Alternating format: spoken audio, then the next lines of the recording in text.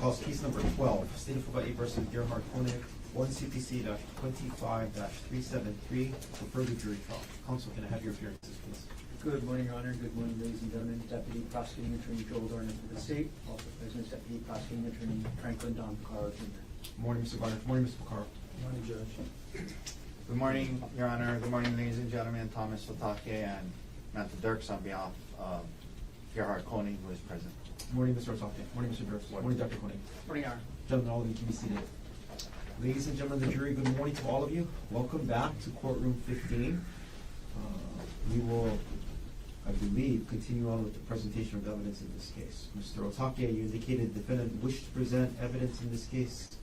You may call your first witness. Thank you, Your Honor. We will call to the stand Mr. John Charles Bustler II. And I think Mr. Dirks is grabbing him.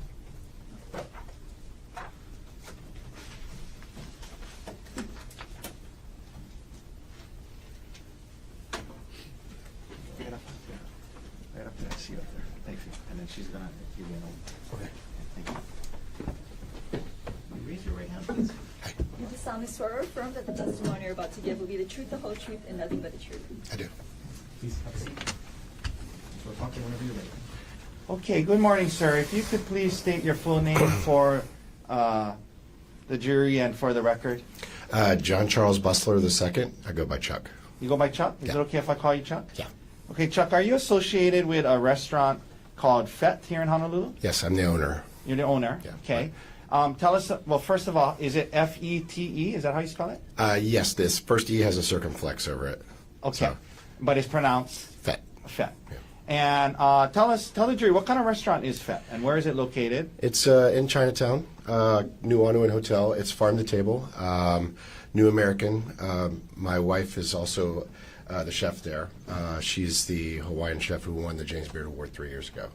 Yeah, I was going to ask you about that. So you guys are a pretty popular restaurant, award-winning restaurant? Yes. And your wife, what's your wife's name? Robin Mai. And she won the James Beard Award? Yes. Okay. Pretty popular place nowadays. We're doing all right. Okay, Yeah, good. yeah. Sir, in the course of your business, do you keep records of reservations? Yes. So we use a platform called Open Table, which if you've been out to eat, there's probably one of two platforms you use most. That's the largest in the world. So that integrates with a lot of our systems, including our point of sale system as well. And did you receive a subpoena from my office in this case for reservation records for the night of March 24th, 2025? Yes. Okay. Can I approach, Your Honor? Yes. With what has been marked as Defense 137. Okay. Yes. Okay, sir, I'm going to show you this. Is that the reservation record from your restaurant from March 24th, 2025? Yes. Okay. And is this a fair and accurate depiction of the reservation records you turned over to us? Yes. Okay. And, sir, in looking at, well, why don't we publish it, Mr. Dirks, please? No, not in evidence. Oh, I'm sorry. Thank you, Your Honor. We moved D-137 offered D-137 into evidence. Mr. Garner. No objection. Whether the mark for identification as defendant's exhibit D-137 is received into evidence. Okay, could we please publish it, Your Honor? Yes. Okay. Please. Mr. Dirks, can you blow up the partition there? Okay. Let's blow up why don't you, can you blow up the whole line? Or no? Okay. Yeah. Okay, so you see at 6:30 p.m. on March 24th, 2025, was there a reservation for Gerhardt Konig for 2? Yes. Okay, and that was made through this platform prior to that night, correct? Correct. All right. And it turned out it was a no-show according to your records, yes? Yes. Okay, we can take that down. Okay, sir, thank you very much for coming down here this morning. That's all the questions I have for you. Okay. Mr. You want this?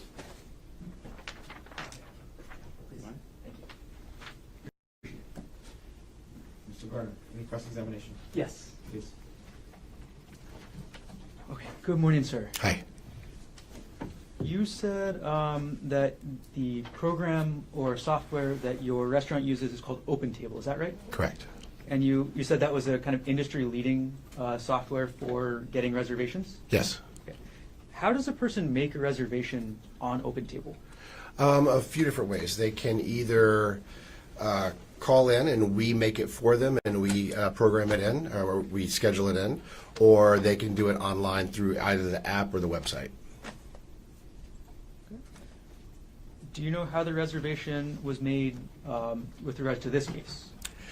From your document, I don't see that, but I can look on real quick and I can tell you if it's made either through calling us, because it'll say in-house call, or if it was made digitally through a website. So could I bring you the exhibit then that we've just shown you? Sure. And would that tell you? Sure. Let me double check. Yeah. I'll approach with Defense 137, please. Oh, okay. Yeah, it does say it. So this says we made it through our network. That means that they called in. Okay, so it was a phone call reservation. A phone call, or somebody stopped by and made it, like talked to somebody at the front or something like that. Got it. So essentially an in-house reservation. Yeah. Oh, I'm sorry. I'm mistaken. No, that means the phone in-house is that one. The your network means it came through our website linked to OpenTable. That's what that means. Got it. Okay, and I'm going to leave the exhibit up there with you just in case I have more questions about it, okay? Okay. So then, looking at this, your business record, that means that the reservation that we're talking about here today for Gerhardt Konig was made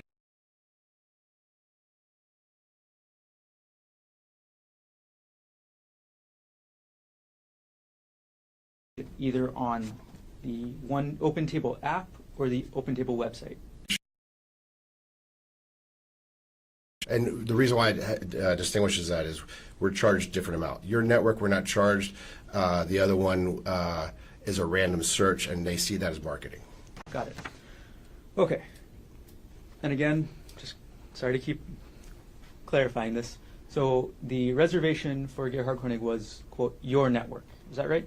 Correct. Okay, that means that the person who made that reservation would have gone onto the website for FET. Is that right? It has to be affiliated somehow with FET, yes. Okay. How does somebody make that reservation through your website? What sort of information do they have to fill out? Let's say you are looking, you want to go to FET. You're like, oh, how do I make a reservation? Different people use different reservation systems. They click on our website. If you are on our cell phone version of the website, it'll say book now or make reservation or something like that. If you're on the desktop version, it has a button in a different place. But basically, they both say make a reservation. I'm really getting at here, sir, is it's easy to make a reservation, right? Yes. You want it to be easy for customers to make a reservation so that you can get more business, right? Yes. Okay. It only takes a couple minutes to make a reservation, right? Yeah. I mean, as long as you know how to use a computer, yeah. Gotcha. Yeah. Okay. And what is your cancellation policy? We don't have one. You don't have one? No. Okay. Does this reservation system you have send any confirmation texts or emails on the day of? It sends a confirmation email, I believe, the day before, and a confirmation text either the day before or day of, depending on how far in advance it is. And then it sends a reminder. And then for us, if somebody's running late, then we can actually manually send your table is ready quote to them. Okay. All right. I know you said you don't have a cancellation policy. Just to be clear, there's no like, you got to pay $50 if you cancel? No, we don't charge anybody to make a reservation. I hate that personally. I like people to want to come to our restaurant, and I feel like they're penalized if something comes up at the last minute, because it does happen all the time. Gotcha. Okay. Thank you for answering my questions, sir. You're welcome. No further questions. Just very brief follow-up. Go ahead. Sir, Mr. Gardner, the prosecutor, was asking about how it's pretty easy to make reservations and how you can do it pretty quickly. When we were talking this morning, when you got here, were you able to determine when this reservation was made?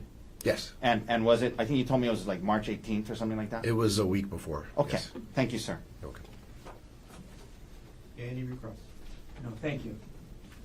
Mr. Bustler, thank you very much for being here. Okay. Thank you. Watch that first step. Okay. Okay, thank you. You can go. Yeah, thank you. Oh, Mr. Otake. I'll just.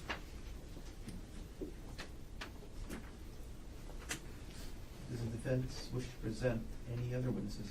Yes, Your Honor. At this time, we will call Dr. Jonathan Arden to the stand.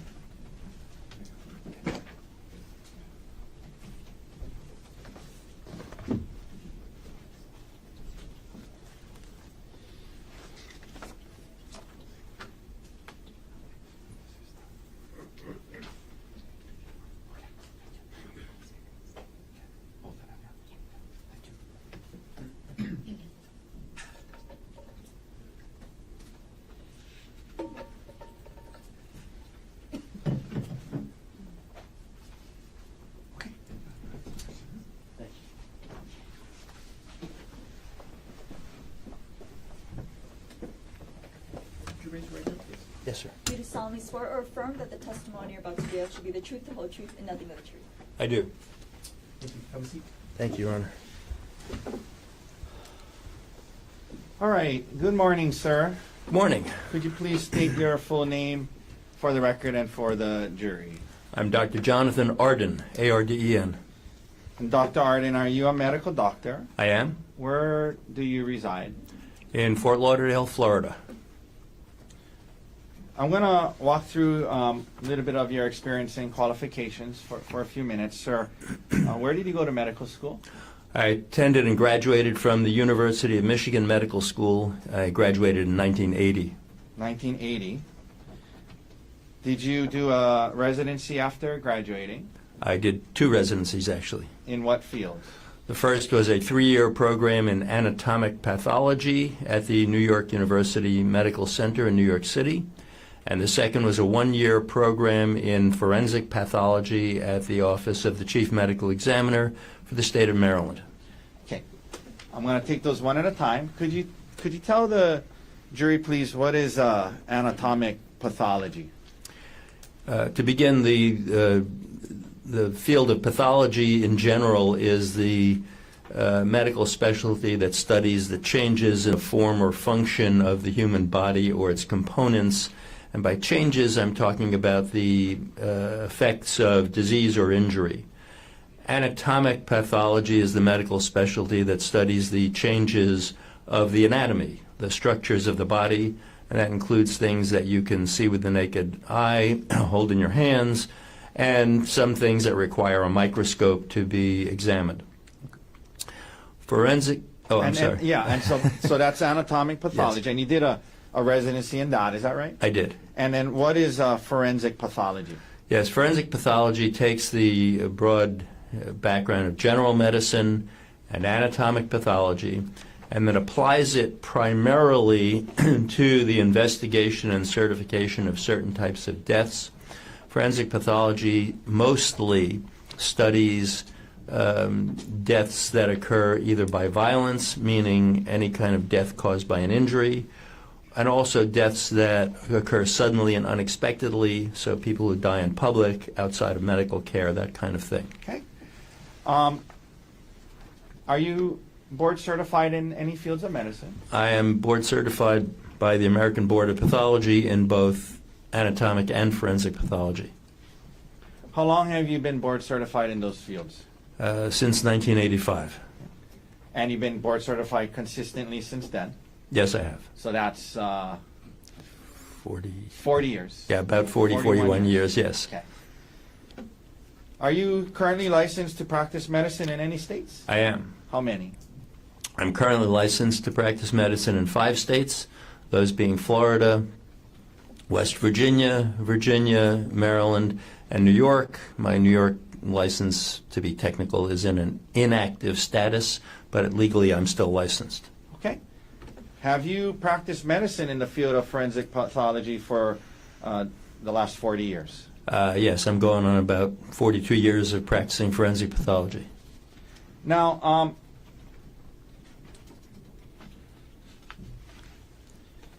I wanted to ask you, you mentioned forensic pathology often dealing with people who have passed away. Is part of your practice as well as a forensic pathologist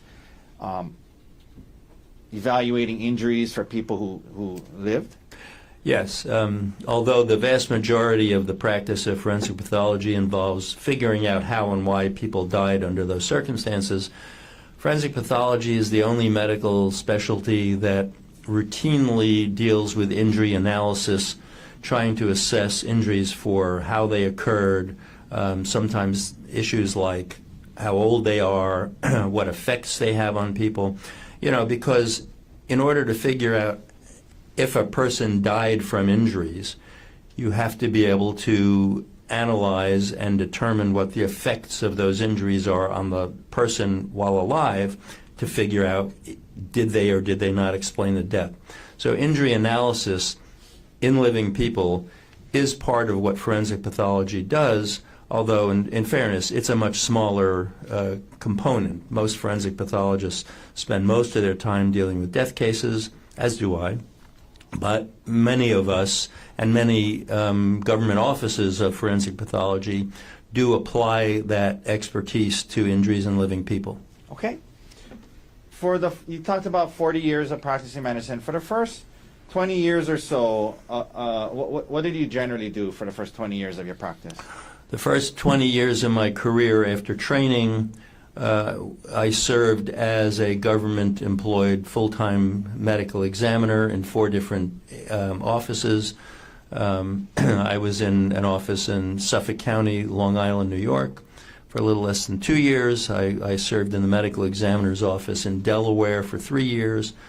I then spent 9 years in the office of chief medical examiner for the city of New York, where I rose through various titles, and actually for the majority of that time I was either the first deputy chief medical examiner, the second in command to that system, or actually for a few years before I got the title officially, I was acting in that position. So I spent 9 years in New York City, and then I was the chief medical examiner in Washington, D.C. for about 5.5 years. Okay.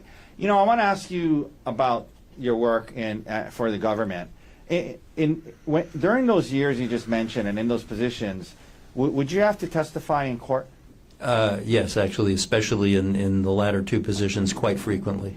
And in those positions and when you would testify in court, was it typically for the prosecution? Yes, during the 20 years of government service, almost every time I appeared in court, I was called by the prosecution in criminal matters. Okay.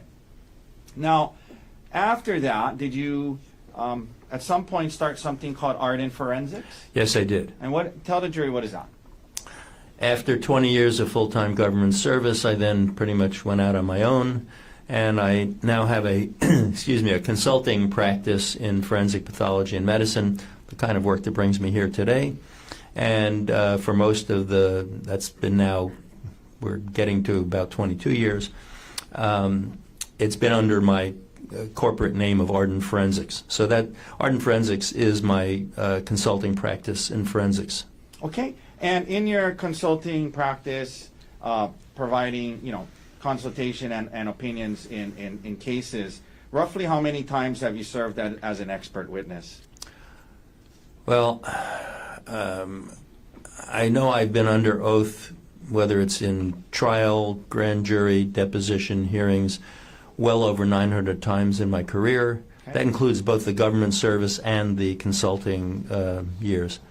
Have you been qualified as an expert in state courts across the country? I have. Roughly, a lot, or? I've lost track, somewhere around 25 or 30 states, federal courts around the country, several military courts-martial. Okay. Now, even now in private practice, do you at times testify for the prosecution? Yes, in the criminal consulting aspect, most of the work is for defense counsel because the prosecutors generally have the medical examiner. I do get consulted occasionally by prosecutors and then occasionally asked to testify.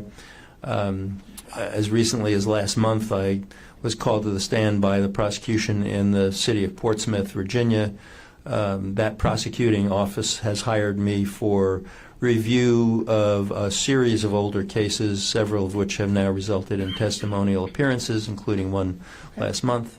And are you part-time? Do you have a part-time appointment with any state agencies right now? I do. I have a part-time appointment as a forensic pathologist for the Office of the Chief Medical Examiner for the state of West Virginia, and it's a very small part of what I do, but it is still an active appointment. Okay. Your Honor, at this time I move to qualify Dr. Arden as an expert in the medical field of forensic pathology with emphasis on providing injury assessments of the living. Mr. Gardner. May I go ahead here? Please.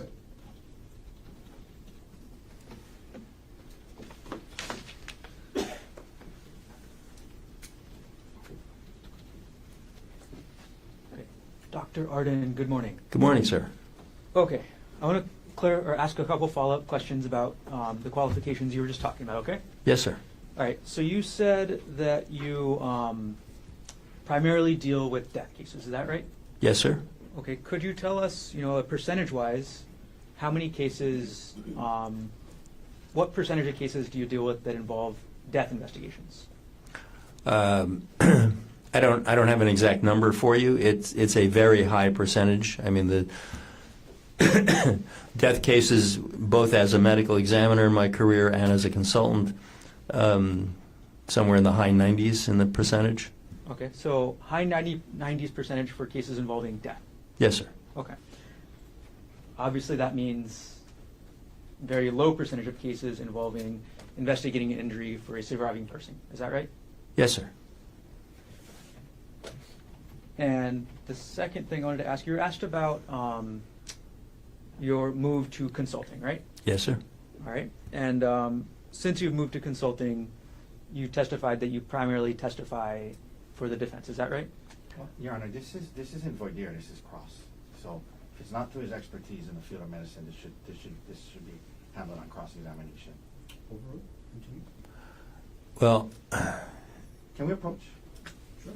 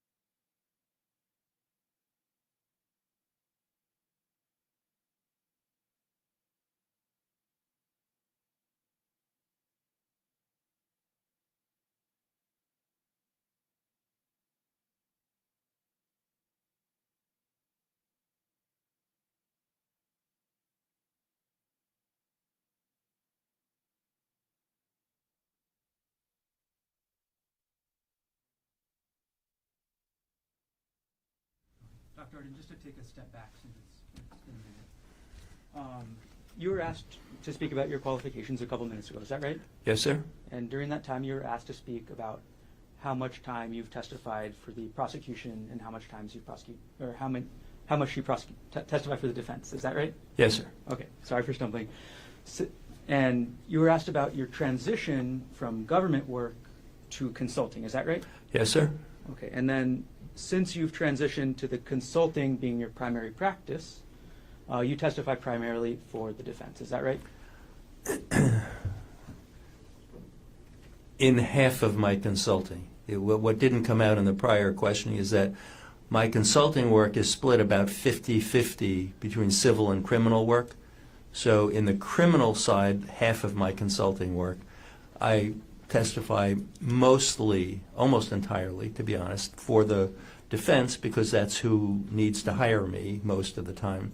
So yes, within that half of my consulting work, the vast majority is defense, not prosecution. Okay, thank you for clarifying that, Dr. Arden. With regards to this witness's qualifications to provide opinion testimony, the state has no further questions and no objection.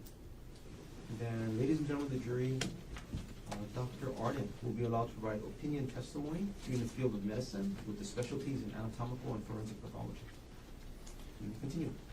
So, Dr. Arden, when you just said that you testify primarily for the defense in criminal cases nowadays because that's who needs to hire you, do you mean that's because the prosecution typically has their own medical examiners, experts to work with them? Exactly, yes. Okay. And for 20 years of your life and your career, that's what you did. You testified for the prosecution almost exclusively, correct? Correct.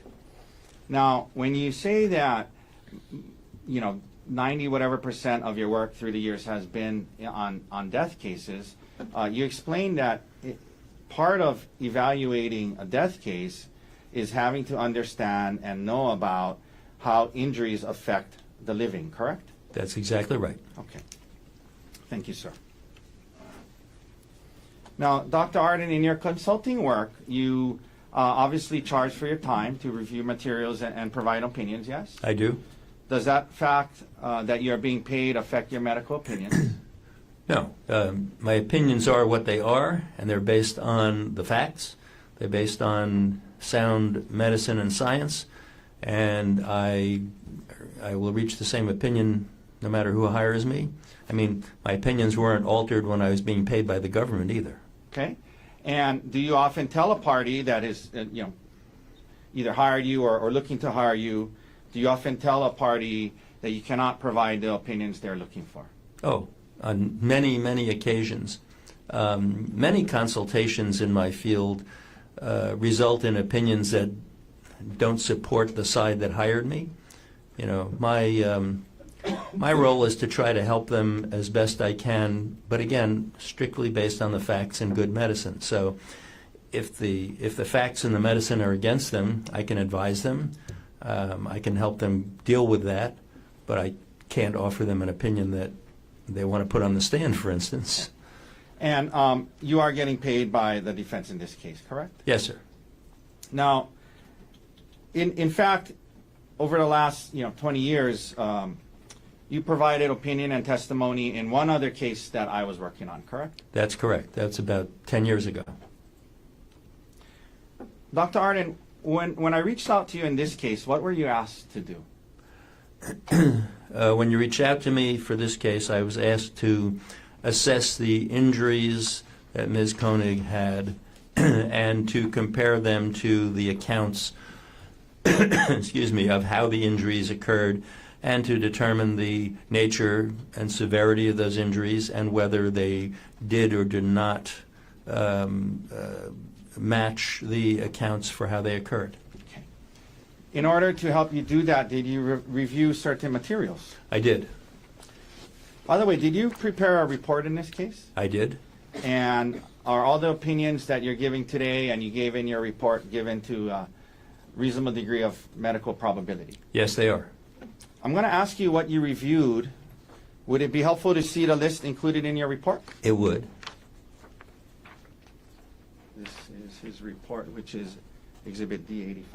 May I approach, Your Honor? You may. Okay, I'm handing you DA85, which is this your report, doctor? Yes, it is. Okay. And I think on one of the pages, does it have the materials you reviewed? Yes, on page 2 of the report, it does include the list of materials I've reviewed. Okay, could you please let the jury know what you reviewed in this case before rendering your opinions? Yes, first of all, I reviewed various documents from the Honolulu Police Department. Those included statements and documents related to statements from a Sarah Buxbaum, an Amanda Morris, a statement of Arielle Konig. I then was also provided the transcript, the written transcript of recorded interviews of Ms. Konig. There were 4 of those at different dates. Also provided photographs of Ms. Konig and Dr. Konig and the scene and some of the evidence. And then there's a physician's report that was filled out by 2 of the physicians at the Queens Medical Center. That's actually a police document. There was also an investigation report from the prosecutor's office here. And then there were medical records for Ms. Konig, first from the Queens Medical Center, and then from her primary physician, that was the Kaiser Permanente physician. And then finally I was provided a transcript of the grand jury proceedings. Okay. Thank you, sir. I'll just leave a report. Is it okay if I leave the report up there with him, Your Honor? All right. So, getting into your opinions in this case, doctor, I want to ask you a few questions. You saw in the documentation and you referenced in your report that Ms. Konig had a stellate laceration to her scalp. Is that right? That's correct. I want to ask you some general questions about stellate scalp lacerations first and then get into the specifics of the injury, okay? Yes, sir. Doctor, one of the things you note in your report is that scalp lacerations are notorious for substantial bleeding. Can you explain this to the jury and why that is the case and what you mean by scalp lacerations are notorious for substantial bleeding? Yes, to begin with, just in case terms have not been properly defined, laceration, by its very definition, is a blunt impact injury in which, by the nature of the impact, their soft tissue gets torn or split open. So a scalp laceration is therefore laceration of the scalp on the head. Now, you ask about the excessive bleeding. The scalp tissue is what we call, in medical terminology, highly vascularized. What do you mean by that? Highly vascular. Excuse me. That's fancy language for it has a great deal of blood supply.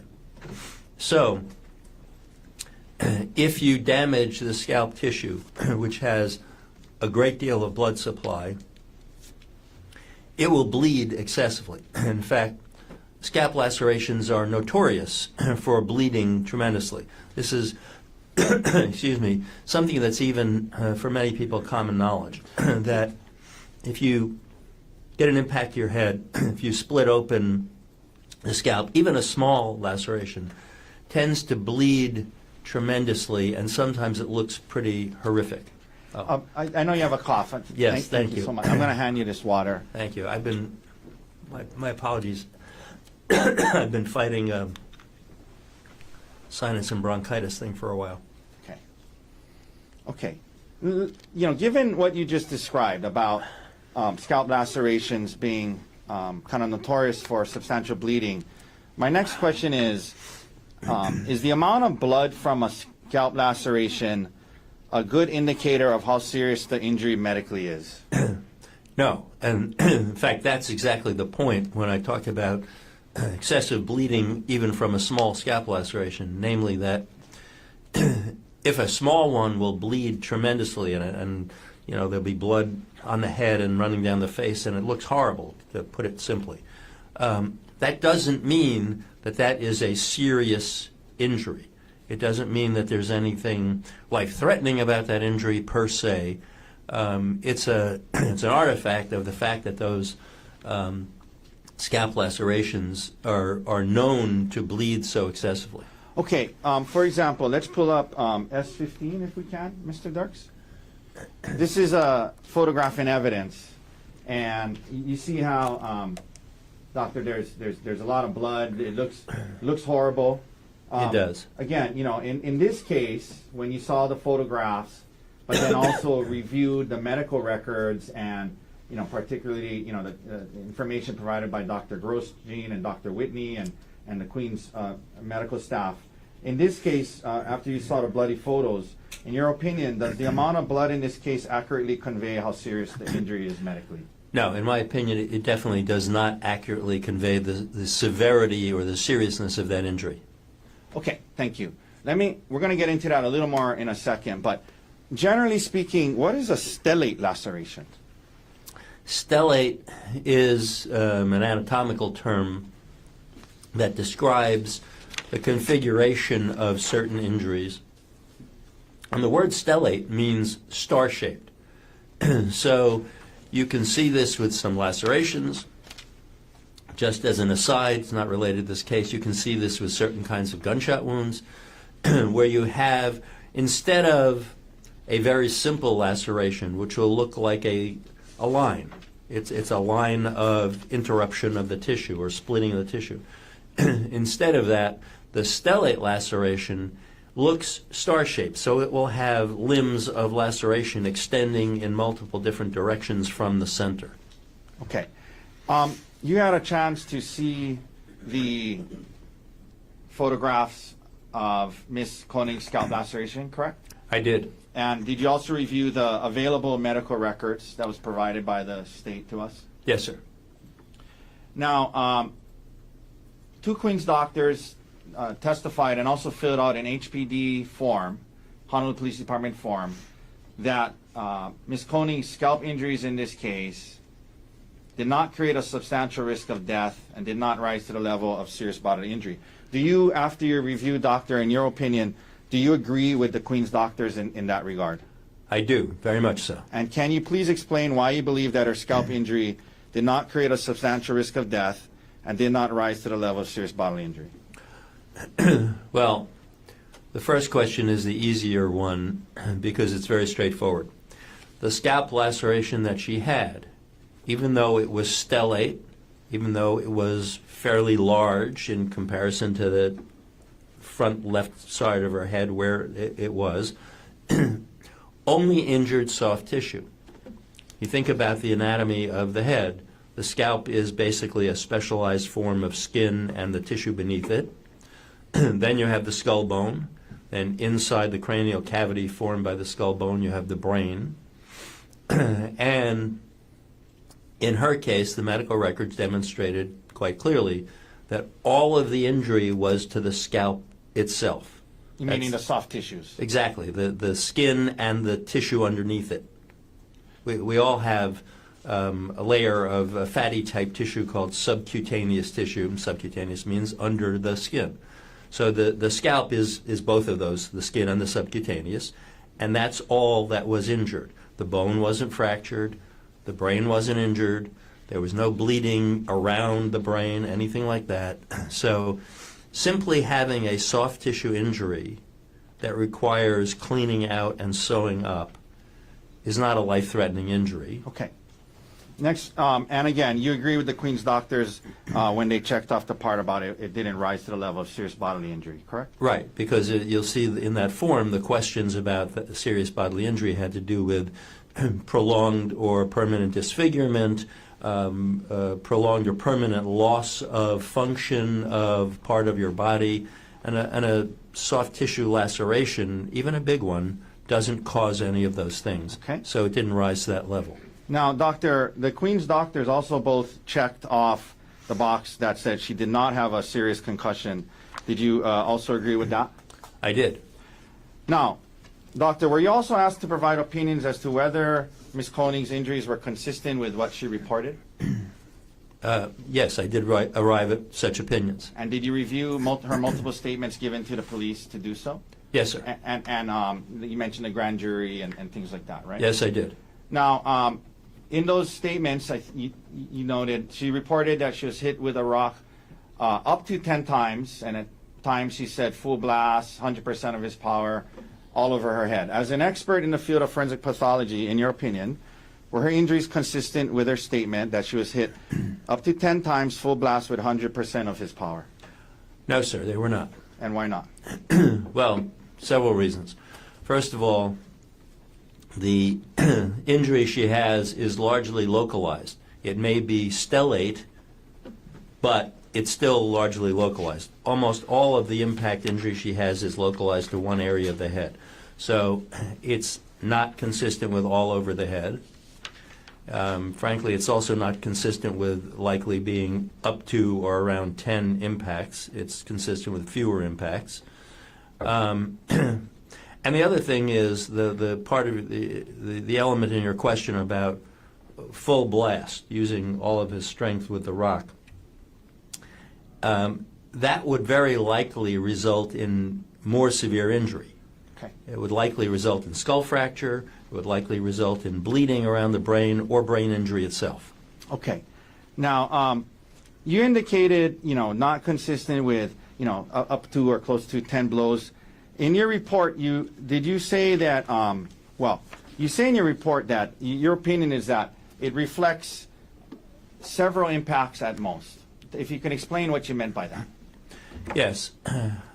What I intended to convey with that wording of several impacts is that, in my opinion, that stellate laceration is most consistent with being approximately 2 to 3 impacts with the rock. Okay. So possibly 2?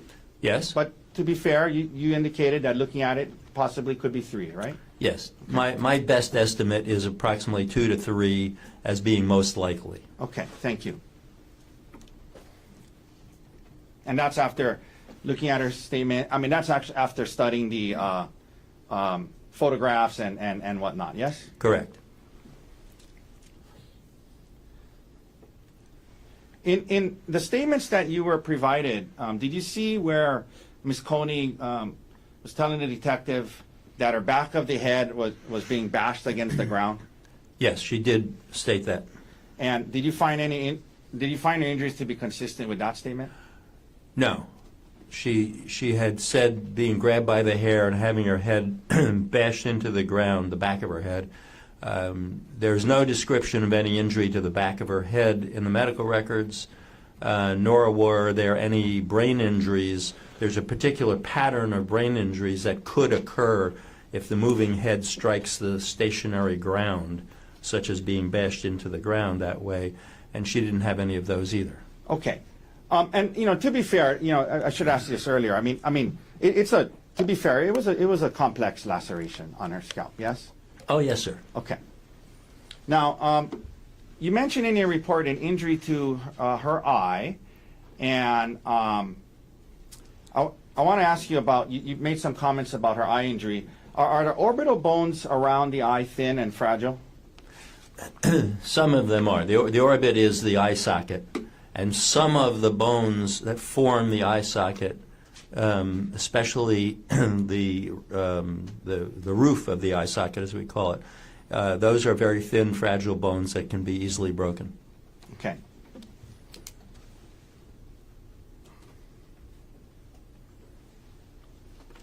All right, doctor.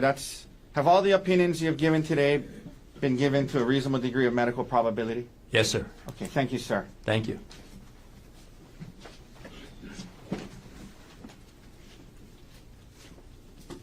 Mr. Barnett, cross-examination.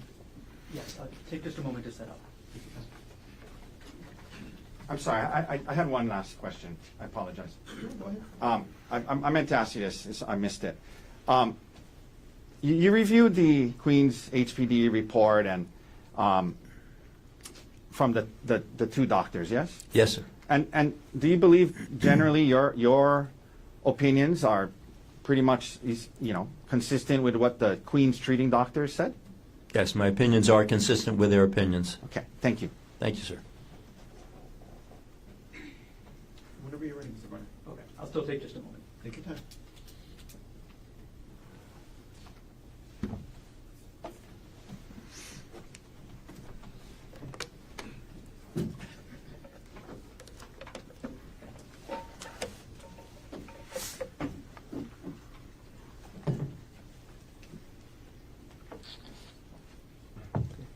Dr. Arden, before I start with the questions in my cross-examination, I'm going to hand you a binder with several exhibits, including your report, your CV, the medical documents, the transcripts that you said you reviewed. So I'm going to approach you with that now, and previously shown to defense.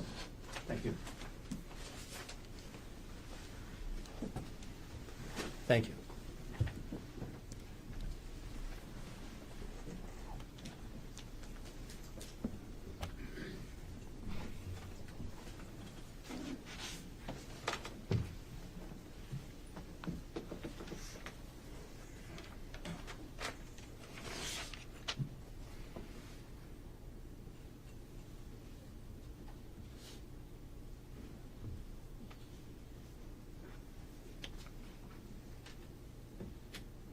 Can you turn it off?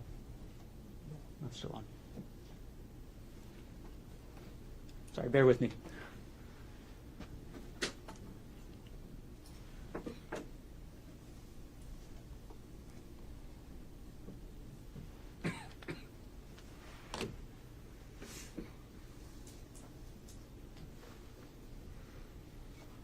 Okay. Ready? Yes, sir. Thank you. Good morning again, Dr. Arden. Morning, sir. Right.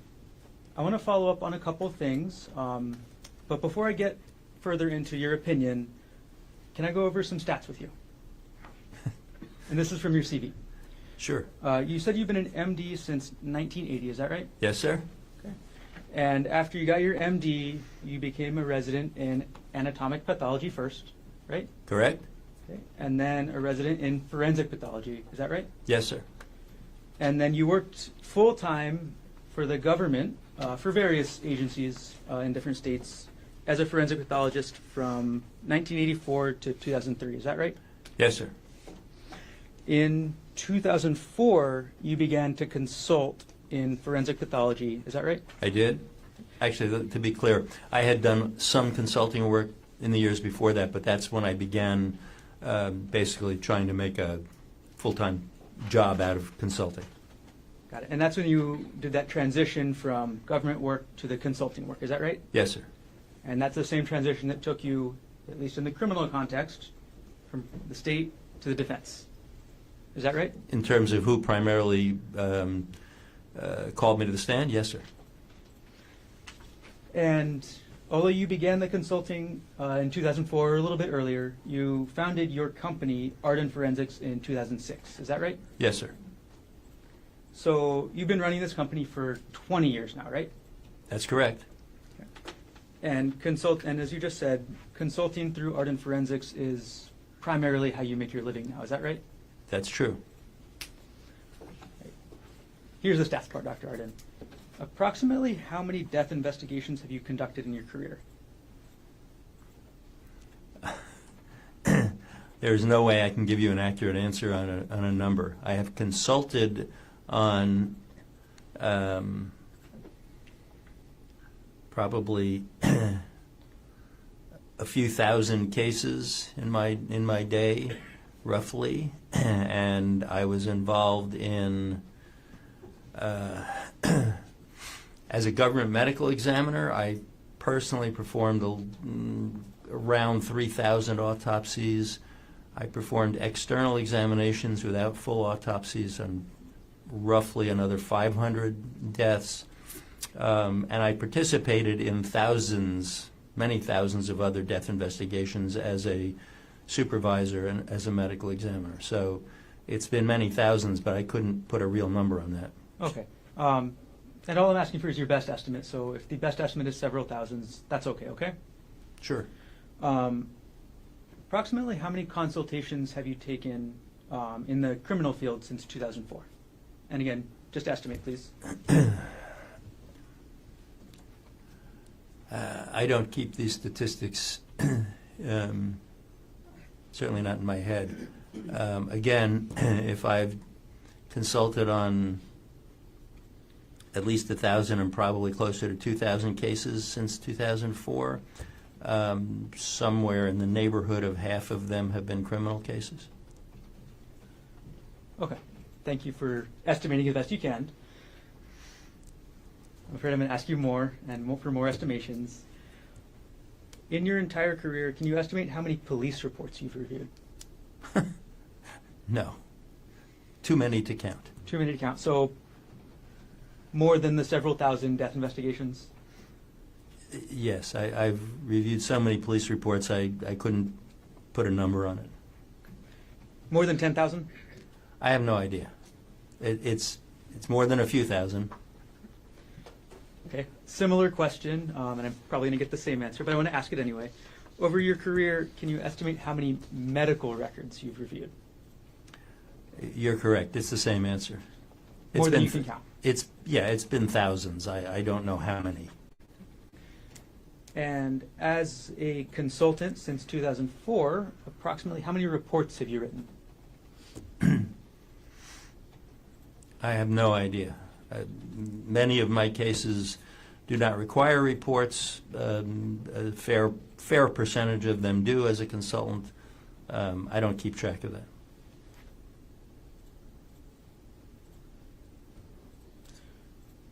Okay. And from your CV, as well as the report you prepared in this case, you stated that you've testified over 900 times. Is that correct? Yes, and I stopped updating that number some years ago. Your CV was from January 2025, is that right? Yes. So it's been at least a year and a couple months since you updated the CV, right? Right, but I've stopped updating that number. It's just, it got to a point where the number was big enough, it wasn't worth puffing myself up. Okay. So what we're all getting at here, Dr. Arden, is you are very experienced in reading police reports, right? Yes, You are very experienced in reading medical records, is that right? I am. You're very experienced in testifying in court, is that right? I am. In addition, there was a section on your CV about academic publications, is that right? Yes, there's a list of publications. And the most recent publication, as listed on your CV, was in 2021, is that right? Correct. If you want to look at your CV, it's under S227, I believe, in the binder in front of you, if you need to look at it. Okay.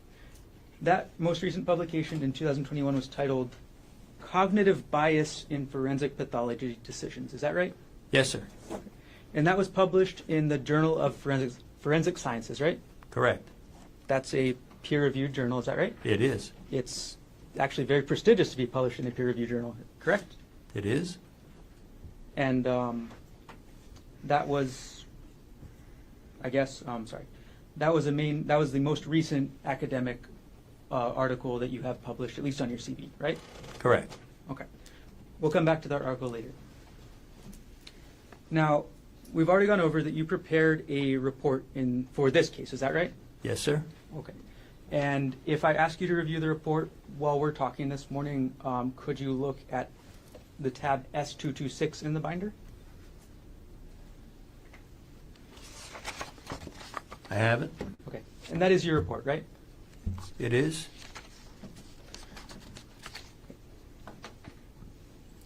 Your report was dated December 27th, 2025. Is that correct? Yes, sir. When did you start writing this report? I don't track those things. Sometime fairly shortly before that. And the report is 4 pages long. Is that right? It is. And you said earlier you don't always prepare a report? Is that Correct. right? But in this case, you did. I did. And the report discloses your opinion well in advance of when you testify. Is that right? That's right. And that's a good thing, right? Yes, I guess so. It's a good thing because everybody then knows what your opinion is well before you take the stand, right? I think. Objection, Your Honor. This is argumentative. That's fine. Okay. The report also discloses the materials you reviewed. Is that right? It does. And those are the materials that you went over earlier with Mr. Otake, correct? Correct. All right. And a report in this type of report for forensic pathology would also disclose, if applicable, any scientific sources that you cite in support of your opinion, correct? Correct. Only if you're actually citing sources, though, right? Correct. Okay. There were no sources cited in your report for this case, correct? That is correct. Now, this is your business again, right? This is my profession, yes. And you charge money for that, correct? I do. Okay. I'm going to ask you, doctor, how much do you charge per hour? $700 an hour. Is that the charge for the consultation and the report writing? It is. What is your fee for testifying? For a court appearance out of town when I have to travel, it's a flat $7,000 for the day.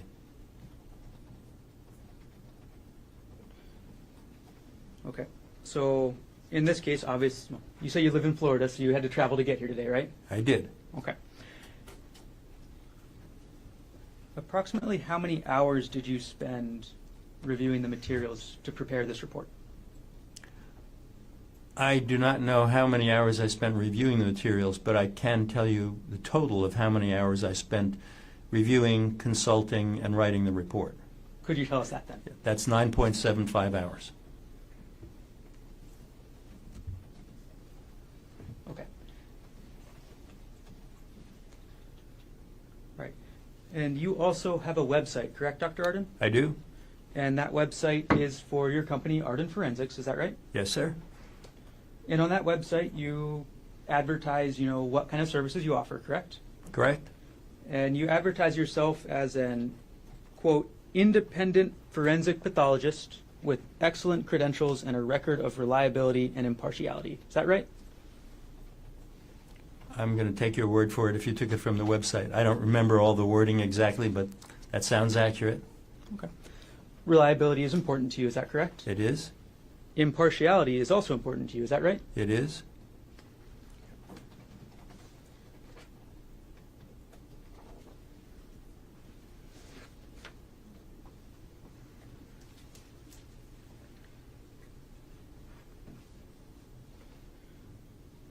All right.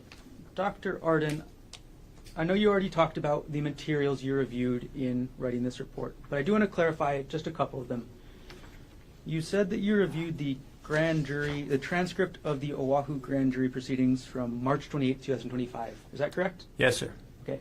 Was that the entire grand jury proceedings or just the testimony of Arielle Konig, or what actually from the grand jury proceedings did you review?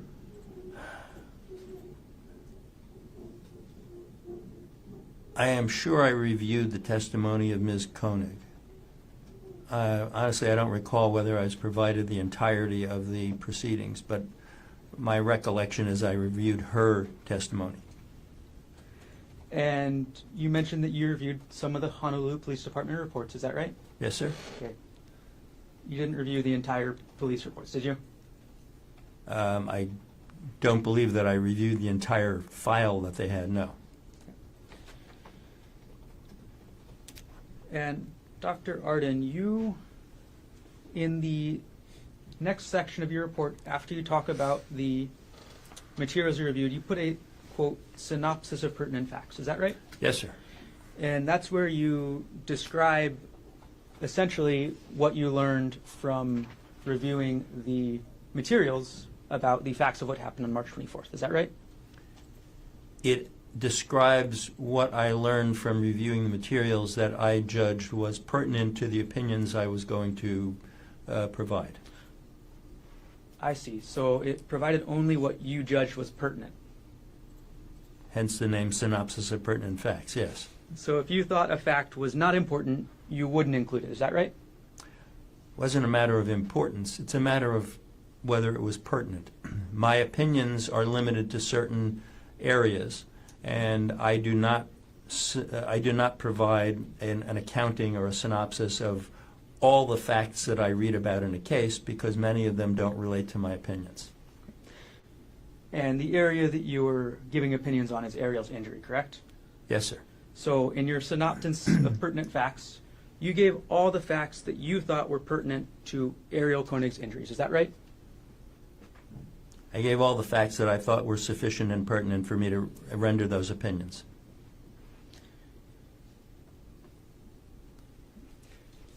Now, I'm going to jump ahead in your report to page 3, okay? As you wish. And you talk about concussions. Is that right? I do. All right. And you state that, sorry, I got to zoom in here.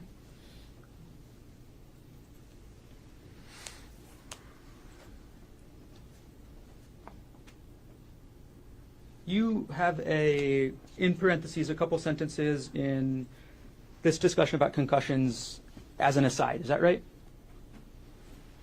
Yes, sir, I found that. It's on Okay. page 3.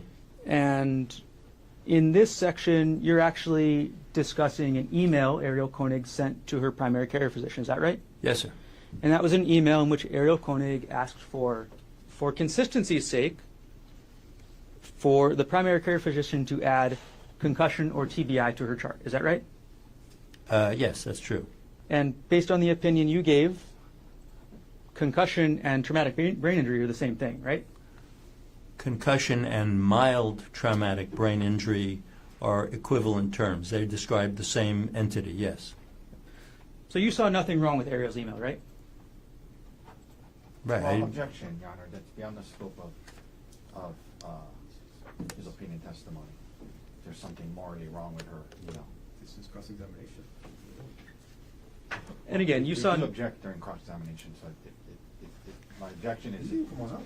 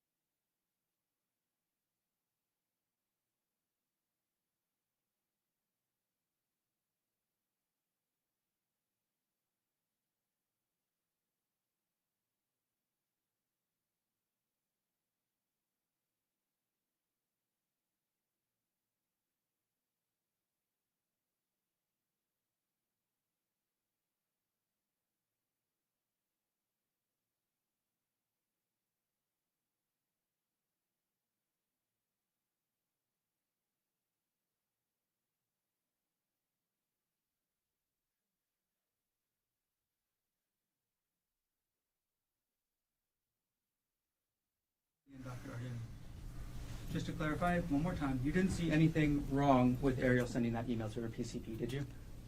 I made no judgment about that email, right, wrong, or other. I made a comment on the substance of it and its meaning. Dr. Arden, in your opinion, it would be pretty disingenuous to try and ding Arielle for that email, wouldn't it? Objection, Your Honor. That's sustained. That's argumentative. All right. Let's take a step back, Dr. Arden, to your ultimate, I guess, assignment with this case. And that was to compare the injury to the various statements she, meaning Arielle, made describing how those injuries were caused. Is that right? That was half of it, yes. That's what you say your purpose is in your report, isn't it? Yes, and as I testified here today, my assignment was to assess her injuries and provide consultation, and specifically what you just said, to compare her injuries to her accounts of how they were caused. And if you're comparing Arielle's injuries to her statements about those injuries, it's absolutely crucial to your reliability and impartiality to use accurate statements of Arielle, isn't it? It is necessary to be accurate, yes. More than that, Dr. Arden, it's necessary to use accurate statements from Arielle Konig. Isn't that right? It is. For example, if you take only parts of her statement, then your conclusions become unreliable, correct? Not necessarily. That's a possibility. If you exaggerate portions of her statement, your conclusions also become unreliable. Isn't that correct? That is likely.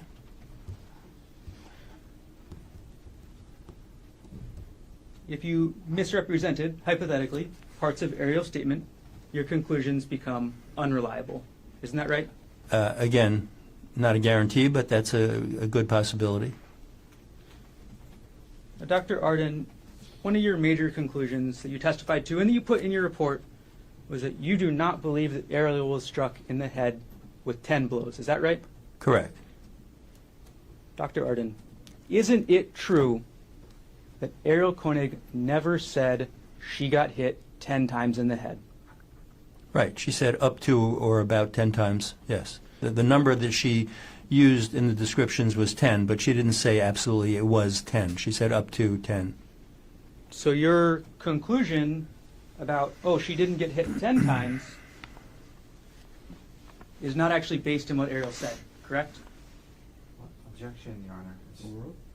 It is based on what she said. I didn't say in my report that she said she was struck 10 times, and that was the only statement she made. But the only number that she cited was 10. And so that was kind of a landmark for me to respond to. That's all. And it's very clear from her statement that 10 times was an estimate, correct? Yes. And it was the maximum number, right? Yes. So her statement is not inconsistent with a lower number, is that correct? It is not inconsistent with a lower number.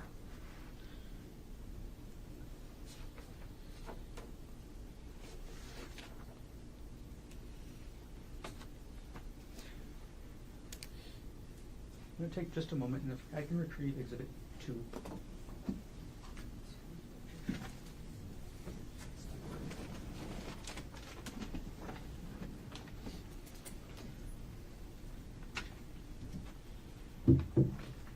All right, Dr. Arden, let's move on to a little bit later in your opinion where you state that you would expect to see skull fractures if the defendant was swinging the rock with full force. Is that right?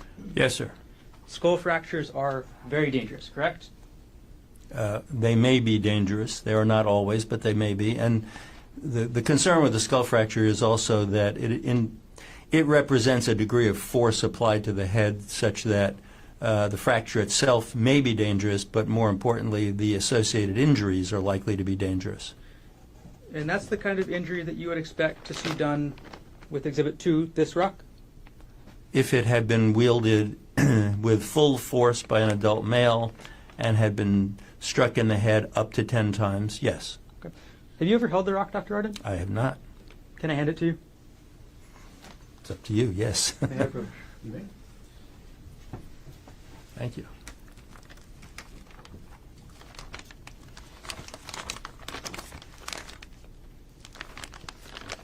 Yes, sir. Okay. Now you've had a chance to hold the rock. Yes. All right. It's dense, right? Yes. It's got some heft. It's solid. Yes. And your opinion is now still that an adult male using full force could cause, or you would expect to see skull fractures, correct? If there had been up to 10 blows with full force, yes. Let me put it this way. You phrased the question, I would expect. The better way to express an opinion is, in my opinion, it is likely that there would be some skull fracturing and likely some internal head injury. Your actual statement from your report is on page 4. Is that right, Doctor? Can you direct me where you're... Sure. It is the second to last paragraph where you state, had she been struck with that rock with extreme force, quote, full blast, it likely would have caused skull fractures and underlying brain injuries. And then you have a parenthesis, especially if she had been struck 10 times. Is that right? Yes, sir. So, you would expect to see brain injuries and skull fractures even if it wasn't 10 times. Is that right? Correct. And now that you've held the rock, you still have that same opinion, right? I do. Now, there are some assumptions to unpack when you make that statement. Is that right, Dr. Arden? Well, argumentative, Your Honor. I mean, So it's their yes or no. question. I mean, Overruled. It's a yes or no answer. well, it's vague. Doctor, you can answer it if you understand the question. I'm not sure exactly what you're asking about. What assumptions? Well, you had to make some assumptions to make that conclusion. Is that right?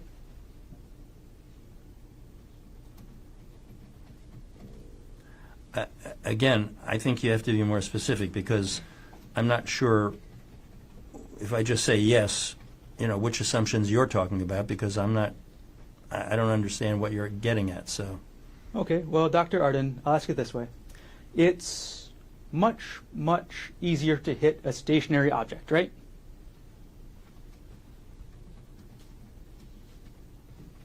I think that's a fair generalization.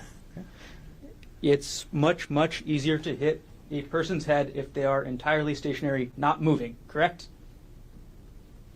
Makes sense to me, yes. On the other side, it's much, much harder to hit that person's head if they're moving around and squirming. Is that right? I'm not going to be able to answer a question with too muches in it. If the person is moving, it likely introduces an element where it is at least somewhat harder to hit the head because the head is moving. In some circumstances, there could be so much movement that it is much, much more difficult to hit. In some circumstances, the movement could be to a lesser degree, and striking it could be pretty easy. It's also, I'll just use one much, it's much harder to hit somebody if they're fighting back. Is that right? It's the same answer. If a person fights back, it introduces an element that will make it more difficult to hit the person. How much more difficult depends upon how much fighting, what the circumstances are, what each person is doing.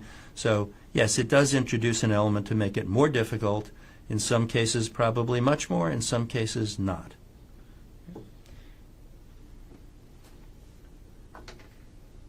And Dr. Arden, the last thing I want to get with this opinion, there's an assumption in what you wrote there that it's a clean hit. Isn't that right?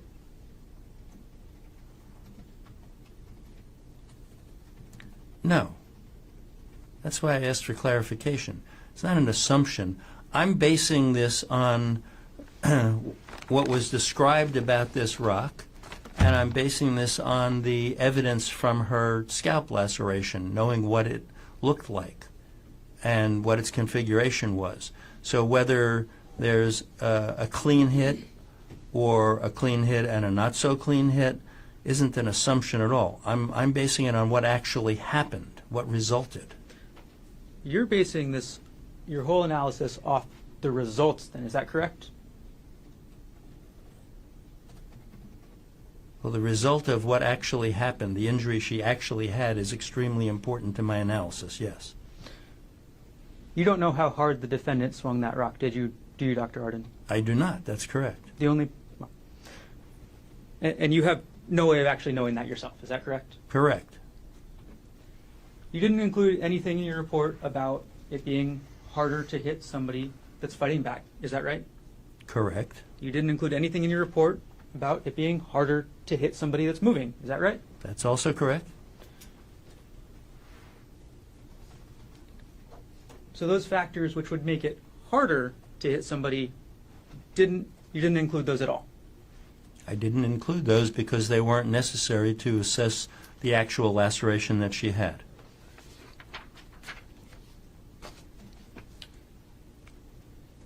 Dr. Arden, you testified that you reviewed Arielle's statements, correct? Yes, sir. You reviewed 4 of the transcripts of her recorded interview, correct? Correct. You reviewed her testimony from the grand jury, is that correct? Correct. And could you go to S180 in that binder? And then when you get to that, go to page 5.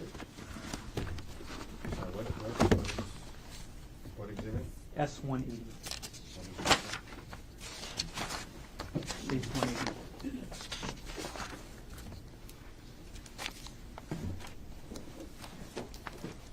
Are you at S180, Dr. Arden? Yes, sir. Okay, and can you go to Excuse page me. 5? I have it. Okay.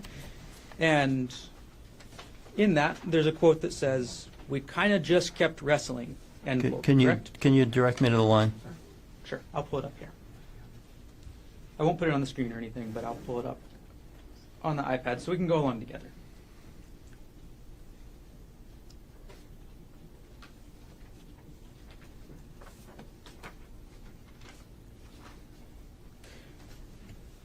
Page 8 lines 8 and 9 of this. Thank you. Arielle said in this transcript, and we kind of just kept wrestling. Is that right? Yes, sir. Okay. Arielle also said at line 13, and I was just trying to kick him, comma, hit him. Is that right? Yes? Now, could you then move to page 16 of the same exhibit? I have it. Okay. On page 16, lines 5 and 6, Arielle testified, or you reviewed this that Arielle said, and then we were like fighting and wrestling on the ground. Isn't that right? Correct, sir. These are all factors that would make it more difficult for the defendant to get a good hit off on Arielle. Is that right? Possibly. None of these are in your report. Is that correct, Dr. Arden? Correct. Do you want to take a break now, again? If it's a good time, no? It is. So ladies and gentlemen, let's take our first morning recess, 2-minute recess. Mayor McConnell will get you at 10:30. Leave your local community. All rise.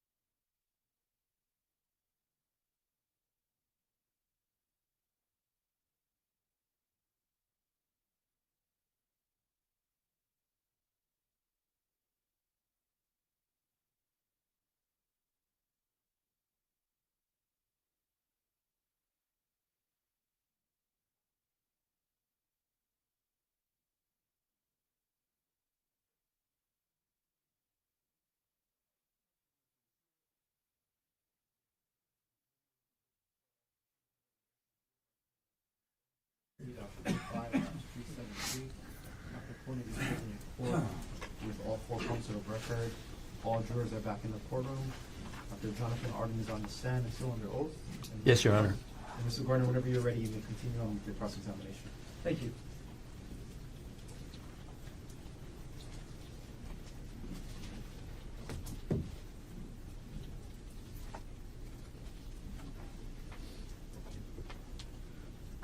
Okay, Dr. Arden, let's move on to another part of your report.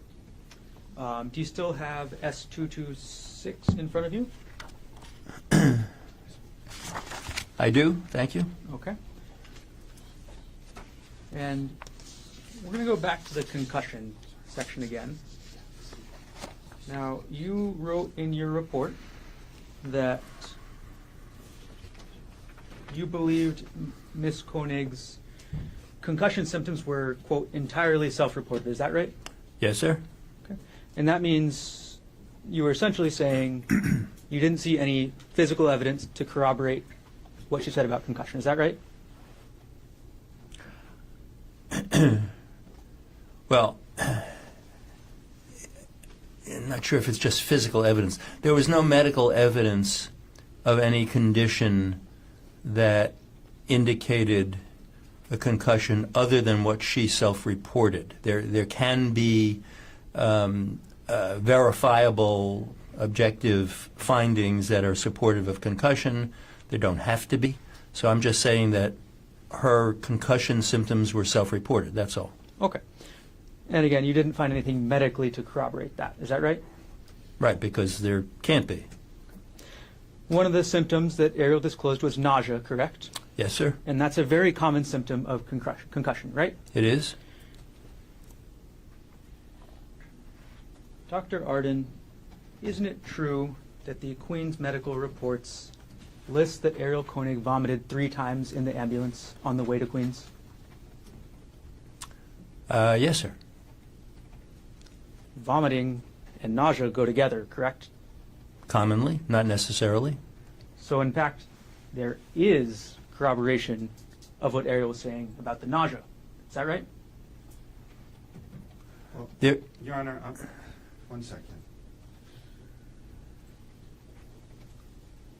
This is misleading. He was talking about the records of the primary physician. Come on up.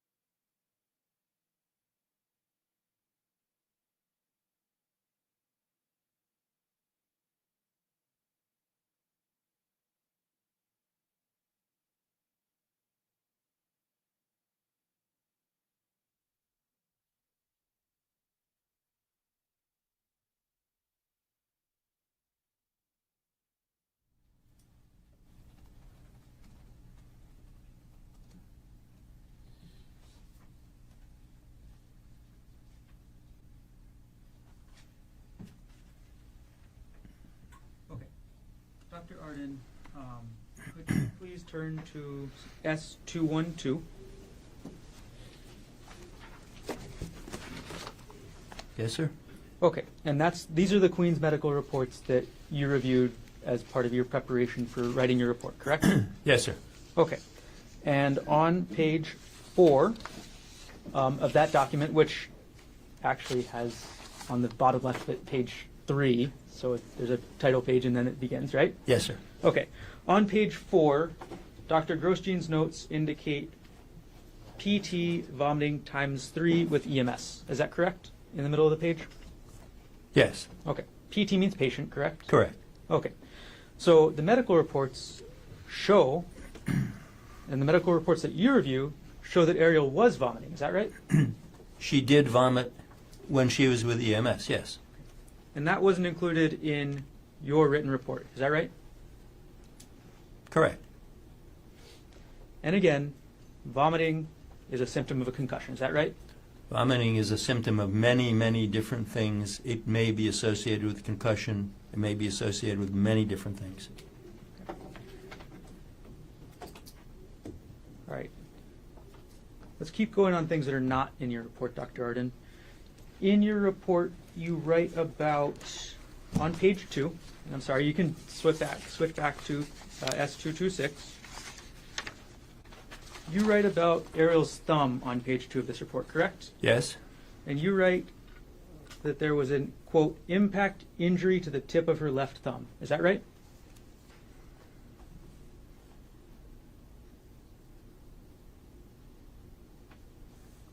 Yes, sir. Okay.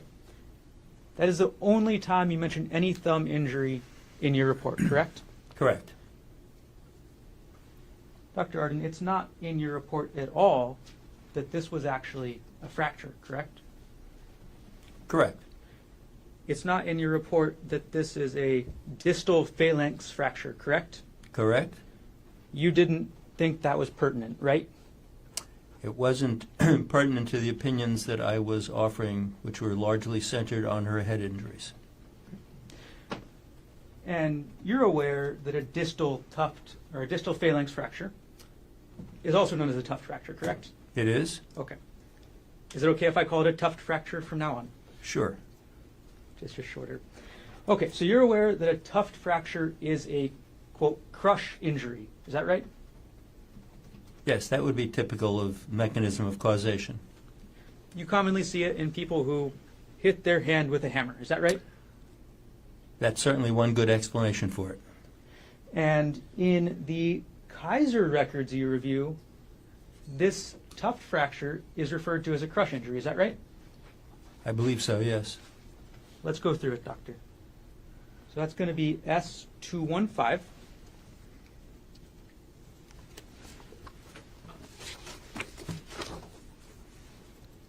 All right, and this document's a little bit longer. Could you go to page 25 of that? And it should be 25 in the bottom right-hand corner of the page numbers. I have it. Okay. Excuse me.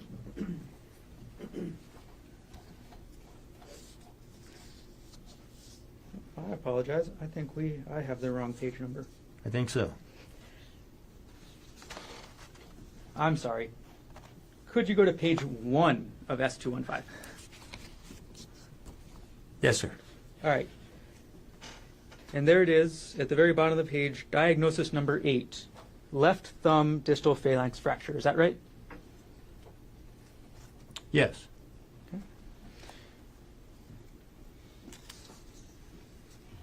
And going to page 4 of this exhibit, it lists this as a, quote, crush injury, correct? It does.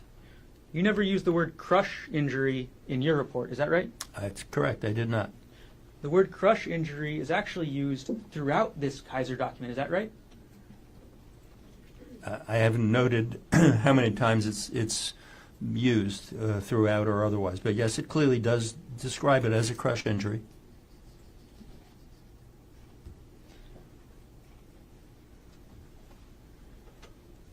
And you thought this crush injury was not related to Arielle Konig's head injury, is that right? It is not her head injury. It's a different injury. you reviewed the testimony of Arielle Konig's grand jury, or you reviewed the transcript of Arielle Konig's testimony at the grand jury, correct? Yes, sir. And isn't it true that Arielle stated at the grand jury proceeding, I also have a fractured thumb, you know, and finger lacerations from trying to keep the rock off my face so I could maintain consciousness? Yes, that sounds familiar. So you remember that statement? Yes, sir. And that statement is essentially saying that Arielle Konig was trying to block with her hand. Is that right? Yes. Arielle Konig, according to the statement, was trying to block the rock with her hand, right? Yes. And she suffered a crushing injury to her thumb, right? Correct. And this was somehow, sorry, and you deemed this not relevant to Arielle's head injury. I deemed it separate from her head injury. She has a thumb injury. She has head injuries. The thrust of my opinions were assessing her head injury. I didn't ignore the thumb injury. I didn't omit it from the report, but I didn't discuss it or opine on it. You say you didn't omit the thumb injury from your report? No, the part that you just read into the record, I said that there was a thumb injury. You didn't list it as a fracture, is that right?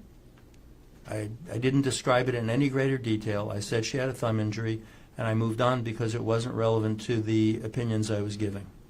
So, Dr. Arden, you don't think it's relevant that Arielle Konig held up her hand to block her head and suffered a crush injury on her thumb? I didn't say that. It wasn't relevant to the opinions I was offering. I was offering opinions assessing the head trauma in relation to her statements or accounts thereof, and whether she blocked a blow with her thumb or not doesn't change any of that. What this tells you, Dr. Arden, that Arielle Konig had a crush injury to her thumb while blocking, that tells you that there was enough force to break bones, isn't that right? There was enough force. That's right. Go ahead. There was enough force to break one very little bone at the tip of her thumb, yes. And again, that mechanism is often seen when somebody gets hit with a hammer, is that right? That is one good explanation for that injury. And you thought, and you again considered her holding her hand up to her head while a rock is swung into her head separate from her head injuries that she suffered. Is that right? They are separate injuries. I made no opinion as to whether the causation was related or not, or how she got it. Again, the real focus of my opinions was on the head trauma. It wasn't to ignore that, but that thumb injury is a separate part of her body. It's a different injury, and its relevance otherwise wasn't part of my analysis and opinions. You provided an opinion about the level of force you believe was used, isn't that right?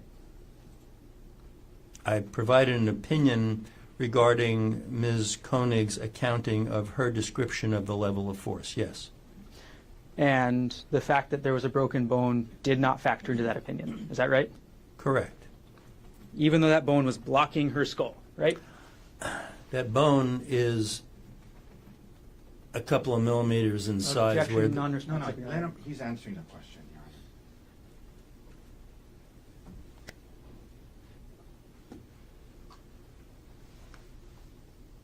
Objection is sustained. It's not Can we responsive. approach, Your Honor? You wanna?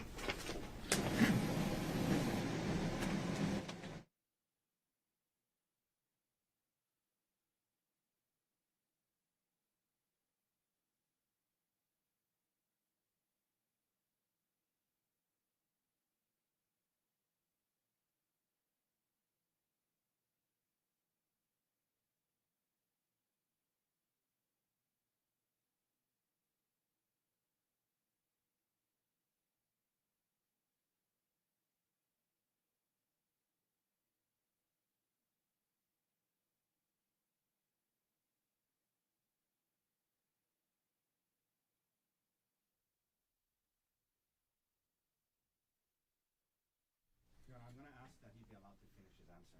He's trying to finish his answer. Objection is sustained.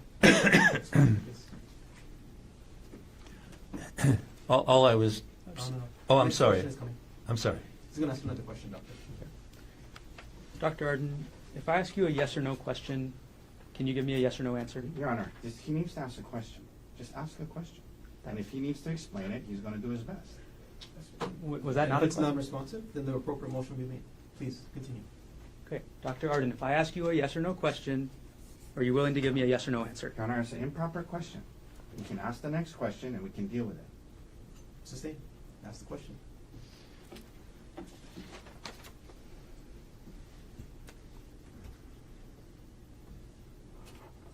Dr. Arden, isn't it true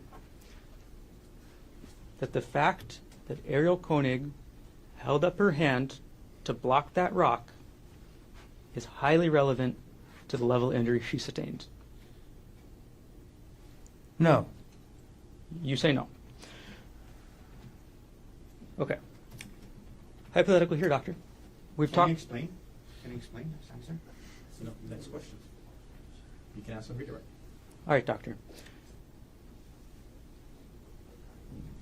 It's very clear that a blocking hand is an interfering force, right? Objection. Objection. Argumentative. Phraseology of the question. Well, overruled. You can ask the question. A blocking hand is an intervening force. Is that right? No. You don't believe that a block is interfering with the defendant swinging that rocket, Arielle? It's not what you asked. Do you believe, or isn't it true, that Arielle blocking the defendant from that rock that's, I think, still in front of you, with her hand, is an intervening force? No, it is not an intervening force. Isn't it true that Arielle blocking helped protect her head? Can't answer it as yes or no. Isn't it true that blocking a hit with your hand protects what's underneath? The real answer is sometimes. And again, this is all things that you didn't think were pertinent to Arielle's head injuries, Asked right? and answered. They're not pertinent to the analysis and opinions that I offered about her head injuries. That's true.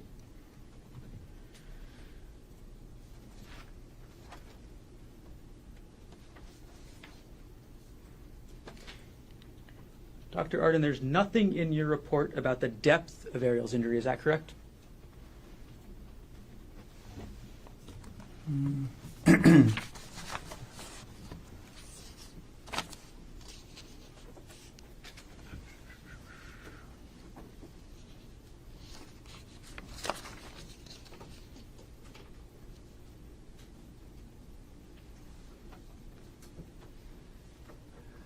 Depends upon what you mean by the depth.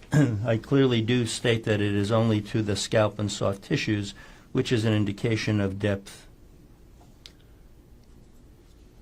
Dr. Arden, you never state in your report that the injuries went all the way through down to the skull. Is that right?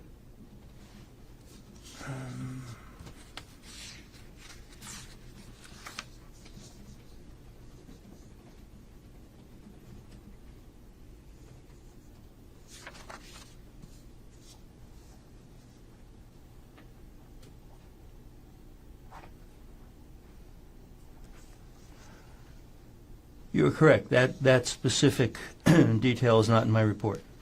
The injuries went through her skin, correct? Yes. And medically, that's the epidermis and the dermis. Is that right? Correct? And then under the skin, you described that there's a layer called the subcutaneous fat. Is that right? Yes? Okay. So the injuries went through the dermis, correct? The epidermis, right? Not in that order, but yes. And the subcutaneous fat, correct? Correct. All the way down to the skull. Is that right? Yes. And if you look at a photo, there's actually a significant amount of depth to that. Isn't there correct? I'm sorry. I'll rephrase the question after I publish the exhibit.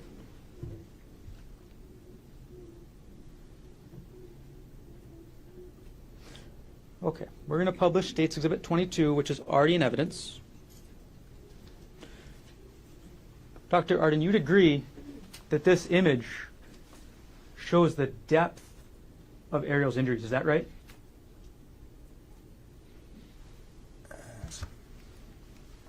Dr. Doctor, if you need to step down and get closer to the screen, please. Thank you, Your Honor. And if you'd like me to zoom in, I can also do that.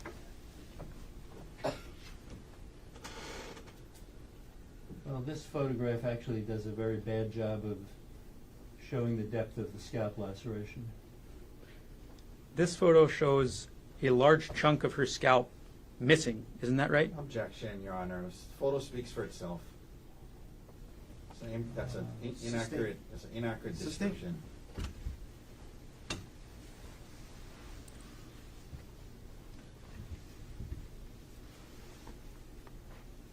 I'm going to zoom in on the top right of this photo, Dr. Arden.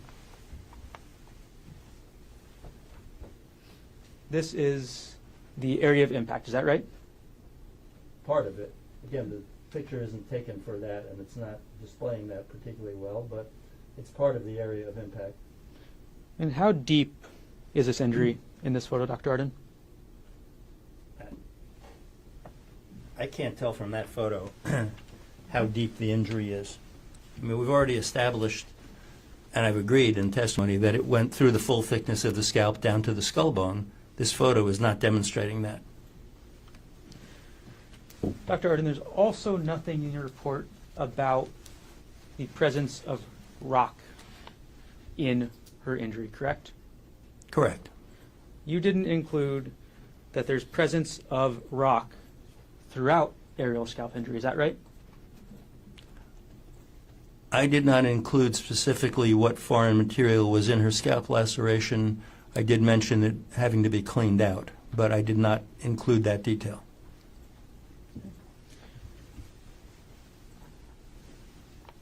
And Dr. Arden, you testified earlier about a lack of injury to the back of Arielle's head, correct? Correct? You viewed photographs of the scene, is that right? I did. Okay. And you viewed photographs that included a pool of blood on the ground, is that right? There was blood on the ground, yes. I'm going to publish one of those photos in just a moment.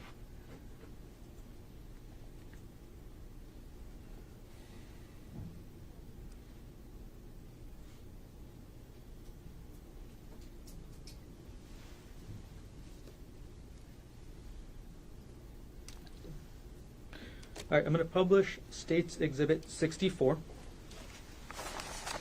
Dr. Arden, this is a photo that you reviewed, correct? Yes, sir. And you stated in your report that there were no injuries to the back of Arielle's head, correct? I did. You said nothing about the environment of where her head was hit on the ground, correct? Correct. You said nothing about whether the ground was rocky and hard, right? Correct. You said nothing about whether there was piles of brush on the ground underneath her head. Is that right? Correct. And either way, that would matter in your analysis, correct? The nature of the surface certainly could matter as to the likelihood of injuring or how the head would be injured in the rear of the head. It doesn't really affect my analysis because my analysis basically pointed out that there was no such injury. Well, the surface could be a reasonable explanation as to why there isn't such an injury. Is that right? It's a possibility. But you didn't do that analysis. Fair? Correct. The bottom line was there were no injuries to corroborate that aspect of her account, and that was what I was commenting on. Now, looking at the ground in this photo, Dr. Arden, it's not rocks. Is that right? Correct. It's brush and what looks like straw. Is that right? Excuse me, what? It's brush and what looks like straw. Is that right? What is? I'm sorry. What's? I don't know what's strong. Go ahead. It looks like the ground, there's some vegetation. I have no idea if that's straw or not, but there's grassy looking stuff and there's some leafy vegetation, and it's the ground, the earth. This is a softer surface than concrete, correct, Doctor? It is. This is a softer surface than lava rock, right, Doctor? It is. This is even a softer surface than compacted dirt, right, Doctor? Yeah. That's a maybe. Well, you see the picture, right? I see the picture, but I really am not an engineer. I'm not going to be able to comment on this earth versus compacted dirt. You take the exhibit down.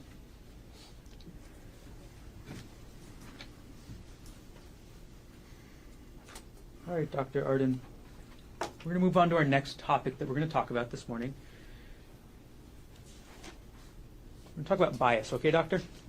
Well, objection. Is there a question, Your Honor? I mean, ask a question. It's not a proper statement or question. May we approach, Your Honor? My objection is argumentative. Overruled. Can we talk about bias this morning, Dr. Arden? Well, again, Your Honor, that's an improper question. You can ask a question. Your Honor, can we approach?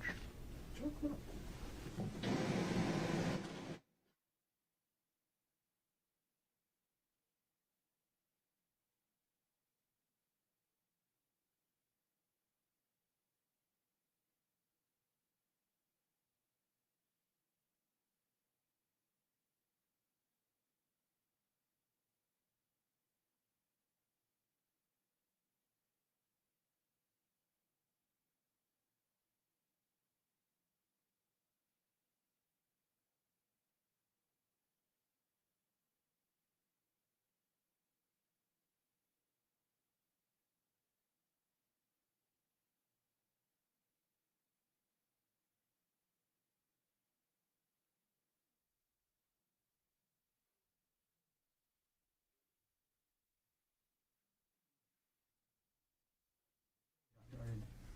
Are you ready to talk about bias? Objection. Argumentative. Ask the question. Oh, that's still argumentative? Overruled. Ask away. Are you ready to talk about bias in general? Sure. Okay.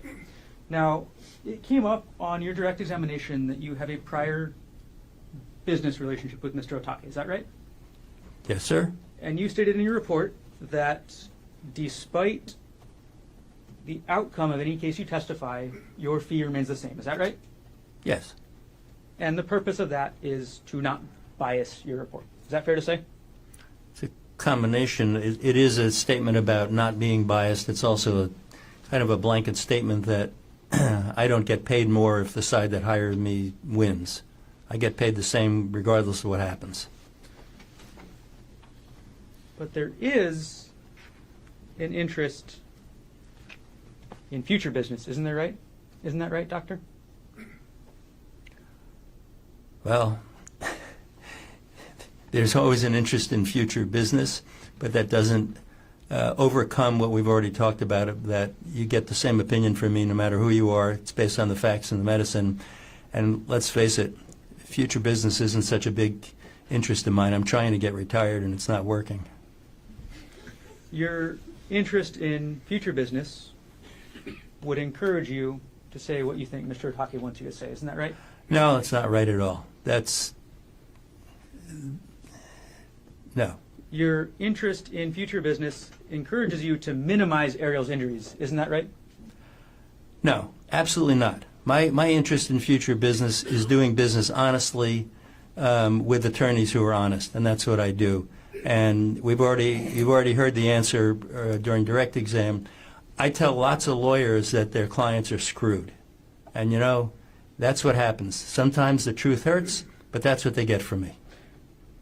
Dr. Arden, your interest in future business encourages you to ignore the facts that are bad for your conclusion. Isn't that right?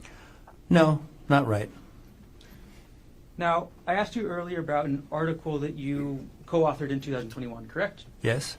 And that was an article titled Cognitive Bias in Forensic Pathology Decisions, right? Yes. Okay. And again, this was peer-reviewed, correct? It was? And you obviously care about bias since you wrote an article about it, right?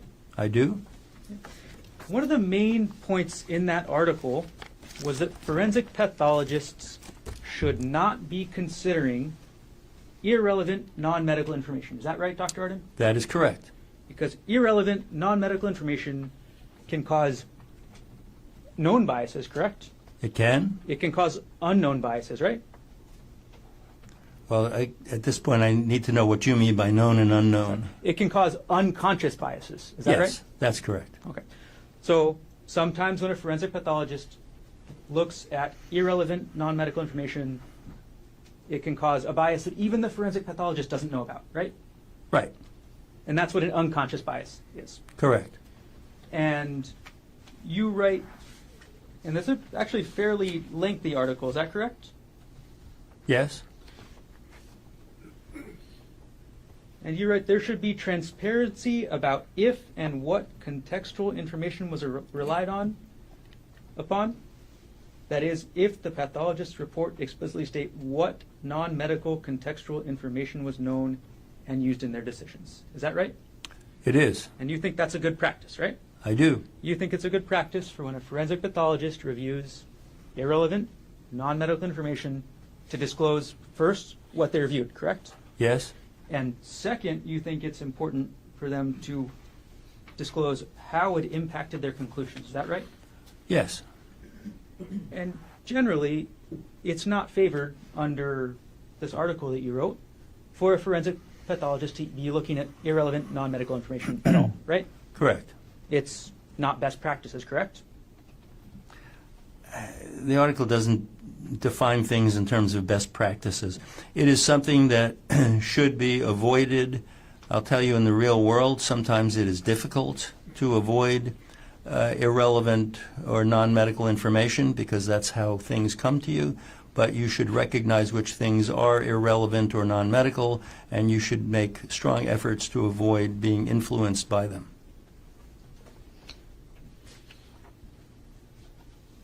Dr. Arden, in this case, you reviewed Arielle Konig's third interview transcript. Is that right? I did. And that is S-184. Is that right? I don't know, but I'll find out.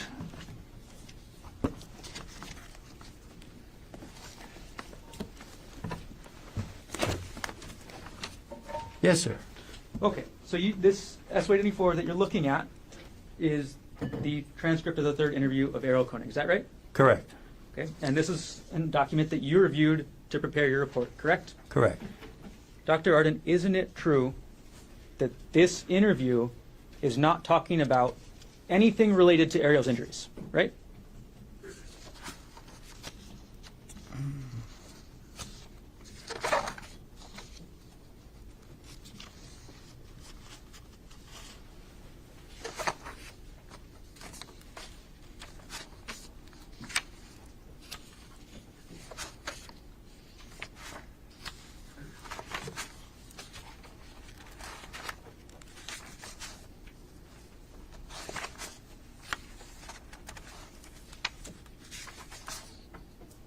Right. This transcript of the third interview does not discuss any of her physical injuries, the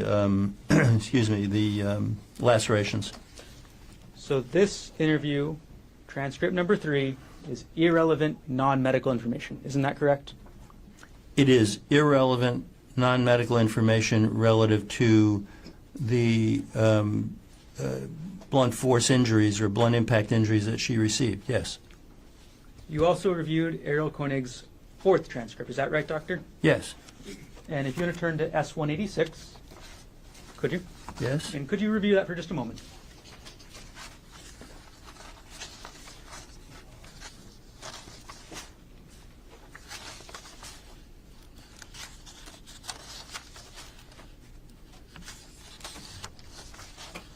Yes, sir.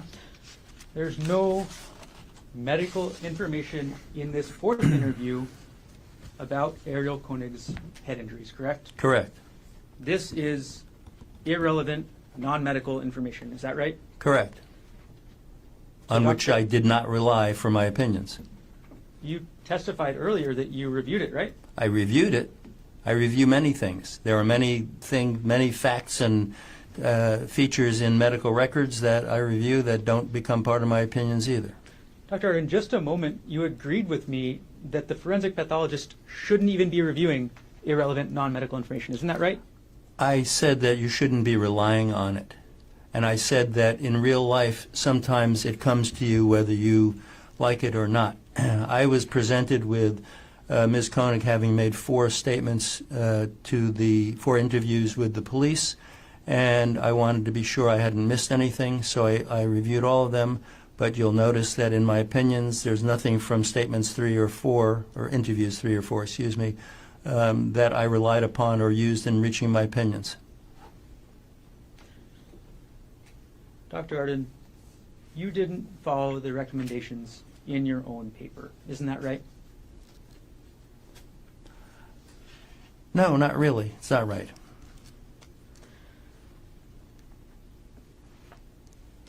You testified earlier, Dr. Arden, that you were the chief medical examiner in Washington, D.C., correct? Yes, sir. And that was from, I'm going to pull up your CV so I get the dates correct. And your CV is 227 in there if you want to go along with me. Yes, sir. Okay. You were the chief medical examiner in Washington, D.C. from April 1998 to October 2003. Is that correct? Yes, sir. Normally, that's a 6-year term. Is that correct? Objection, Your Honor. Can we approach?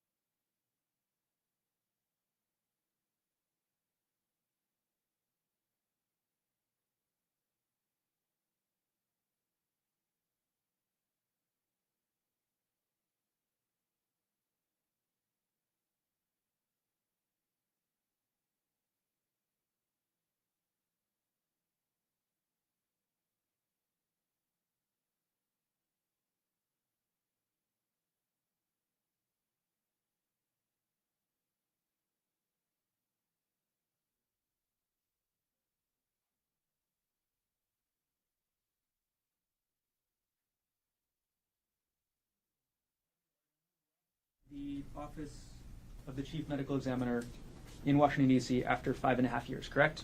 Yes, sir. Okay. Before you left, there was an audit from the Office of the Investigator General of the City of Washington, D.C., correct? Not the Investigator General. I'm sorry. Is it OIG?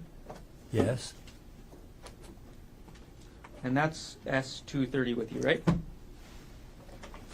Yes. I'm sorry, it's the Office of the Inspector General conducted this audit, correct? Correct. Okay.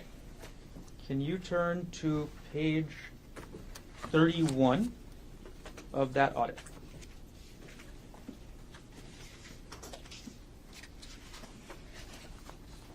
Yes, sir.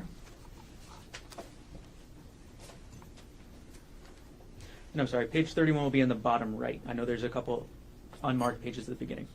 I have it. Okay. Now, there was a specific finding in this audit about the policies that you set as chief medical examiner, correct? Yes.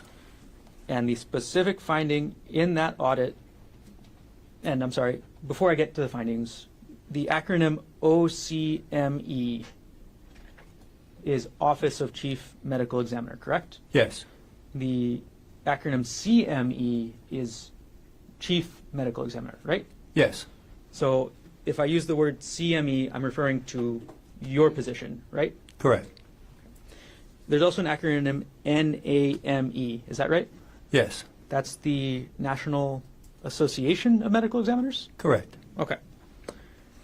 So there was a specific finding in this audit about, I'm sorry, before I get to the finding, the way this audit was done was the Office of the Inspector General interviewed the medical examiners, correct? They interviewed many different staff members throughout the agency. And they made a finding that medical examiners say autopsy procedures lack important criteria and some contradict the CME's verbal instructions. Is that right?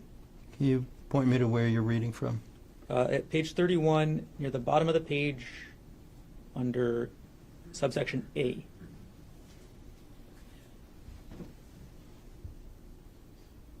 Okay, could you read the excerpt again, please? Okay. The finding was that medical examiners say autopsy procedures lack important criteria and some contradict the CME's verbal instructions. Is that right?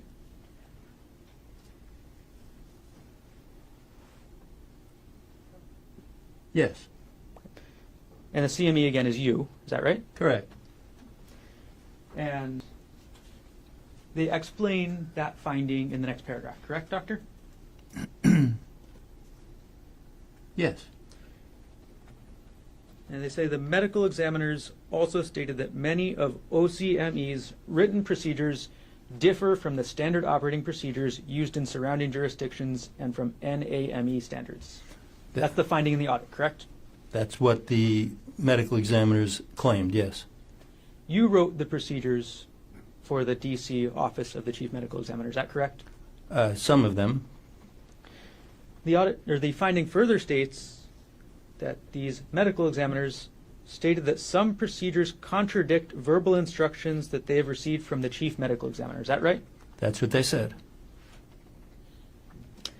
They go on to say that the decision on what procedures should be followed is at the discretion of the Chief Medical Examiner yourself, correct? Yes. Who is inconsistent in the criteria he uses and does not conform to established best practices. Is that right? That's what they claimed. This is the finding in the audit by the Office of the Inspector General of the City of Washington, D.C., correct, Dr. Arden? Right, reflecting what the medical examiners claimed. There's a conclusion sentence at the end, right, of this paragraph? Sorry, hang on one second.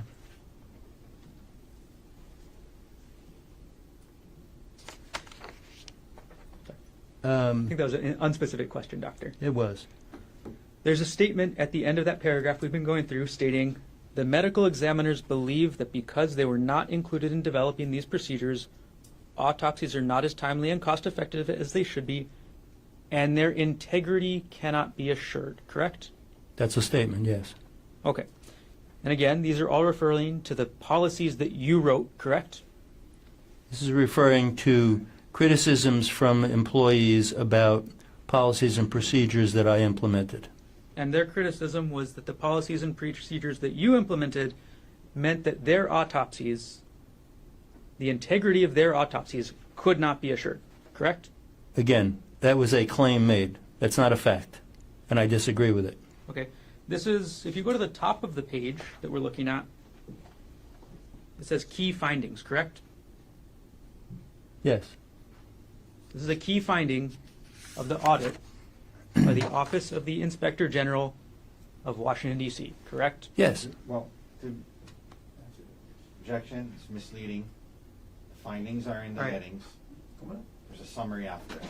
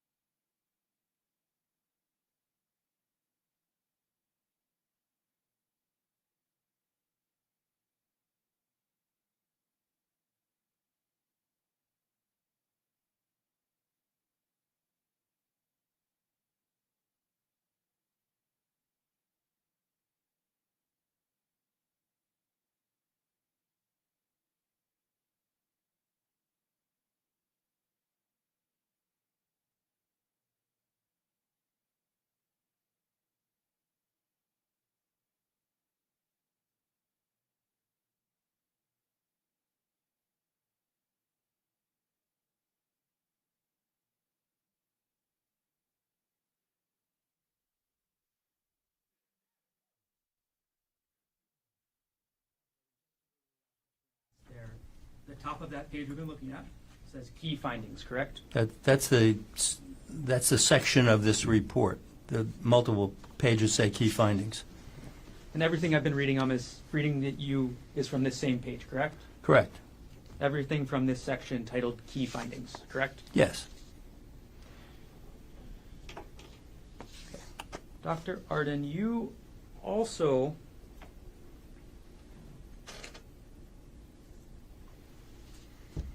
have a long history of going on the news, correct? There was a period of time when I did talking head kind of things on news programs, yes. I haven't done it in a number of years, but for a while I did. You would go on CNN, correct? That was one place. You would go on Nancy Grace, is that right? I did. It's a little embarrassing, but I did many Nancy Grace shows. I'm not going to comment on how embarrassing that would be for anybody or any comment about that. But you were on the show, right? I was. Okay. Now, you did a specific statement in, or could you turn to S229, Doctor?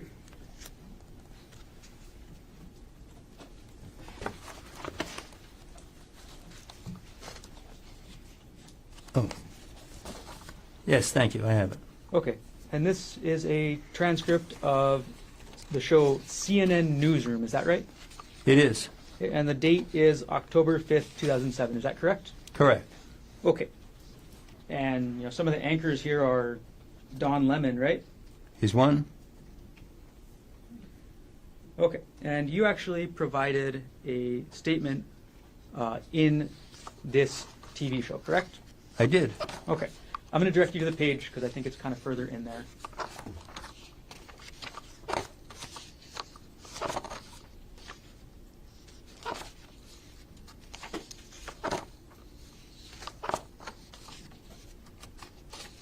Okay. Dr. Arden, could you go to page 11 out of 15? I apologize. There may not be page numbers. There are no page numbers, but I think I was there.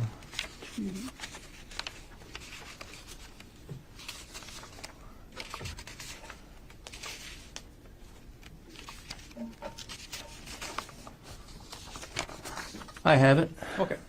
And you made a statement to CNN about the Maricopa County medical examiner releasing information, correct? Yes, not the police. I'm sorry. It was. Excuse me. Take a moment. Let me know when you're ready. Thank you. I'm ready. Okay. So you gave a statement about the Maricopa County medical examiner's office releasing information, correct? I made a general statement about release of information that was related to a question from the Maricopa County medical examiner. Yes. And the statement you made was you really need to be particularly careful about the release of information, not to look like you're hiding something, not to give anybody the false impression or any impression that they're not getting the full story. Is that correct, Dr. Arden? That's correct. And you still believe that statement today, correct? I do, especially in that context. You believe it's important to not hide information, right? Correct. You believe it's important for people to get the full story, correct? Correct. Dr. Arden, isn't it true that you deliberately suppressed the fact that Arielle Konig had that tuft fracture on her thumb from your report? No, it is not true that I deliberately suppressed that she had a tuft fracture. I mentioned a thumb injury, and as I've already explained, that was not relevant to the analysis and opinions that I was giving, excuse me, and it still is not. Isn't it true that when you testified this morning, you testified that you would tell the whole truth?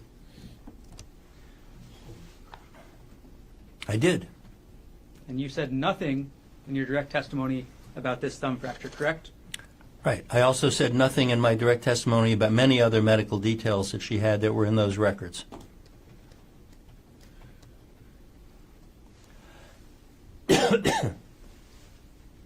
One last section, Dr. Arden. I'm going to publish what's been entered into evidence as State's Exhibit 236. It'll be up on the screen next to you. It's not Oh. in your binder. Thank you. Excuse me. Okay, you put on the screen State's Exhibit 236, Dr. Arden. Objection, Your Honor. Can we approach? Sure, why not?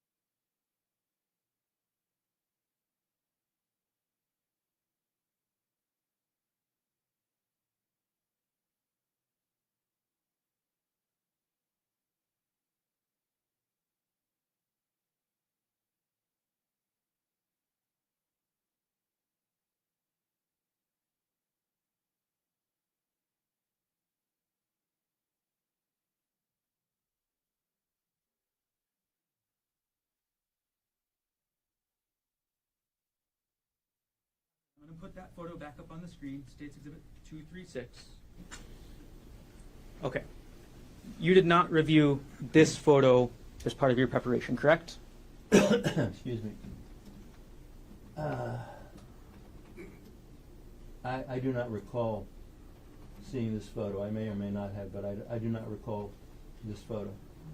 And you were not asked to provide any opinions, and I want to clarify, I'm not asking you to provide any opinions, but you were not asked to provide any opinions about what you see in this photo, correct? Correct. The only opinions you were asked to provide were about Arielle Konig, is that right? Correct. Okay. And I'm going to publish now State's Exhibit.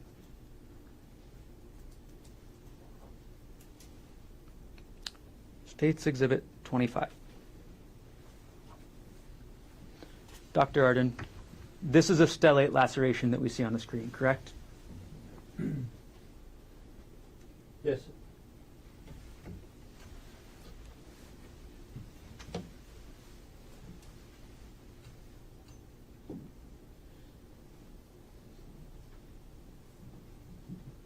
Okay. I'm going to take the exhibit down. I have no further questions.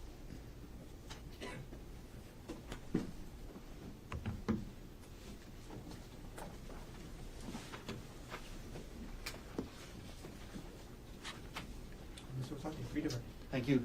Thank you, Dr. Arden. I'll try to keep this relatively brief. The audit that you were asked about when you were the chief medical examiner of the Washington, D.C.'s office, that was from, was it 2002? Something like that? 2003. 2003, so 23 years ago? Yes. And as audits do, it pointed out some findings and made recommendations of how to improve. And in the audit, you agreed to the recommendations, right? I agreed to many of their recommendations, and also, by the way, they're statutorily required to include my comments or responses, Okay. which they did, and some of them disagreed with some of the statements in the findings or made by other employees. But Bottom line is, they made some findings. Clearly, the office wasn't perfect. I agreed to many of the actually almost all of the findings, and agreed that we should improve those things. And that was 23 years ago. Correct. All right. Now, one second. I'm just going to kind of run through some areas here that you were asked about. You know, he asked you about testifying mostly for defense, and we talked about how, because the prosecutors have their own medical examiners and whatnot, and I think you said last month you testified for the prosecution, just last month, right? Correct. You were asked about getting paid, and I think you said $700 an hour. Yes. Which is another reason we're going to try to keep this short right now. But and you said about 10 hours, so maybe $7,000 around there, and Yeah, just short of that. and then 7,000 for the day, right? Correct. Doctor, would you sacrifice your integrity for 14 grand? No way.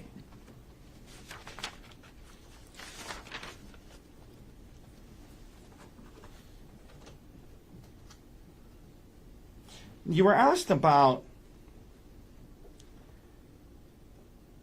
this issue of the email to the primary care doctor and concussion. And you said that while traumatic brain injury, mild traumatic brain injury, is somewhat synonymous with concussion. You said that, right? I did. But let's read the whole email. 1 second.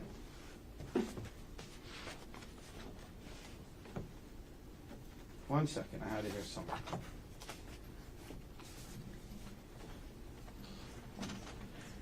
It's okay.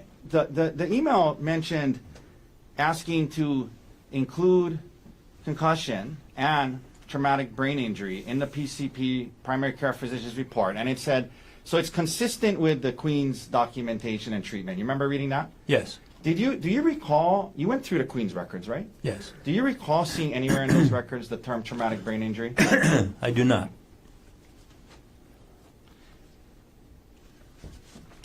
You were asked about the statements gave by Ms. Konig where she said up to 10 times and, things like that. The only number she mentioned was 10, correct? Sorry. Yes, that's the only number. Yeah, and so, and there were places she said, 100% with all his might, right? Yes. All And- full force. Full force. And you were asked to give an opinion about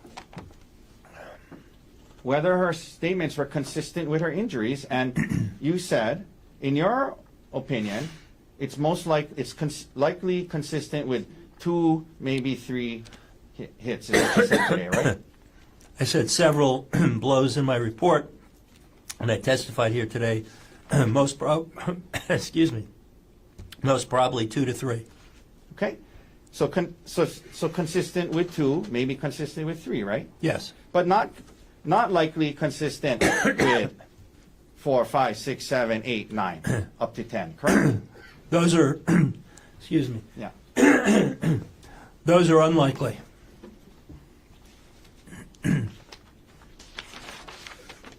You were asked if you held the rock before today, but you surely had photos of the rock that you were provided. Is that right? Correct. Now, you were asked this questioning about if somebody's head was moving around, would it be harder to hit, and if they were wrestling and whatnot. First of all, if somebody was hit up to 10 times, like 5, 6, 7, 8, you think maybe at full blast, doctor, maybe after the first 2, they might be not moving as much. The next 3, 4, 5, 6, 7 would be easier to have impact. That's certainly a possibility.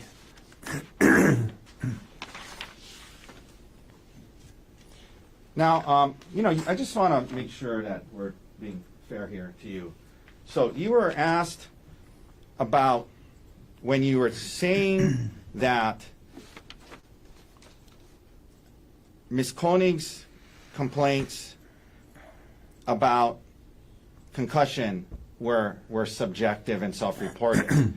And then he brought up, well, isn't it true at the Queen's she had vomited. You remember that? I do. But isn't it true in your report that he had, when you were talking about that, it said the records from the primary care physician, indicated that Ms. Konig was experiencing post-concussion symptoms of dizziness and nausea. And you said, I note that her complaints were entirely subjective. You were talking about the complaints to the PCP, right? Correct, at a later date. Yeah, you weren't trying to say that there was no vomiting at Queens, right? Correct. You're talking about her complaints to the primary care, right, in your report? That's correct.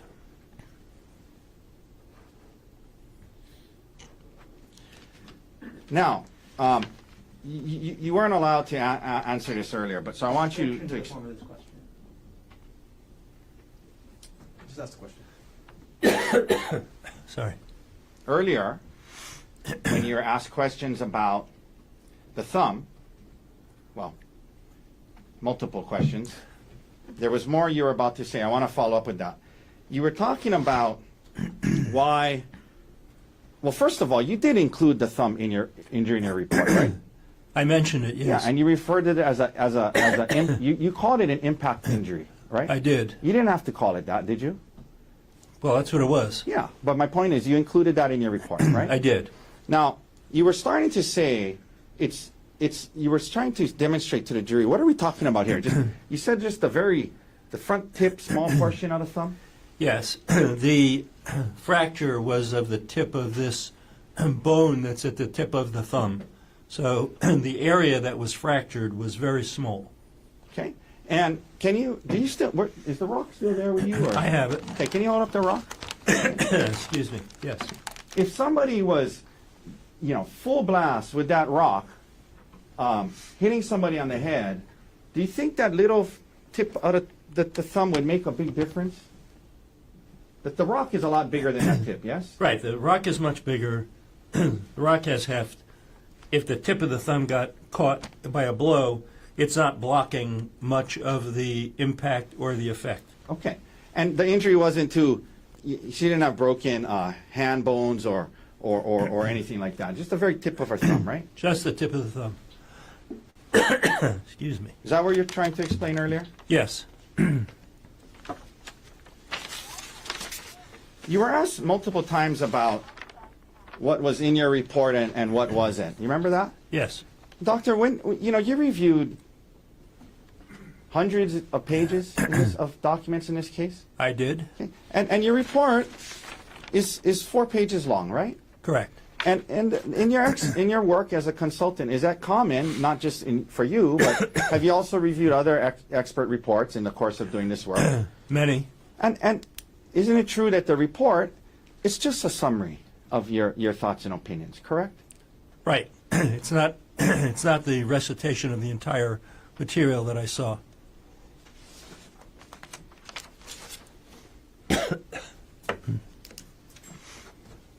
You were asked about this injury going all the way to the skull, okay? Yes. And so, but just so we're clear, and my head is probably a good example because I don't have hair, but from your scalp to the skull, is it a very deep? Is it a very thick area from the top of your scalp to your skull? No, you're probably talking about half an inch, 5/8 of an inch, that neighborhood. All right.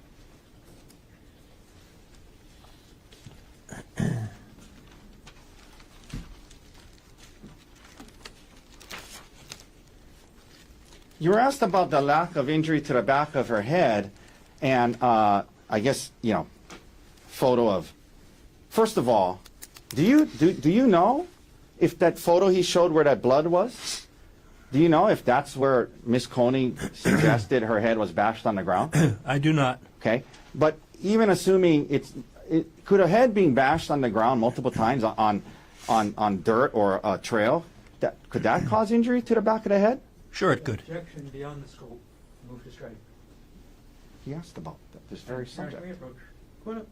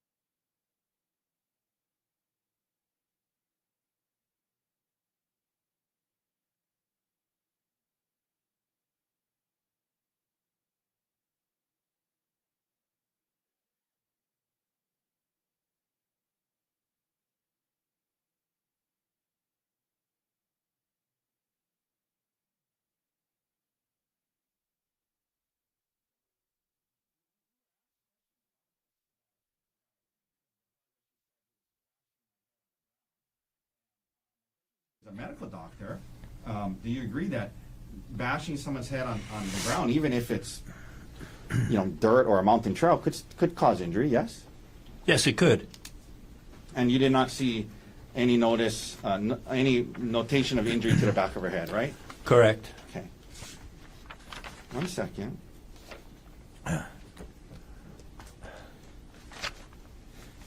Let me. 1 second. Let me ask you two last subjects here. Okay. So, you were asked by the prosecutor. Apparently, well, I guess he's faulting you, or he's bringing up that. Argumentative, sustain. You were asked by him. He raised this issue. You understand from what was well. First of all, you review what's provided to you, right? Correct. And you understood Ms. Konig gave 4 statements to the police, right? Yes, And you were provided all 4 of those statements, right? I was. And you reviewed all 4 of her statements that was provided, and the parts that were helpful and mattered, you included, and the parts that weren't about medical, you didn't, right? Correct. Okay. Now, as an expert through the last 20 years, have you ever had an occasion where an attorney would question you about something that you weren't provided everything? Objection. Sustain. Why?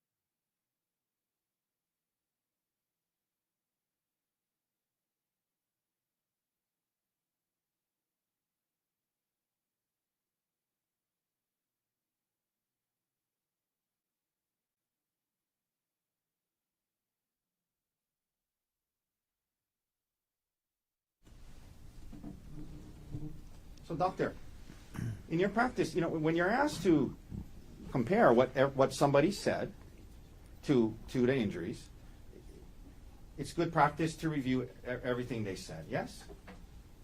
Pretty much, yes. And you can be criticized for not reviewing everything. Correct. Yes, that's true. So, for example, if we didn't give you 3 and 4 statements 3 and 4, he might be cross-examining you that you didn't review everything. Right? Correct. You've seen that happen, right? Yes, sir, I have. Damned if you do, damned if you don't, I guess. Right, doctor? Objection argumentative. That's sustain.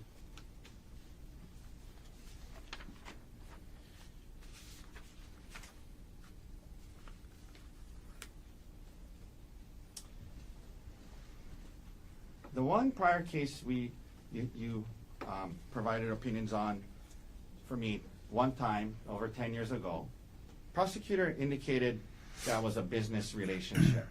Just to be clear, we've never been in any business together, but you were retained once before over the last 10 years, correct? That's right. You were then asked about future business and how something about, isn't it true, essentially you would say things that aren't true to get future business. Do you remember him asking that? States the question. No. Do you remember him asking that? I do. And first of all, again, is that offensive to you? Highly. Apologize for asking this question, but how old are you, doctor? No embarrassment. Well, this month I'll be 72.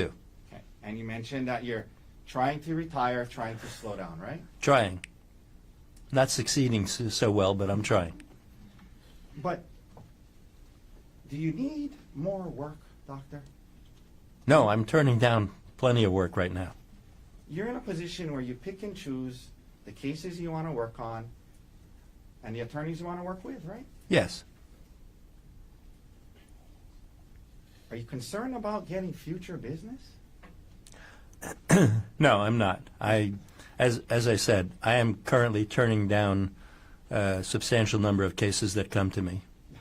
And your wife, who traveled with you, how does she feel about you taking on your cases? Well beyond the scope. Sustained. This goes to his lack of need for future business. I'll ask you a different way. Please. Is it a goal of your wife and yourself to slow down and enjoy yourself a little more? Yes, Spend time with family? correct. So nowadays, it's not about future business, but it's you want to work on cases and you want to work with attorneys that you mentioned are ethical attorneys, right? Yes. Objection. It came out on he asked the question on the record. Absolutely not. Objection is sustained? We can approach. And it would have to move to strike. Well, let's approach. There's nothing to strike, there's no answer.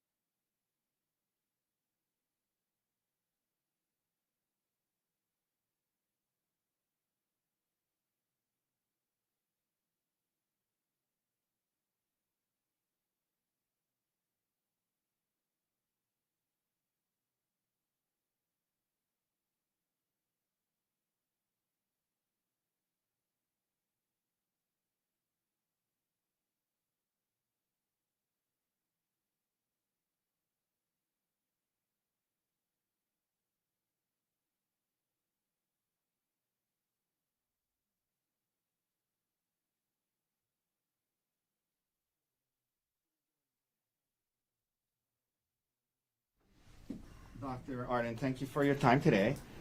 So as far as this idea that you would say things, for whatever to get future business, it's true that you're in a point in your life and your career where you don't need the work, but you choose to work on the cases that you want to and work with the attorneys that you want to, right?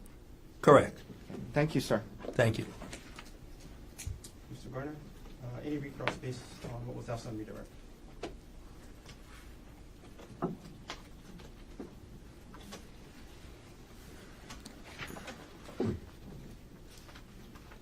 Dr. Arden, Hawaii is a good place to slow down with your wife, right? You're talking about living here? Visiting. Visiting Hawaii is wonderful. Now, you testified on redirect that you believed that Arielle's injuries were 1/2 inch to 5/8 5/8 an inch deep. Is that right? Objection, that mistakes his testimony. Oh, rule. That's the testimony. I testified that the approximate thickness of the scalp down to the skull is about 5/8, 1/2 to 5/8 of an inch. It's an approximation. And again, the injury was all the way down to Arielle's skull, correct? Correct? So A plus B means that the injury was 1/2 inch to 5/8 of an inch deep on Arielle, correct? Approximately, yes. Right. You were also asked on your redirect about the unconsciousness or the effect of several blows to the head in rapid succession, correct? Correct? And you said that that could cause unconsciousness, right? I don't think I ever used the word unconsciousness, nor was it in the question. I did agree that it was possible that a person might be moving around less after being affected by several blows. And that's because the person could go unconscious, right? Well, person could go unconscious, person could be kind of dazed without being unconscious, person could be in pain and stops moving, lots of possibilities. And the person could also be dead, right? Well, if you're dead, you're not moving. All right. Last thing, Dr. Arden. You testified on your redirect that you now believe, or you're consistent with your report that you believe that it was at minimum several blows, correct? Well, go ahead. I didn't say at minimum. I said approximately, I said several blows, several impacts in the report, and I testified here today to clarify that I believe most probably 2 to 3.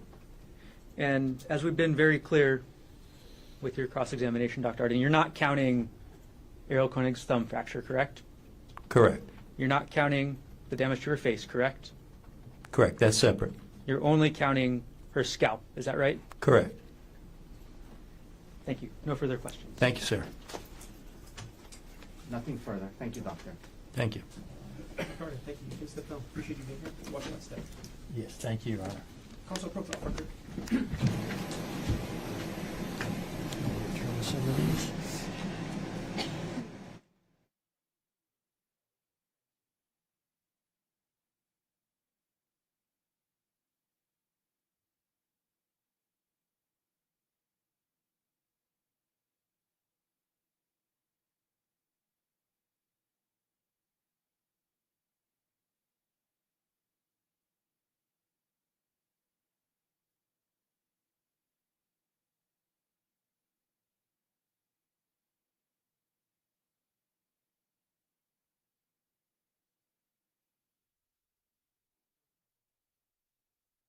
I need to have a more extensive legal discussion with the attorneys. Instead of having you wait, I'm just going to call the early lunch recess. Have you come back at 1:15.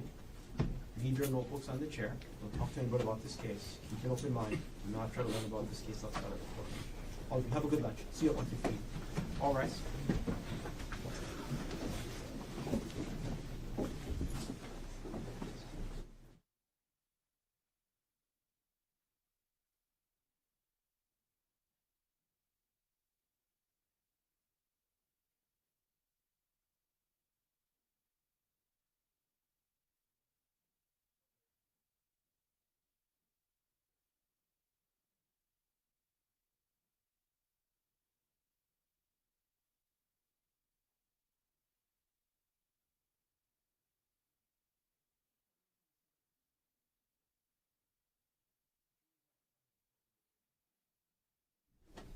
Mr. Otake, other than the possibility of Dr. Konig, does the defense intend to call any other witnesses? Well, not before he testifies, but maybe after. Understood. Then would now be the appropriate time to discuss his right to testify and not testify, is what I'm really getting at.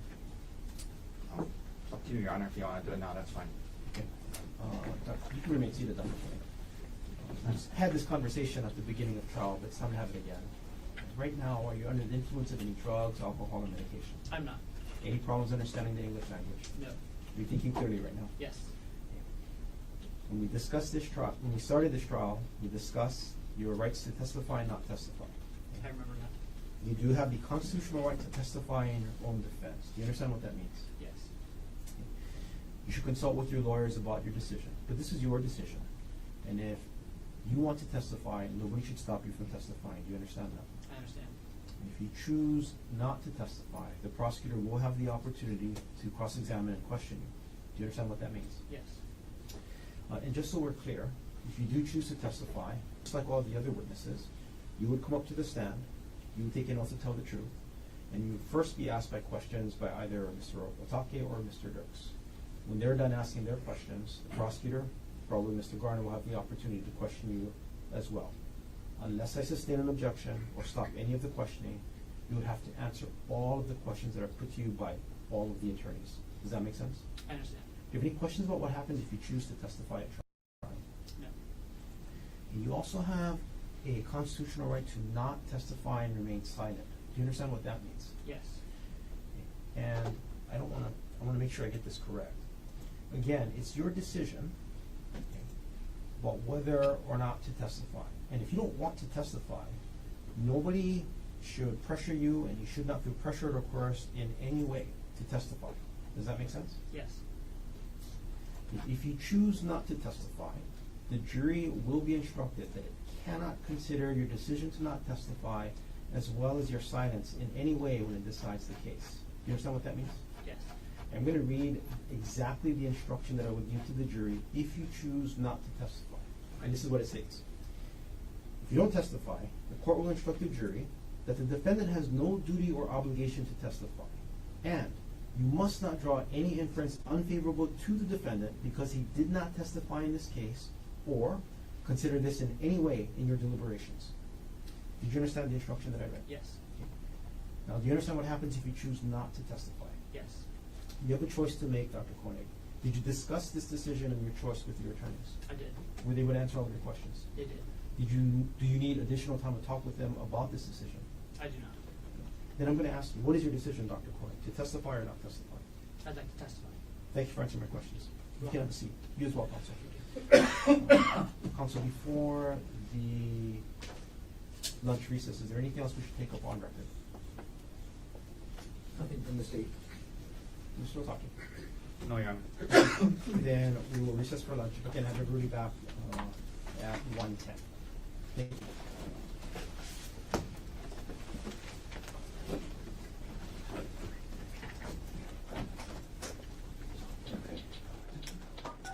You are muted.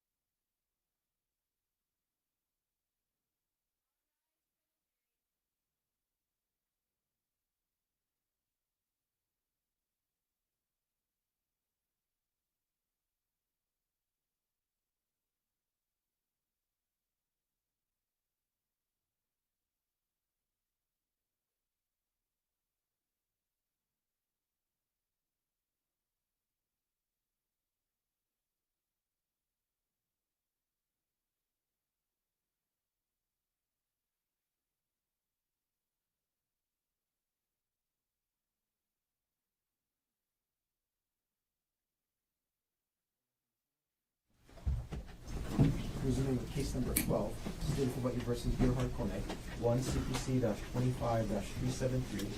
Dr. Konig is present in court with all 4 counsel of record. All jurors are back in the courtroom. Thank you for your patience, ladies and gentlemen. Mr. Otake. Thank you, Your Honor. At this time, we'll call Dr. Gerhardt Konig to the stand. Doctor, please.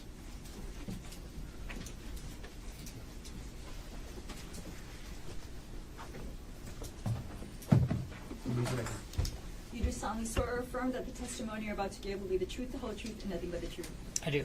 Thank you. Please have a seat.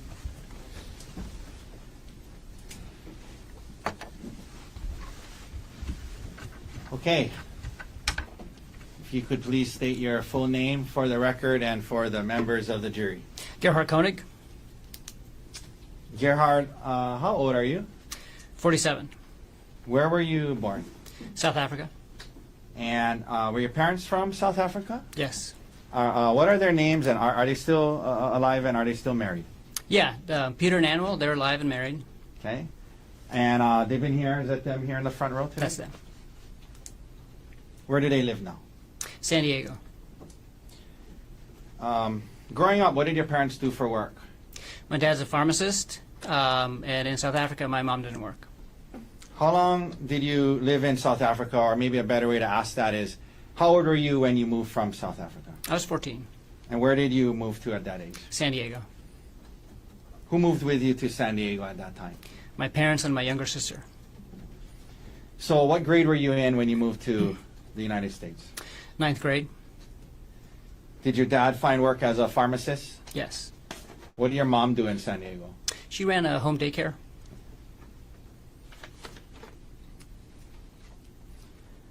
Siblings?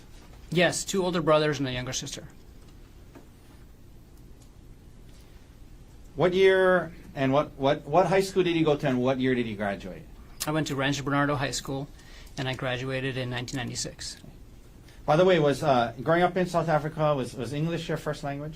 No, What was? Afrikaans. Okay. After graduating from high school, did you go to college? I did. And where'd you go? UC San Diego, What did you major in? bioengineering. Now, the jury has heard about how later in life you married Arielle Konig. Was that your first marriage? No, Okay. Were you married before that? I was, yeah. And to who? Jesse Patella Ray. Okay. How old were you when you and Jesse got together? 16 or 17, 11th grade in high school. And then how old were you when the two of you got married? 20.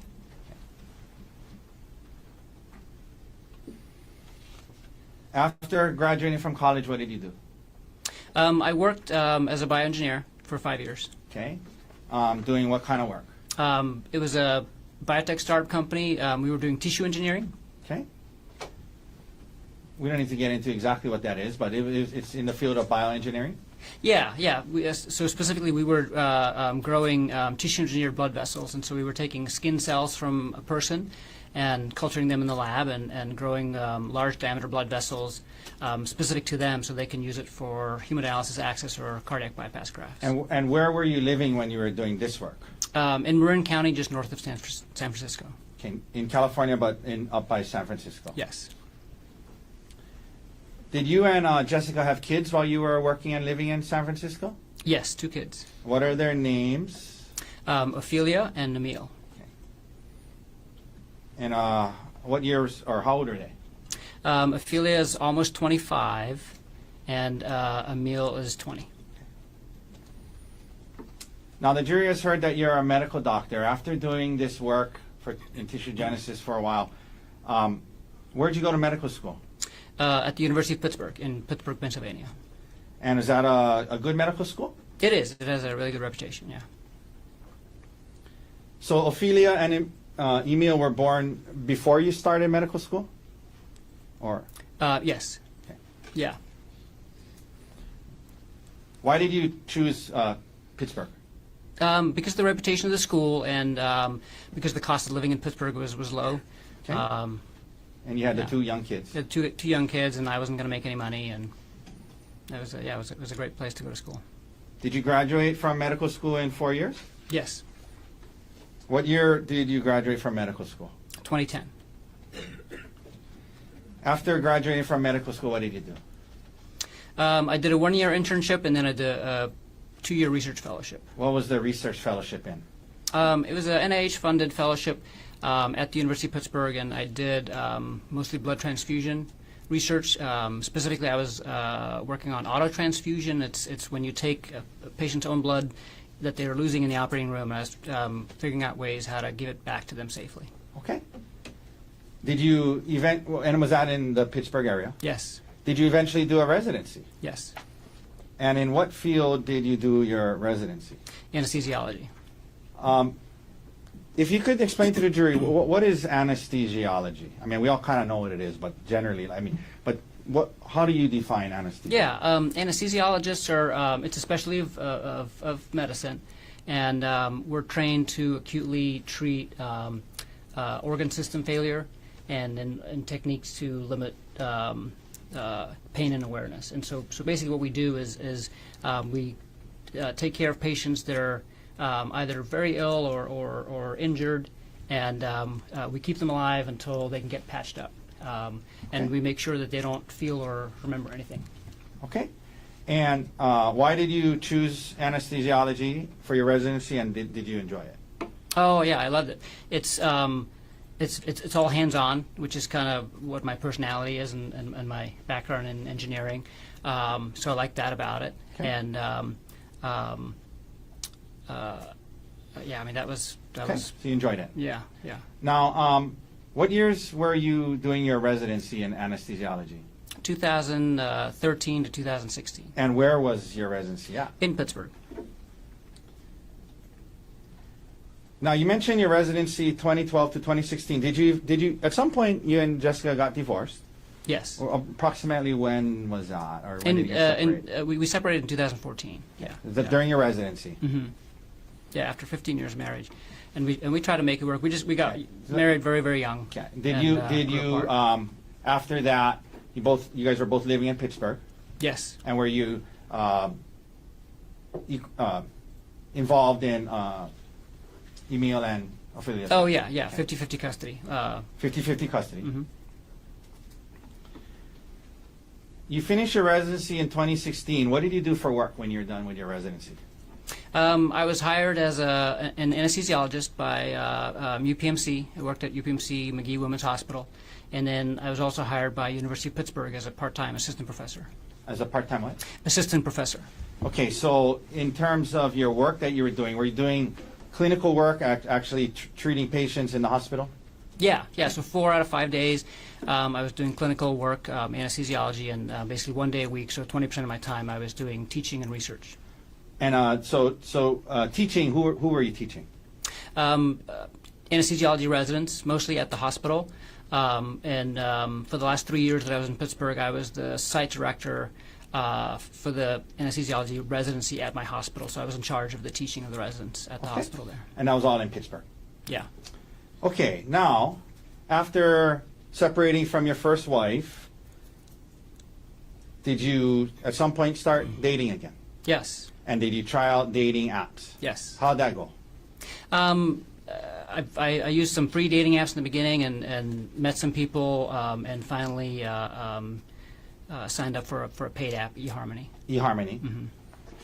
And after you signed up for eHarmony, is that how you met Arielle? Yeah, she actually found me on there, and we connected on there and chatted on there for a little while. And I think we connected in February of 2016, and then we met in the bar at the end of March 2016. Your first time you met her, first date-ish, what you want to call it, was at a bar? Yes. In Pittsburgh? Mm-hmm. Okay, and then did you guys continue to see each? Yes. Is that a yes? Yes. Okay, sorry, I should correct you. And after that, did you guys continue dating? Yes. I think you said you met in 2016? Yes. When did you and Arielle get married? 2018. Between 2016 and 2018, where were you living? We were both living in Pittsburgh in like kind of different suburbs of the city. She lived north of the city, close to where she worked, and I lived kind of to the west of the city. We were about an hour apart, but so we spent 1 week at my house with the kids when we had the kids, and then we'd spend 1 week at her townhouse up Okay. north And that was in Pittsburgh? in Pittsburgh. Okay. Yeah. And you were working in the job you just described to us? Yes.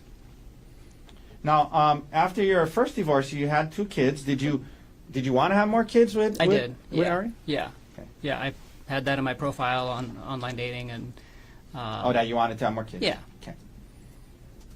And did you and Miss Konig have kids together? yes, 2 kids. And what are their names? And tell us when they were born. Olin was born right in the middle of COVID, May 2020. Okay. And Vigo was born just a few weeks before we moved to Maui in 2023. Just a few weeks before Maui? Yeah. Okay. In 2023. Yeah. So you guys are still living in Pittsburgh when, well, at least Olin, 2020, you guys are in Pittsburgh. Did there come a time when you and Arielle decided to make a move and move to Hawaii? Yeah. Tell us about why that came up and what was the interest and if it was a joint decision. Yeah, it was a joint decision, and this is something that we kind of bonded over ever since we met, and we both love Pittsburgh and love the city and the town and Steelers fans, but we wanted to move somewhere where the weather's a little nicer, and she knew I had family in California, and so we had talked about that for a while. And then after we started having kids, we started talking about it some more and realized that actually our main priority is safety and just finding kind of a place where we can raise our kids in a safe environment. What do you mean by safety? Just like the random gun violence, like school shootings and things like that, were really concerning for us. We wanted to go to somewhere where that's relatively rare or, Okay. or less of a concern. How did you guys decide on Maui? I came to Oahu actually once during residency, when I was doing my research fellowship, and just kind of fell in love with the atmosphere. There's just kind of a joy to life here, and the tempo is just different than anywhere else that I've been in the United States. Okay. So you guys decide on Maui. Well, and then we went to Maui for our honeymoon, Okay. and our friend's honeymoon too, and that's kind of how we got introduced to Maui. Got it. Now, you said that it was a joint decision about kind of putting the kids first and safety. Yeah. Was it gonna moving from Pittsburgh to Maui? Was it going to have an impact on both of your careers? And let's start first with yours. Tell the jury if it was gonna. How was it, if any, going to affect your? Yeah, it was going to have a big impact on my career. So I was going to have to give up the teaching and the research completely. And my job in Pittsburgh was at an academic medical center, and even when I wasn't working for the university, I was interacting with students and residents and things like that. And on Maui, that was on Maui, it was just going to be like a clinical. Community hospital, and so kind of very, very different. And what about the research part of your job? Yeah, so I'd have to give all that up. And you're willing to do that? Yeah, we were basically committed, both of us, to going somewhere where we could focus on the family and slower pace of life, at least until the boys were out of high school. Okay, so now you just shared about the effect it was going to have on your career. What about Arielle's career? Explain to that. She talked about being, at least for a while, in the nuclear industry. So when this decision was being made about moving, what was going on with her career, and what was her how was this going to affect her? So by the time we made the decision to actually move, which was like in the summer of 2022, it actually didn't affect her career that much. If we had made that decision earlier, it would have had a much bigger impact. Why wasn't it going to affect her career that much at that point? So she was working. So before COVID, she was working 100% in-house, full time, and then during COVID, her job went remote, like most people's jobs did. And then during COVID, we also had Olin, and she realized at that point that she didn't want to go back to working in person again. Okay. That she felt she could accomplish a lot more at home, working and just be much more efficient. And it also allowed her to just be home more with the kids and the family. Was she still was she still in the nuclear industry when you guys decided to move? No. So and then she actually quit her job a few months before we started talking seriously about moving. Okay. And she was applying to jobs at software companies and other industries and nuclear as well. And then we decided to move, and so this was all kind of happening at the same time. Okay. And was she able to get this job? She talked about a TerraPower that allowed her to work virtually? Yes, and so she was actually hired, I think, like as I was interviewing in Maui, she got hired at TerraPower. So she started her job at TerraPower while we were still in Pittsburgh. Okay. But they were going to allow her to... And then after the move, yes. So she got a fully remote job based out of Pittsburgh for this company that's based in Seattle. And then we moved to Maui, and then she kept working for the same company. Okay. I want to ask you, Emil. So Ophelia is older than Emil? Yeah. Okay.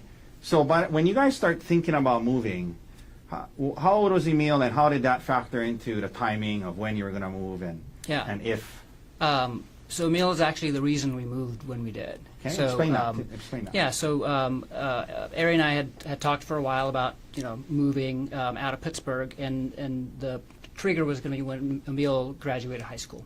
You guys are waiting. You guys are going to wait till he graduates. Yeah, because we didn't want to leave Okay. him, and we didn't want to ask his mom to, if we could take him. So what happened? He basically talked us into letting him ask his mom, and because he's like, if you guys are going to go somewhere sunny after high school, I want to go with you, and I want to go before high school is over because I want to move somewhere earlier so I can make friends and kind of get connected to the community.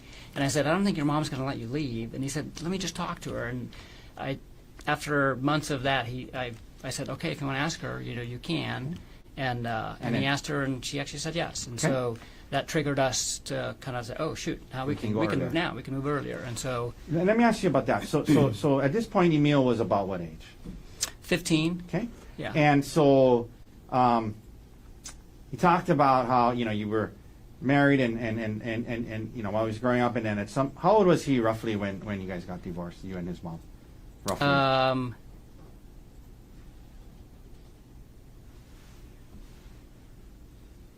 9. Okay. Yeah.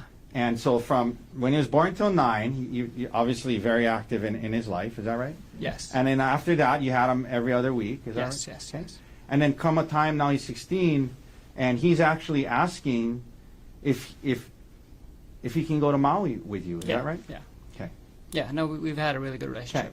And so that kind of made the timeline where you guys could go sooner. Is that right? Yes. And what about Ophelia? By the time you guys were moving, was she already over 18? Yeah, she was, and she had moved out of the house already, and Okay. so yeah, she didn't come to Maui with us. Okay. Now, so when you first moved here, did Emil then finish high school on Maui? Yes, Maui High.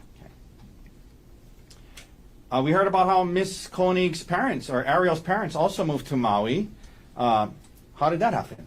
Yeah, no, they that was really nice actually, how it worked out. But because we didn't have any family here, Okay. and two young boys. But when we told them we're moving to Maui from Pittsburgh, and they were living in Florida at the time, they said that that's too far, and they actually decided away from you guys. Yeah, and so they decided they're going to move to California because they didn't want to move to Hawaii, but they'd never been to Hawaii, and so they had this trip planned where they were going to go look at a few different places in California, and we convinced them to come to Hawaii too for a few days, Okay. just to basically visit with us. Yeah. We're trying to see if they like it. We just told them, just come visit with us and we'll show you where we're going to live. Yeah. This was right before we actually moved. And Did they like it? in less than 24 hours, they were like, we're coming here. Yeah. And that was okay with you? Yeah, it was great because they ended up buying a house just down the street from our house, and we see them, we would see them all the time, and they're a big help with the kids, and it was just nice to have family on the island. So you, when did you guys move then to Maui? So I had to give 6 months notice at my job, so I got a job offer in like August of 2022, but we didn't end up moving until end of February of 2023. Okay. And your job offer on Maui was what? It was so the group's called TMG, and we're the only anesthesiology group on the island. It's a private practice group, So you applied with them? yeah, And they hired you? yes. So I know this is a big question, but I'm going to ask you to kind of just maybe summarize. You get here to Maui, March 2023. You got these two young kids, your son's here, your in-laws are here, You got a job. What was life like for you and your family from March 2023 until December 2024? Can you just summarize what it was like? Yeah, it was amazing. The move was a little stressful at first, getting here, but once we were here and settled in, it was our dream life. So we bought a house really close to the hospital, so I could walk to work, and it also meant that I could take all my call shifts from home. And whenever I was done at the day, I could be home in a few minutes, and it translated into me being home a lot more than I was in Pittsburgh at my previous job, and so that meant that I was spending a lot more time with the kids and with Ari and with Emil. I was doing a lot of home improvement projects, and then as a family, we were doing lots of exploring. Like every weekend, we would explore Maui. We did a lot of beach activities. We went to the beach almost every weekend, snorkeling, surfing, paddleboarding, hiking. Okay, so it was a good life. Yeah, we made a bunch of friends through my work and through Olin's preschool, some of his friends and friends' parents, and we were getting settled in. Yeah, and let me ask you, Arielle, when you testified, when the detective asked her about how the marriage was before December 2024, she said it was a good marriage. Did you agree with that? I thought it was a great marriage, yeah. Okay. I totally agree. I just had a question. That being said, during that time period, did it ever come up that area between that time period, did moving back to the mainland ever come up? It did. So her job, and when she was first hired by Terra Power, they had asked her to move to Seattle, and they said, "Hey, would you move to Seattle?" And she said no. Okay. And then a few times they had kind of asked her again to, if she would consider that. Okay. Our plan was always to at least stay in Maui until the kids graduate high school, and then we can kind of focus on our careers again and let the career drive the decisions. Now, I was asking a little bit about your marriage during that time period, and this came up with Arielle. In your marriage back then, who handled the financial affairs more so, like taxes, life insurance, finances between the two of you? I did. Okay. And why was that so? I'm a very meticulous kind of person that keeps track of everything, and so it's just kind of more naturally in my, Yeah. Pretty organized. Yeah. Did you have, like computer files with different, insurance, taxes, yeah. all that stuff? And all of our things were joint. We didn't have any separate anything, and so I ended up taking care of most of those things. And those computer files, and they were all in a shared drive that we shared, and so she had access to everything, and she contributed and as well. But Okay. I took care of most of it. Okay. And you would kind of from time to time look into the files or update the files, or All the time. Okay. Yeah. All the time. Yeah. Okay. Now, you just described a great life and great marriage. Did there come a time in 2024, Gerhardt, when that changed? Yes. First of all, in 2024, at some point, well, let me ask you this preliminary. Did Arielle have to travel for work?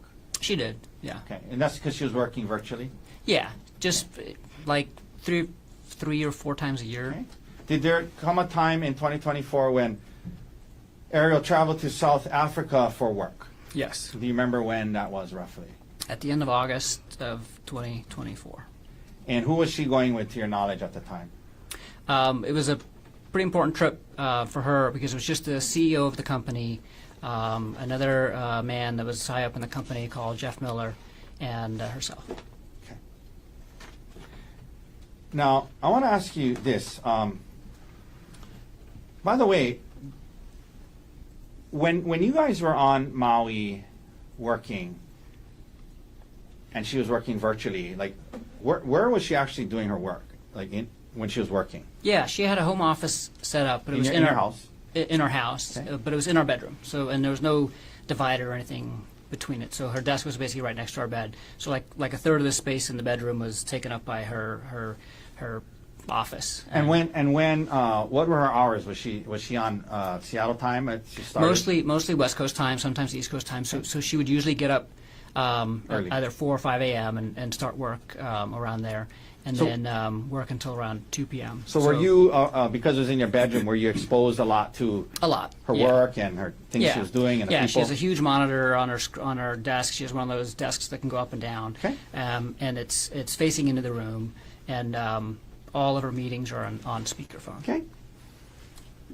Prior to this, well, leading up to this South Africa trip, you mentioned did she go with a man named Jeff Miller? Yes. Did you have any concerns about Jeff Miller at that time? No. I know you mentioned no concerns, but was there anything weird on that trip, behavior-wise, that you took notice of? The South African trip? Yeah, it was a really quick trip. It was just 2 nights. But the one weird thing was that on the second night, I remember noticing that she never contacted me at the end of the day, and that's kind of out of character. Whenever she went on work trips, she would always kind of check in at some point. At the end of the day, even usually we would check in several times during the day as well, and just do text. We would text a lot. Okay. And the one night on that trip, she never reached out. And I was at work, and by the time I got home and realized that she hadn't reached out, I knew she was asleep, and so I didn't reach out to her either. But, but normally she would reach out to me when she's done with her work day. Did you think much of it at the time, or? No, Okay. I took note of it, and I asked her about it, and she just said, like, I'm so sorry. We got back late from dinner with the hosts that were hosting us, and I'm sorry, I should have texted, but I didn't.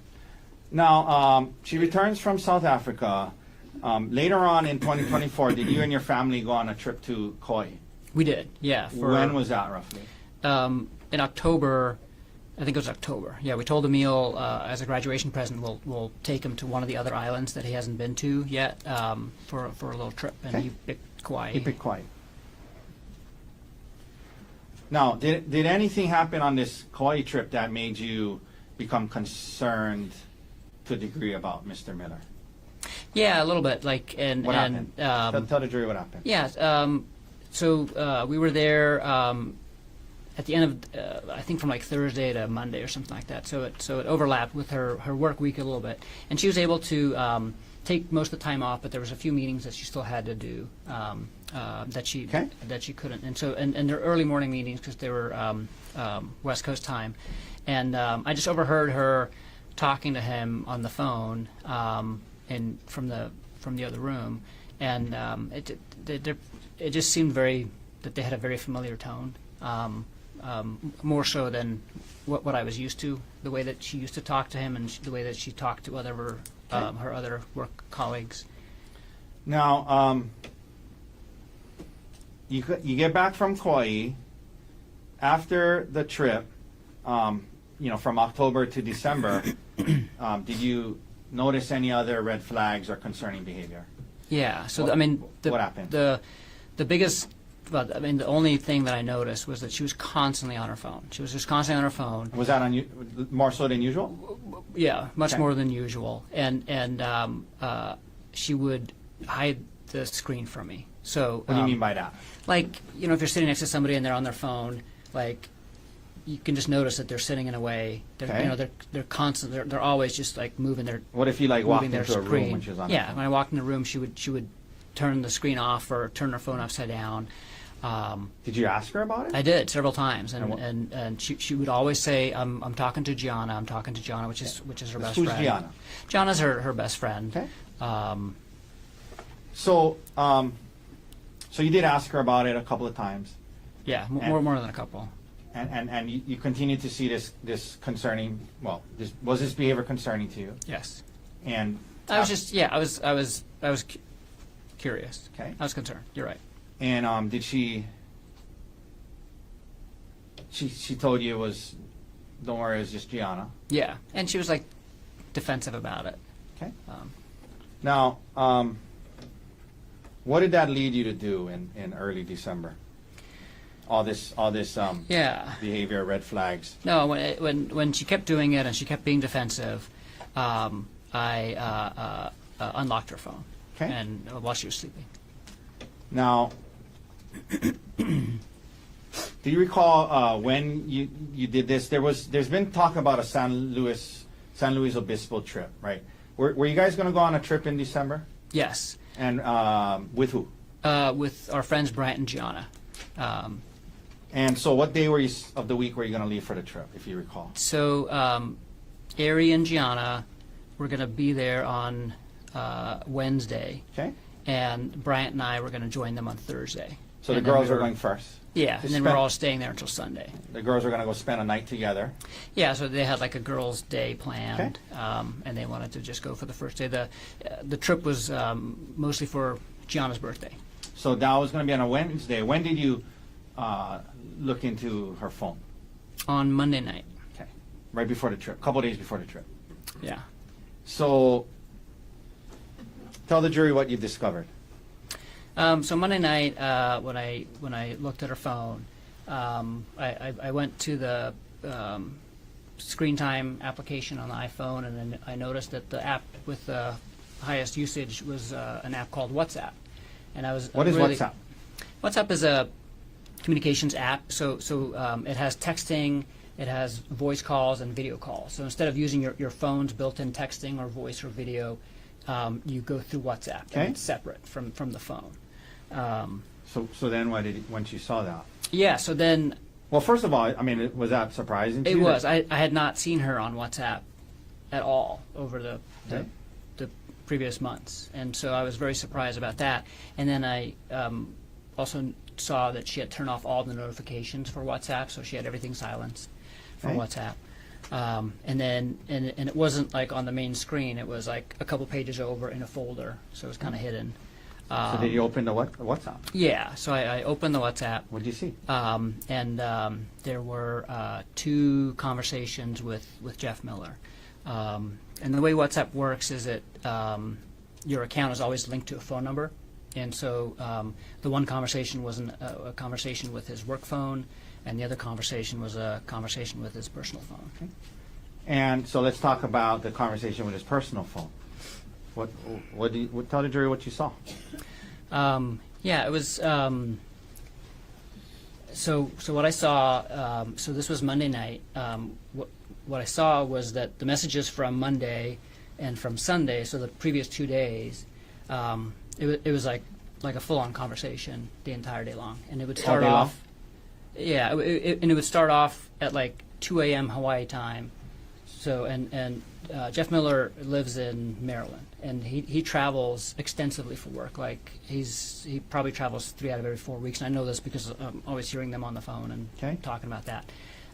So basically, wherever he was, he'd be texting her good morning, but it wasn't just like a good morning text. It was like 5 or 6 texts. It's like a whole like a good morning. I had a great, I slept great. I'm looking forward to the day. I hope you're sleeping great. And then at like 5:45 a.m., her good morning. She would be responding. She would respond, and then the whole day long, like, this is where I am. This is what I'm doing. This is what I'm thinking, until good night at the end of the day. And that was for Sunday and Monday. Okay. So for the 2 previous days. So Sunday is a weekend, right? Right. So you Yeah, saw so on it a was- Sunday. We saw the text from December Yeah, she's 1st. I'm at work. I'm on call for the weekend, and she's at home decorating and hanging out with the kids and texting him all day. Texting him all day. Okay, And then go ahead. when I scroll back past that, it's very strange because then between so the thread was created on June 4th or something like that, because WhatsApp puts when the thread was created in the app. Okay.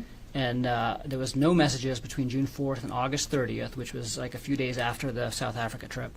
And then between August 30th and Sunday, it was very strange because there's like fragments of conversation or little short things, and then mostly just pictures and songs and links. And it was basically Jeff sending her a bunch of pictures of himself, a bunch of song links that she had saved, and her sending him like a bunch of pictures too of Did you, when you said it was strange because there was things missing, did it seem to you like things were being deleted? Well, yeah, because obviously that was, I mean, there was an abrupt cutoff between like what's before Sunday and Monday and that conversation and everything else that was Okay. on there. Let me ask you this. Seeing all of that, here you are, a couple of months now, you had some suspicion, some red flags. Asked her about it a couple of times. She denies it, defensive. Now you open it up, and you see this. Yeah. Tell the jury how you felt. How did it make you feel? I was devastated. There's obviously something going on, Okay. So I didn't know what to do. okay. So what did you do? So I had actually started using WhatsApp myself when we moved to Maui, because that's the main communication platform that the anesthesiology group uses, and so I was using it every day, communicating with the rest of the group and during our business meetings. And so I knew that WhatsApp, since even though it's primarily an app on your phone, there's a web interface. You can log into WhatsApp on your computer through the browser as well, and it'll basically just duplicate everything that's on your account. And then what did you do the next day? So I took her phone upstairs to my computer, which is in the hallway upstairs, and I logged into her WhatsApp on my computer. So you could watch her. So I could activity. see, because Okay.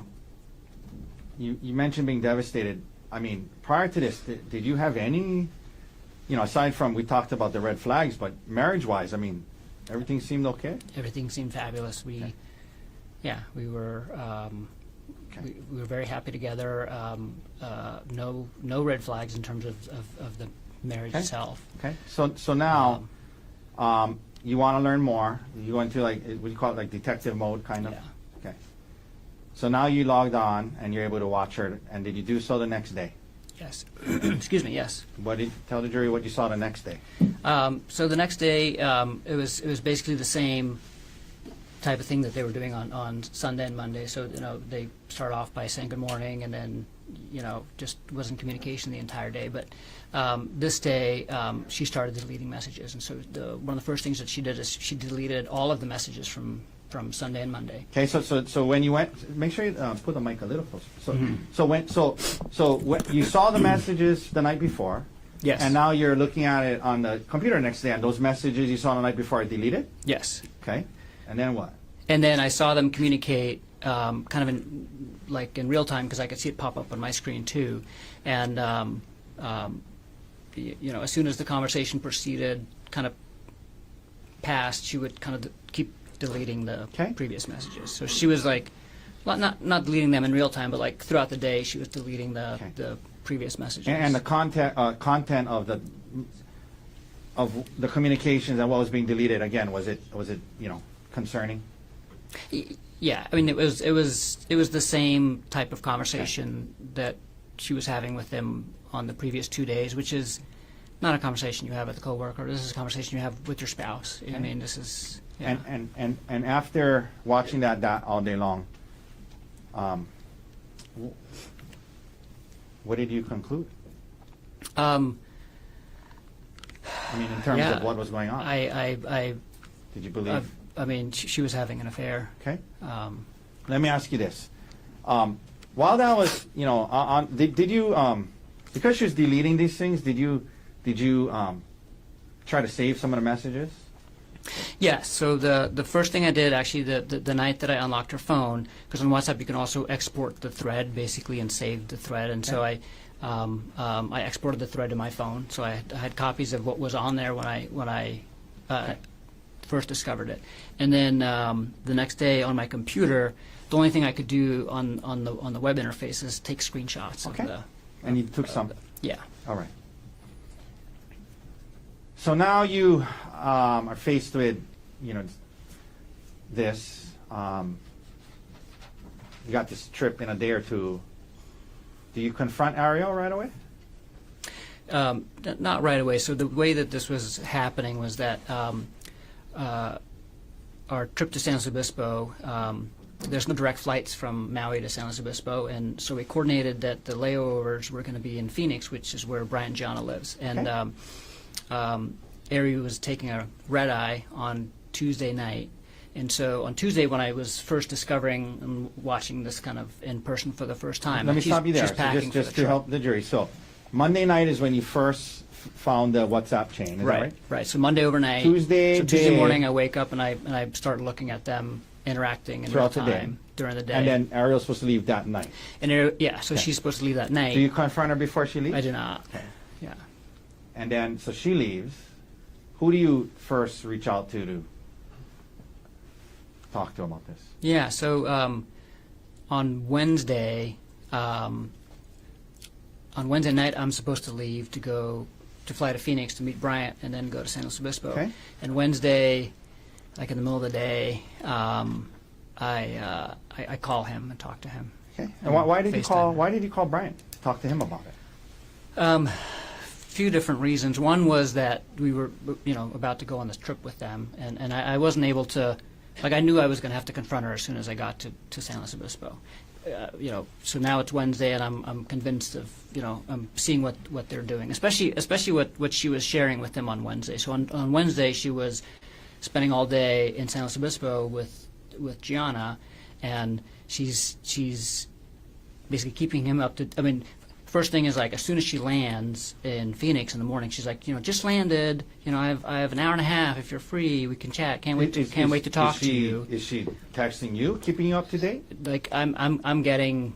I also got a just landed text, but like nothing else. Okay. But she's like, reaching out to him, and on WhatsApp, like, you can see when a message has been read, and so as soon as she saw that he read her just landed text, she called him, like, right, she didn't wait for him to respond. Okay. And stuff, and like, I'm not getting a call, I'm not getting any of this stuff, and then during the day, she's sending him pictures of the places that they're of her and Gianna doing stuff, So you're seeing this? So I'm seeing this, and that's at that point I'm just like, I can't go to San Luis Obispo and not confront her about this right away. Like, and going back to Bryant, right? So I know. Yeah.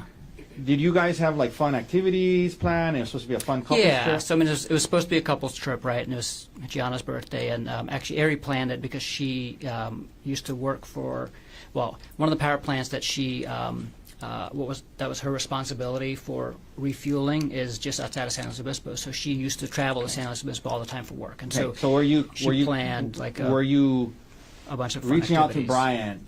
And you said there's several reasons. Was one of it to kind of let him know, like, hey, this might not be the fun trip we had Yeah. planned? So the first reason was like, hey, like, this is, I'm just giving you a heads up. Like, I'm gonna confront Ari with basically an affair. Was there other reasons why you wanted? And then the other reason was that the other reason why he's my best friend and I wanted some advice, but I specifically wanted advice from him because they had just gone through infidelity in their relationship like 6 months earlier. Brian and Gianna. Brian and Gianna, and Okay. so They were dealing with that. yeah, and so he had been dealing with this, and I was looking for advice and just needed a friend. Just to be talk clear for the jury, in that situation, though, was it reversed? It was, yeah. was Brian had like a one-night stand, and Gianna found out about Okay. it. And So they had been dealing kicked with him that out of the and after house that. and stuff. Yeah. Okay. Yeah. And so you talked to Brian. Yes. Okay.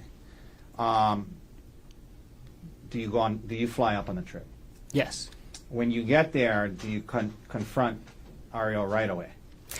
Almost right away. I mean, like right when we get there, they already have dinner reservations and stuff like that waiting for us. And so we go to dinner, and right after dinner, when we go back to the hotel, is when I confront her.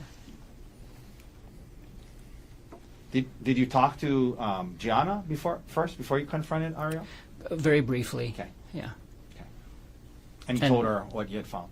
I basically just gave, I told her briefly what I had found, and then left to go talk to Ari and left Bryant to explain to her more. So, where do you confront Ari? Were you in the hotel room? In the hotel room. You confront her with it. Tell the jury how that went and what Arielle's initial reaction was. Yeah, I confront her with it, and she's immediately remorseful and doesn't deny anything, admits to it, and is crying and Let me ask you this. You say admits to it, and when Ms. Konig testified, she kept using the term, you guys use the term emotional affair, but in that time period, what did she admit to? Having a... she admitted to having an affair. Yeah. Okay. Yeah. with Jeff Miller. Yeah, she admitted this was completely inappropriate relationship. Okay, and so you we mentioned called it she- an affair from the start. And you mentioned she was remorseful and crying. Yeah, Okay. yeah. Now, here we are now in San Luis Obispo. This is going on. What was your emotional state like at the time? In other words, what were you thinking needed to happen? And like, you guys were going to try to work this out or Yeah. not, or while you're on the trip? Yeah, no, I mean it was tough. I mean a lot of emotions for sure, but Brian and John were really helpful, and we were away from the kids and away from work and away from everything else, so we can kind of just focus on this. Okay. And You guys reached some kind of conclusion as yeah. to whether or not you guys were going to break up or what? Oh yeah. So yeah, we both wanted to work on it. We both well. She basically said, like, I'm so sorry, I can't believe I did this, and I'll do anything it takes to heal our marriage, Okay. and you and our kids are more important than anything to me, and I'll do whatever it takes. And we start talking to Brian and Jana, and they kind of help us talk about some things, and we figure out what the next steps are going to be. Now, during the trip in San Luis Obispo, did the topic of her possibly moving out come up? Yes. And- Yeah, and- that was one of the big conversations we had. And did you guys settle in on, okay, she's not going to move out just right now, we're going to try? Yeah, so I preferred for her to move out. Do you mean like break up? No, we were both committed to working on the marriage, but and this is what Brian and Jana did too. So Brian ended up living in a hotel for like 3 months, and it helped them just focus on the affair and healing from the affair, and then they kind of moved back and kind of Okay. started working on everything else, and I felt that was an ideal solution. Did she want to do that? Well, both of us, we decided together not to do that, and because we had the two big complicating issues for us was one, our two little boys. So we at the time they were like 1.5 and 4. So at this time when she was having this relationship with Mr. Miller, how old were the boys? 1.5 and 4. Okay. And you're saying, obviously, if she moved out, it would have been traumatic on her. Yeah, so we didn't want. Okay. So it's okay. You guys decide to not do that then. Yeah, we didn't want them harmed. Okay. But So let me ask you this: in order for her to not move out, to avoid that harm. Sorry. May I approach Anna? thank you. Excuse me 1 second.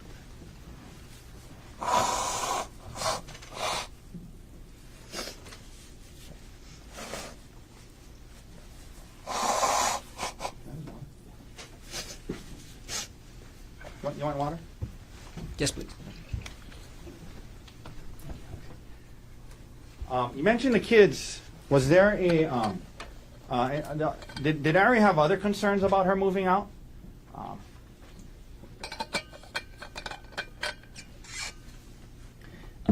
Yeah, and the other concern, and again, this is a joint decision, is that we wanted to protect her reputation with family and friends, and so Bryant was able to move out, and really nobody else knew. It was just Ari and I actually that knew, and that was it. So in other words, if Ari moved out on Maui, you talked about you guys had formed a pretty good close group of friends. Her parents.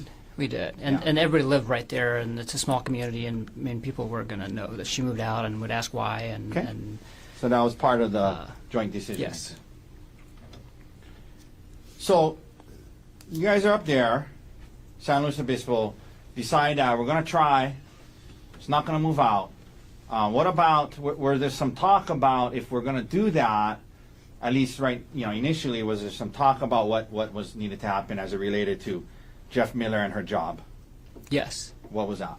Tell the jury about that. Yeah, so I mean, she obviously needed to terminate the affair immediately, but also to terminate all contact with Jeff Miller, and that would involve her quitting her job and getting a new job. Initially, what did she say? I mean, was that something she was agreeable to initially? Absolutely. Okay. And so we decided that was the plan. And she said she just needed a little bit of time, and so she didn't want to quit her job right away, but that she would limit contact with him. And so she actually sent him an email through work, like a work email, and said, basically, hi Jeff, from this point on, all of our communication needs to be in email only. If we do meet, because they would have virtual meetings all the time, if we do meet, it would have to be with one other person present. And she did this without talking to me, but showed it to me afterwards. Said, hey, this is what I did. Is that okay? And I said, that's fine. So the plan was that she was going to quit her job and maybe find a new job, but in the meanwhile, for sure she was going to quit her job and find a new job. Okay. But in the meanwhile, there was going to be some boundaries related to her interactions with Miller. Yes. Okay. Was she supposed to go on another work trip with Jeff Miller soon after the San Luis Obispo trip? Yes. To where and when? So the San Luis Obispo trip ended on Sunday, and then on Sunday I was going to fly back to Maui to take care of the kids, and she was flying to Seattle, and she had a week-long business trip in Seattle starting right after this Oh, right trip. after? Mhm. She was going to go straight? And Mr. Miller was supposed to be there? Yes. Did you later learn anything about the hotel situation related to that? Not even later. It was. I mean, so while we were in San Luis Obispo and while we're still talking about all these things, she, I told her basically, I'm not okay with you going to Seattle. And she said, no, I totally understand. And she said, I'm going to cancel that trip. And she admitted that she had changed her hotel from the hotel that she was supposed to stay in with her primary team that she works with at Terra Power to the hotel that Jeff Miller was in, and they already had dinner plans for Sunday night. Okay. And then she canceled that trip. But she canceled all of that. So she told work she had a family emergency and couldn't go, and so we flew back together to Maui on Sunday. You get back to Maui on Sunday, and you there was some kind of initial conversations about what needed to happen with her job and whatnot. When you get back to Maui, are you still kind of just trying to figure out how to deal with this whole situation? Yes. Did you tell anyone other than Gianna and Brian? No. And was that for the reasons you talked about earlier about Arielle's reputation? Yes. But you did. We saw the email that you sent at some point to Mr. Miller's wife, right? Oh, yeah. And I did that in San Luis Obispo. Yeah. And that was in San Luis Obispo. Okay. Mhm. Yeah, that's the day that I found out. Yeah. And Well, that's not true. That's the day that I confronted her about it. And why'd you do that? I just felt that if I was in her shoes, I would want to know. Okay. Okay. So now you get back to Maui, and to your knowledge, immediately after was as far as you knew, Arielle limiting contact with Mr. Miller? Yes. Did she ever start to look for a new job? Yes, right when we got to Maui, she was updating her CV and her LinkedIn profile and looking for jobs. All right. At some point, did you start listening to some audiobooks and trying to get some advice about how to heal from this? Yes. And what did you learn from those books about what was necessary if you guys were going to even have a chance at this? Yeah. Listen to several books and talk to Bryant a lot, and there's a lot of different things that the books recommend. But the five main things are basically, the first is always to terminate the affair, obviously, and terminate all contact with other cheating spouse. Okay. And all the books talk about, if this is something at your workplace, you need to quit your job or move departments or something like that, because it's something that's commonly happens between coworkers. And then the second thing is that the cheating spouse needs to put in the work to understand all of the damage that they've caused to the relationship, and because it's not immediately apparent, just how deep the trust issues are going to impact things, and potentially putting the family dynamics and the kids at risk and things like that, and all the different ways that you hurt your spouse. And Okay. so that was the second thing. The third thing is, Was there anything about privacy? yeah, so one of the main things is actively rebuilding trust, and that means that you're going to have to proactively give up privacy and then also tolerate some invasion of privacy. Meaning, basically, like you need to tolerate if your partner is saying like, "Hey, can I see your phone, for a sec and see who you're talking to," or "Hey, I can I see who you're emailing?" So Not get defensive. and not get defensive. Yeah. Okay. Um, Now, and did you discuss those things with Arielle? Yes. Okay, and was she doing these things? In the beginning, and then very inconsistently the rest of the month. Very well. Very inconsistently the rest of the month. So she was kind of initially willing to do some of these things, but then seemed to become unwilling. Yeah. So basically, it seemed like her whole attitude changed, really within a few days of us getting back to Maui. Tell us about that. She started minimizing the affair and trying to say that it wasn't like a big deal, and she started blaming me for the affair and just saying like, well, you caused some of these things, and some of the Okay. telling me some of the things that I was doing that potentially contributed her doing. Was doing the she affair. open to your questions about, hey, let me see your phone, or who are you calling? Like on and off, she would get defensive and get irritated at me, basically asking those things. So when she was kind of now backing off of some of the things you guys initially had agreed to, did that cause you to kind of go into detective mode again and look into, try to obtain more information about the extent of her relationship? Yeah. Okay, and Yeah. what new information, if any, did you learn at that point? I was trying to talk to her about the affair and just trying to get more details, because we didn't talk about it in detail in San Luis Obispo. We were just kind of talking about big picture. Are we going to stay together? Okay. Are we going to move But out? she admitted all to these it, though, things. right? Yeah, she admitted to it. And then later, a few weeks later, I was looking, and the two main things that I found out. Let me just back up. So I was trying to ask her more questions about the affair, and she wouldn't basically engage Okay. and answer questions. And so everything that I found out is I basically found out on my own.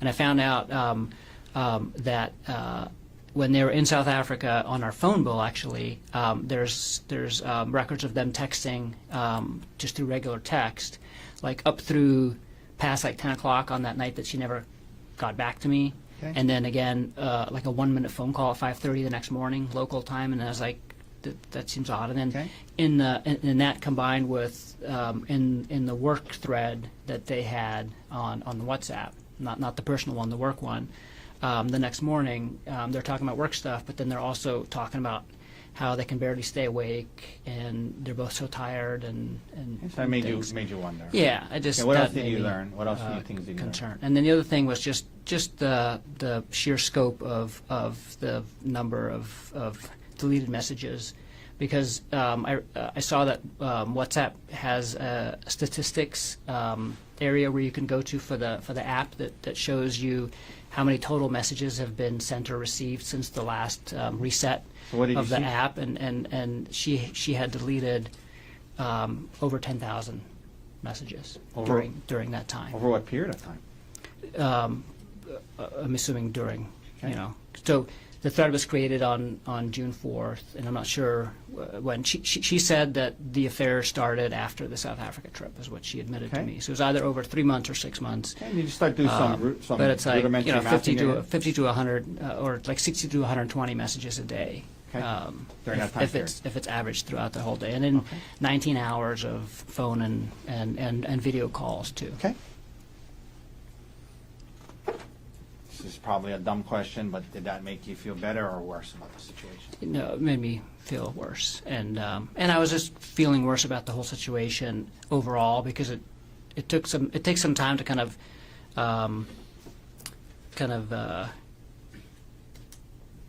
process all the emotions involved with it and realize all the implications of of this. Yeah. Let me So ask you I this. was getting worse definitely in December. The new information that you discovered, did you discuss it with her or try to? I tried. And how did that go? She really wouldn't engage about anything with the affair. She kept saying like, "Stop asking me questions. You know, it feels like you're asking me 21 questions. Like, things like that." After this new information, and now it's kind of seems like it's regressing her attitude. Did you ever ask her to move out in December again? I did. Yeah. Tell us how many times 2 times. and what happened. So the first time was around the middle of the month, I just told her like, you're not doing what you said you were going to do, which is to take accountability for your actions and to basically do whatever it takes to heal the marriage. At that point in time, she became very apologetic and said, "I'm so sorry. Like, you're right. Like, Okay. I'll do all those things." But again, that didn't last, and so. Was there a second time? The second time was, and I remember the date because we had our first couples therapy session was scheduled for December 27th, and December 26th we got into a big argument about the same thing, and I ended up sleeping on the couch that night, and. Did you ask her to move out? Yeah, so I asked her to move out, and I ended up sleeping on the couch that night. Okay. And again, okay, so Yeah. when you would bring up moving out, then she would say, "Okay, I'm sorry," and then she would say she would recommit. On the 26th, nothing was resolved that Okay. night. We just kind of got in a big argument, and I left and went to go sleep on the couch. Now, were you having? I mean, again, probably a dumb question, but were you having a hard time with all of this? Yes. Did you? Could we pull up State's Exhibit S-105 that's in evidence, please, Mr. Dirks? Did you turn to any sources to try and help yourself get some advice, get some healing? We talked about the audiobooks. There was this exhibit about Reddit as one after infidelity. What is that about? Were you looking at this? And tell the jury why, if you were. Yeah, no, it's just a thread about people that are struggling with finding out their spouses had cheated, basically, Okay. and advice and also just kind of sharing stories so you feel like you're not alone. Were you trying to get to a point where you could feel okay? Gerhardt? Yes. Okay. Yes. Was that what you're trying to do? Yes. Okay. In other words, you didn't rush straight to get out of here. I don't want to see you again. Kick you out of the house. No, not at all. Okay. But No. but it was hard. Was it hard? It was extremely hard, and But you were the audiobooks, Reddit. You were trying to get to a good place. Is that right? yes. Okay, we can take that down. By the way, there was this mention about the word Darvo the other day by Yes. Inuma. What is? I mean, Did it come up on the Reddit thread? It did. And what is that about? And I don't remember the acronym, but basically it was I came across it, and it's basically something that quite often happens, and so basically, the person that got caught having the affair, sometimes in the weeks after, they would try to turn the tide. So they would try to kind of take the spotlight off of them and move it to the other person, and basically say like, "Wow, but but you did this and this," Okay. And so it's I think he said a fairly something common thing that Yeah. people try to do to just try to Become deflect defensive. Yeah. I think it was like attack.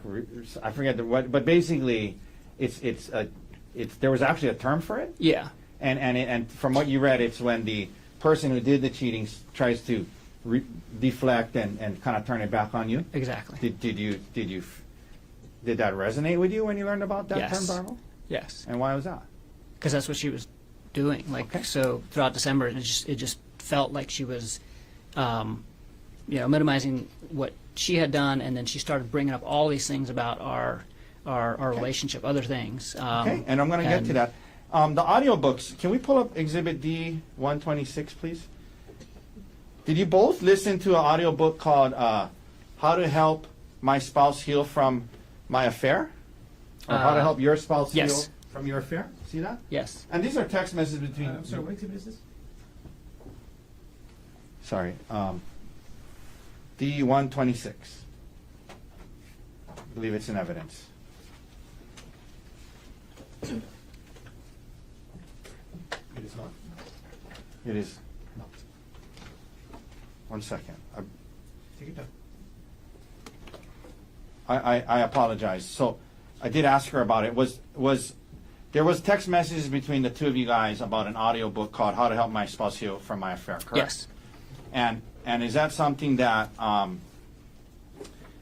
audio book you both listen to in your efforts to try and get to a better place? Yes. Okay. I know I listened to it, and she told me she did. Now, you heard her testify that she told the detective that her interactions with Mr. Miller were some flirty texts. From what you saw back then and discovered, was that an accurate description of the extent of her relationship with Mr. Miller? Not at all. Proper impeachment. And No, overall. prior inconsistent. Understand. Overall. Let me ask that again. You had conversations with Arielle where she admitted to the affair, yes? Yes. You saw the communications that she had with Mr. Miller, correct? Yes. There was all this stuff you just talked about. You heard her say, and when the detective asked her about it, she said there was no affair, and she described it as flirty texts.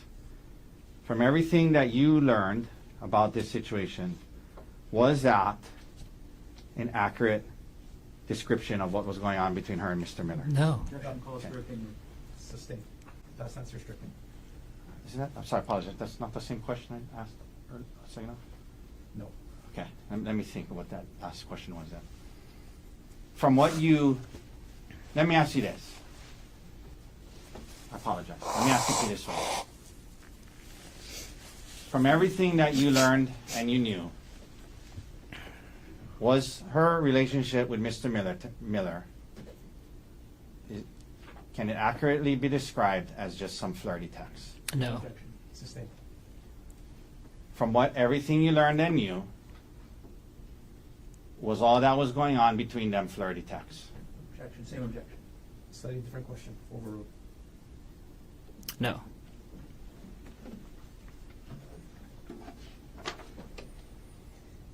Ms. Otake, whenever there's a convenient break, we'll take our. I think we're almost to a good place. You just let me know. Yeah, maybe 5-10 more minutes. Okay, if everyone's okay with that. Anybody? Okay. Okay. We just talked about the audiobooks. Did she also admit in text messages to you that she had an affair? Yes. Okay.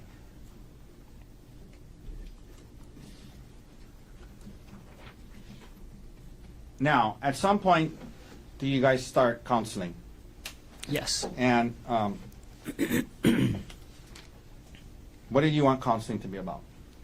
About the affair. Okay. And what did counseling turn into? Mostly other things in our relationship. Okay. Also a little bit about the affair, but mostly other things in the Okay. relationship.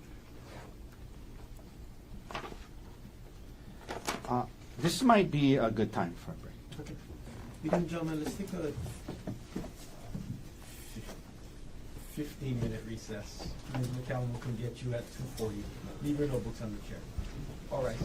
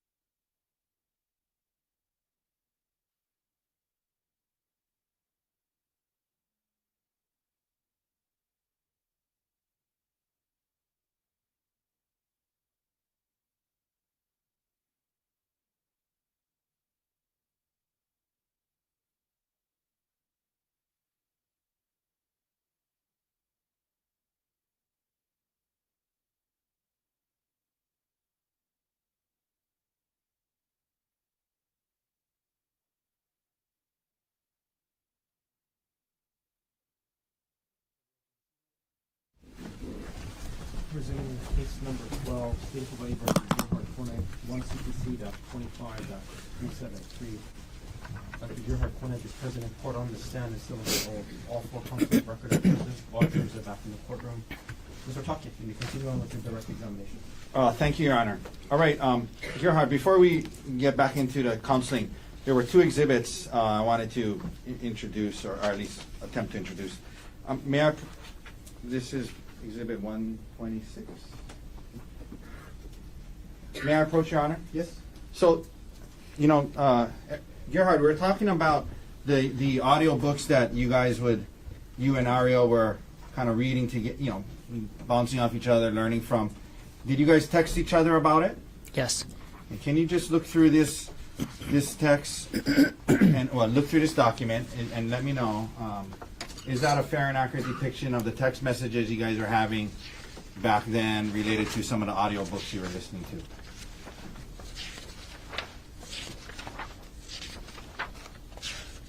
Yes. Okay.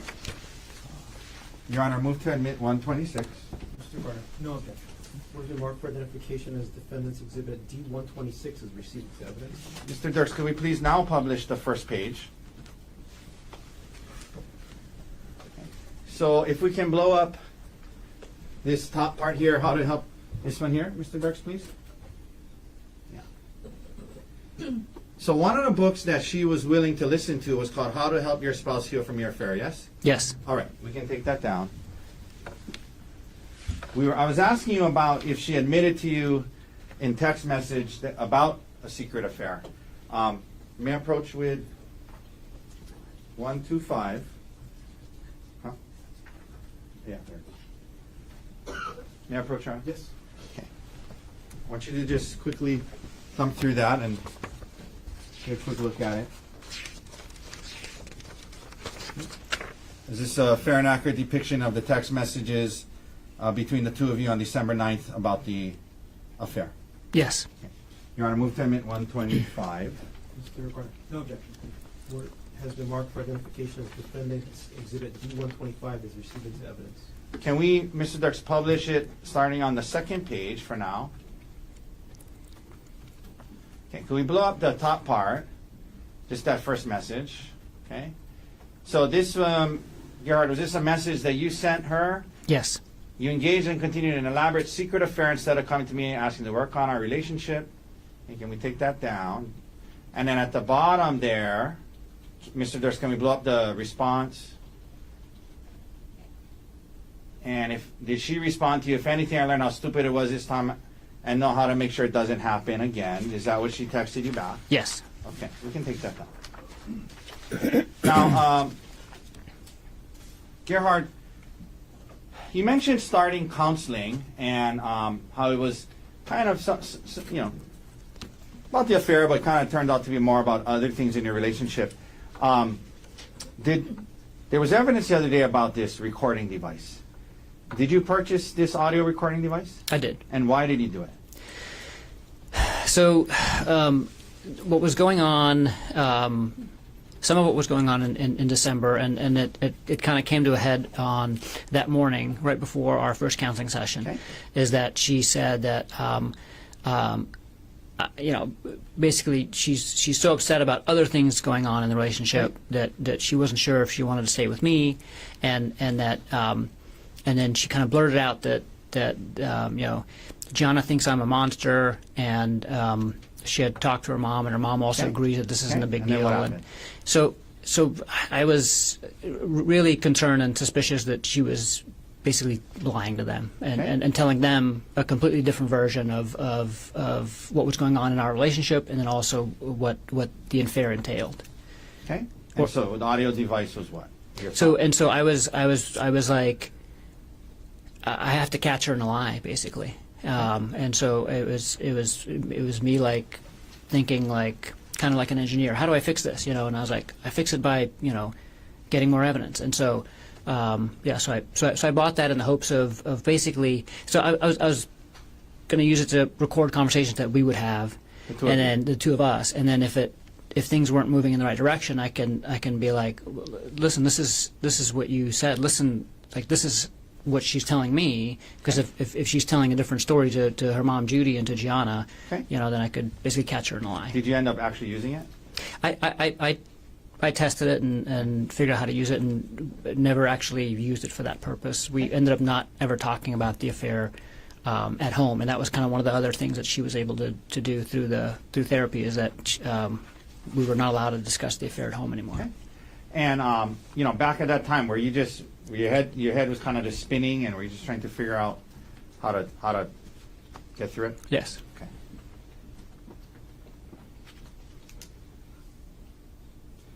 So you start counseling, and you mentioned that you guys weren't talking about the affair at home anymore. And were you talking about it much at counseling? A little bit. Okay. So the counselor that we went to on Maui, the first couples counselor, was fantastic, and it was in-person counseling, and she really listened to us both, and made us both feel hopeful, because she basically said, like, this isn't the end of the world, everything that I'm hearing, and as long as you guys are both committed to making this work, like, this is, we're going to get to a better place at the end of this. And so it felt very, very hopeful in that sense. Okay. But the counseling sessions themselves were focused on other things, Okay. and then also on, like, general kind of relationship building things. All right. So heading in those now, first few months. into February, heading towards March. Overall, how after you guys are in counseling for a little bit, and overall, how were things going? Good, actually. I mean, I felt really hopeful, and in kind of hindsight, I would describe it as taking Tylenol when you're sick, right? It makes you feel better. It's not actually addressing the illness. It's not actually, you're not doing anything about the disease itself, but it felt better because we were learning, communication techniques. We were doing a bunch of exercises to kind of define what we wanted our relationship to be like at the end of this, and things like that. And you we weren't were really also you mentioned not talking too much about the affair at home. yeah, and so we weren't allowed to talk about the affair at home either, so it kind of made home life easier, Okay. and in that sense too. Let me ask you this: heading into March, were you still committed to trying to make this work? Yes. Heading into March, were you still hoping that you guys could work through it? Yeah. So now we're into March, and as we've learned, Arielle's birthday is in March. The trip to Oahu, how did it come up? I have to schedule my vacation basically 1 year in advance. So we plan vacation as a group, and we have to cover a bunch of different sites and stuff. And so we have like a vacation lottery like a year in advance. And so I had the week off of her birthday already. Oh, you had scheduled from before? You'd scheduled your vacation around her birthday? Yes. Okay. And so I had the week off for her birthday. That's one of the weeks that I had gotten off, and I always do that. I try to get her birthday off and my birthday off and things like that. So I asked her, what do you want to do? And she said, well, we don't have to do anything, but I've never been to Oahu. I would like to go to Oahu at some point. It doesn't have to be this trip, but Okay, let me stop you there. So the concept of going on a staycation to Oahu was first floated by who? by her. Okay. But to be fair, she said, but we don't need to do it. I don't know if it's the right time. And what did you say in response to that? I said, I mean, there's no reason not to. I have the time off, and she could take the time off, and. Did you think it would be a healthy thing for you guys to do, given everything you've just been through the last couple of months? Yeah, I thought it was great. We had just been to California for a week with the kids, and that went really well. And so we had taken like a nice family trip, and it just seemed like it would be nice to take a couple's weekend away. Had you forgotten about the affair and Mr. Miller or anything like that? Not at all. Okay. But you were still hopeful and working towards a better place. Yes. And you thought the trip might be a good part of that. Yeah. Okay. So she brings it up. She says maybe it doesn't have to be now, but you say, no, let's do it. And do you start to plan the trip? Yeah, I do. What day were you guys going to get to Oahu? Sunday. And what airline were you going to? Well, you flew over on an airline, obviously. Mm-hmm. Yes. From the Maui airport. Yeah, I can't remember which airline. Okay. But from the Maui airport. Yeah, from Maui to Oahu. Did you and Arielle check bags or carry on? Just carry on. Did you go through the TSA checkpoint with her and your carry-on bags? Yes. Were there any problems going through the TSA checkpoint? Not at all. No, the bags weren't searched or anything. You land on Oahu on Sunday now, I think you said? Sunday morning. Sunday morning. What was planned for the first day? The first day, we were gonna do like a couples spa therapy, like a couples massage at the hotel, Okay. and then just walk around Waikiki and shop and just kind of explore Waikiki. And was that what you guys did? Yes, And how'd it go? it went great. Yeah. 1 second, Your Honor. This is 172. Your Honor, may I approach with what's been marked as Defense Exhibit 172? Yes. Okay, I want to show you this. Gerhardt, you recognize that? Yes, What is that a photo of? it's a photo of us at the hotel. Okay, on the day, this, at the top it says March 23rd. Does this look like it was the day you guys got there? Yeah, this is right after we got there. Fair and accurate depiction of how you guys looked that day you got there? Yes. Your Honor, could I please move into evidence Defense 172? Mr. Garner. No objection. Was it marked for identification as Defendant's Exhibit 172 is received into evidence? Could we please publish? Okay. Could we zoom in on the photo, Mr. Darks, please? Okay. So this is the day before March 24th, right? Yes. You guys had a good day? Yes? Yes. Okay. Did you plan this trip on Oahu to try and kill your wife? No. Were you trying to do something nice for her birthday? Yes. Okay. Okay, we can take that down.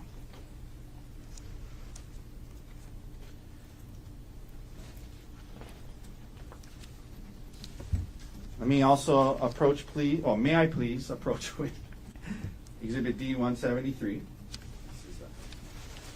Okay, may I approach, Your Honor? Yes. I'm going to show you this.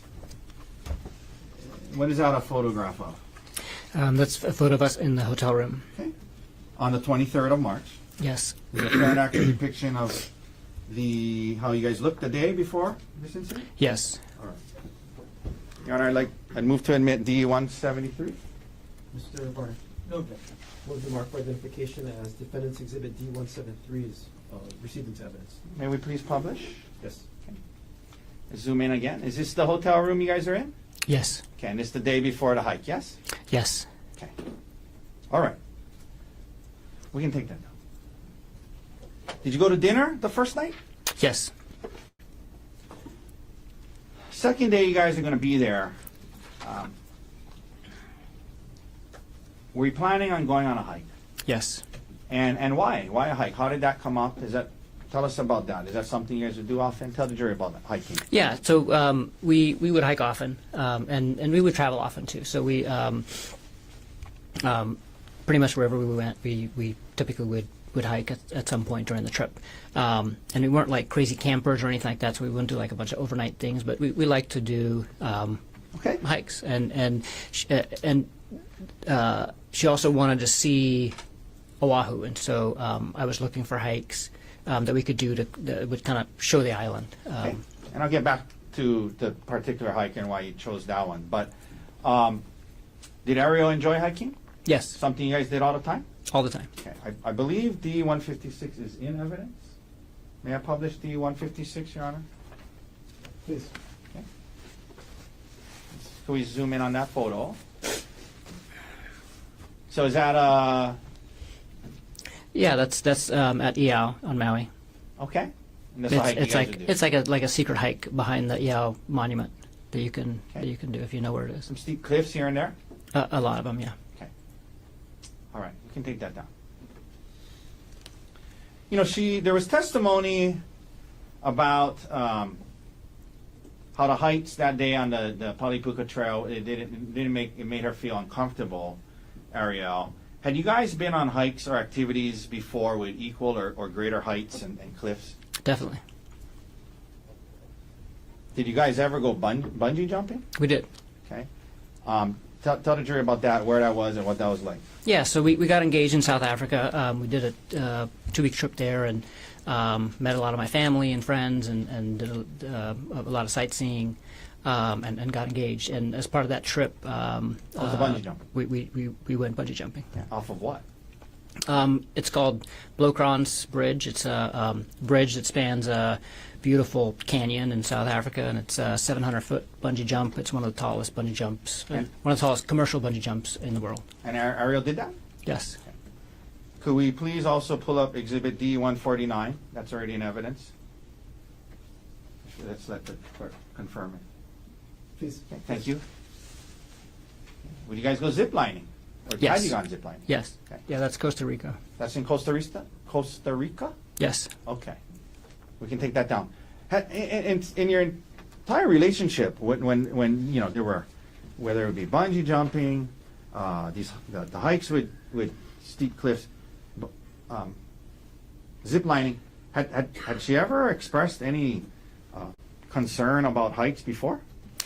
We are both very cautious people, and we stay safe, and so we don't end up going close to the edge. Our friend Gianna likes to go and Okay. pose for crazy pictures, and we didn't pose for the super crazy pictures, but we would always do the hikes and without any concern. Okay.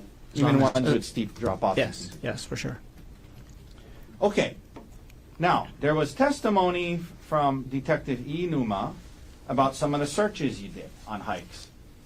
And first of all, there was some searches in there about Maui hikes. Why were you searching hikes about Maui in that early March time period?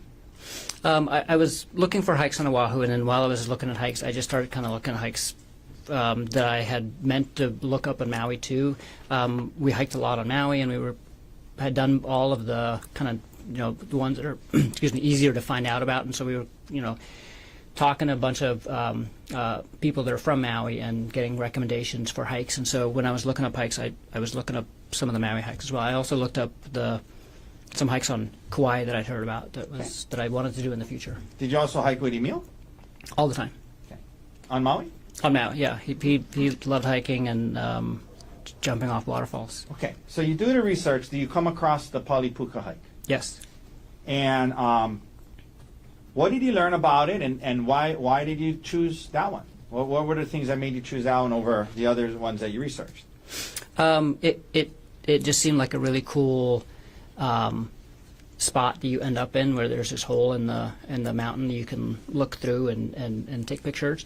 And the hike itself seemed fun because it provided a bunch of great views, but it was also kind of close to Waikiki, and it wasn't too long of a hike. Why did it matter if it was really long or not? We didn't want to spend the whole day out, so we were only going to be here from Sunday to Tuesday, and so Monday was our only the only day that we were here the whole day, and we wanted to hang out by the pool for So part was of the the plan, go on this kind of shorter hike and then go hang out at the pool the rest of the day? Yeah. Did you also make a dinner reservation at Yes. Set Yes. for that night? Yes. Did you explain to Ari ahead of time that you had found this Palipuka hike? Yes. Did you tell her a little bit about it? Yeah. Did she object to it in any way? No, not at all. She sounded excited. Excuse me? She sounded excited. Okay, second day. Now, you said the plan was short hike, spend some time at the pool, go to dinner. Let's talk about that day. So that was that her birthday, we've heard? Yes. So you guys wake up, and already in evidence is States Exhibit 133. May we publish that, Your Honor? Yes.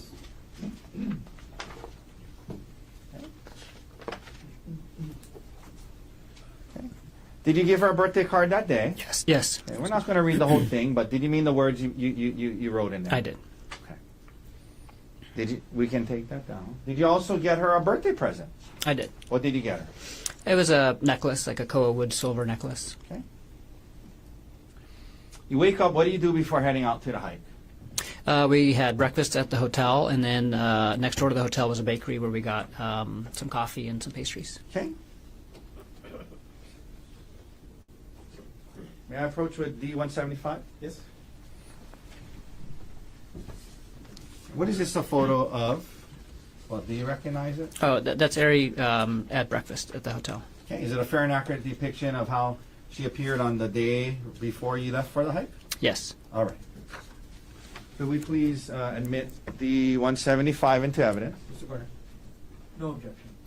What has been marked for identification as Defendant's Exhibit D175 is received into evidence. Can we please publish? Okay. So this is a photo from that morning before the hike? Yes. Okay. All right. We can take that down. Thank you.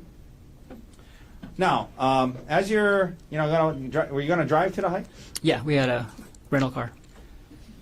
Now, did you receive an email that morning that you shared with Arielle before the hike dealing with life insurance? Yes. So, first of all, let me ask you, let's back up a little bit. You talked about January, February, and you guys kind of get to this place where you're in counseling, and you guys decide you're going to be together, and you're working on it. Did there come a time when part of what you did during that time was assess the life insurance situation of you and Arielle? Yeah. Yeah. Tell the jury about that. And really, it was pulling the trigger on life insurance. So I used to have life insurance in Pittsburgh through my employer, and didn't have life insurance when we moved to Maui, and it was always on the to-do list, and just got busy with life and other things. Originally looked into it the previous year, but never went so far as to contact the life insurance agent and actually go through with it. And in January, we were kind of working on big picture relationship things, and I was like, oh shoot, we still have to get life insurance. Okay. And so I talked to Ari, and we both applied for life insurance at the same time at the end of Did January. you get the same amount? No. Why not? The idea was that if one spouse would die, the other one would be able to continue on and live in the same house. And so it was, since I made significantly more money than she did, it was basically enough money that she could pay off the house if I would die. So what so what was the plan in terms of the amount you were trying to get on your life for her? 1.5 million. Okay. And then when you guys did the analysis of what, if something happened to her, you would still have your salary to pay for the house and whatnot. That's right. So what was the amount that was decided for her? $250,000. Okay. And the 1.5 million that you were trying to get on your life, was she the beneficiary? Yes. Okay. And vice versa? Yes. Okay. So 250 if something happened to her, but 1.5 million to her if something happened to you. Is that right? Yes. Now, when you went about securing the 1.5 million on your life for her, did it happen in two parts? It did. And so the first part was for how much? 1 million. And when did that roughly get approved in relation to March 24th? A few weeks before. Okay. The morning of March 24th, did you receive an email about the other 500? Yes. And what was the email? That policy had gone through, and I needed to DocuSign the final documents to make it effective. And did you DocuSign it that morning? Yeah. Your Honor, can I approach with D116? Yes?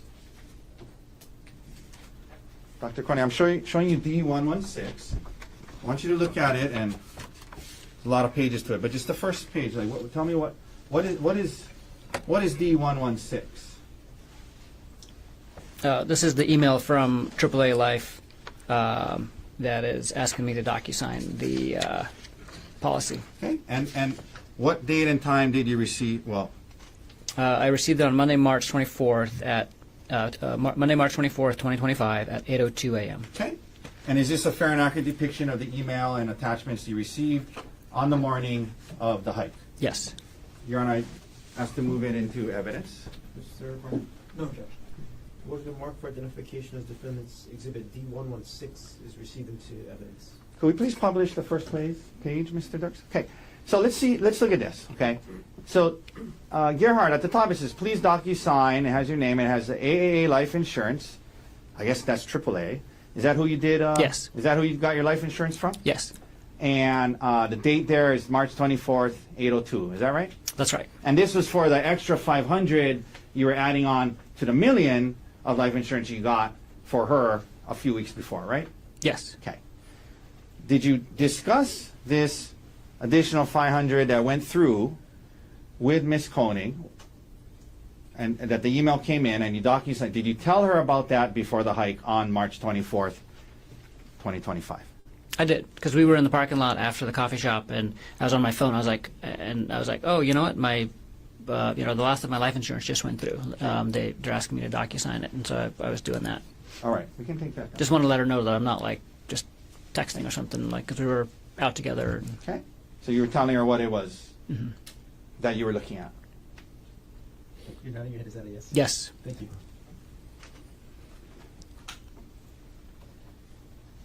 And so from that point on, if something happened to you and in an accident or whatnot, she would get $1.5 million, correct? That's correct.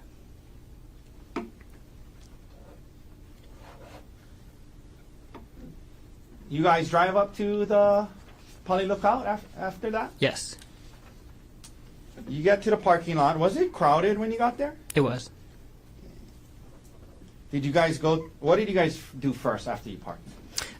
We went to go. Actually, I think she went to the restroom first. And the porta potty? No, there's a bathroom Okay. at the lookout, Okay. and then we went to the lookout. You went to the lookout. Now, Ms. Konig testified about this thing about how it looked like they were hikers trying to find a trailhead, and then you said, oh, wait, we want to be alone. Did that happen? No, How hard is it to find the trailhead?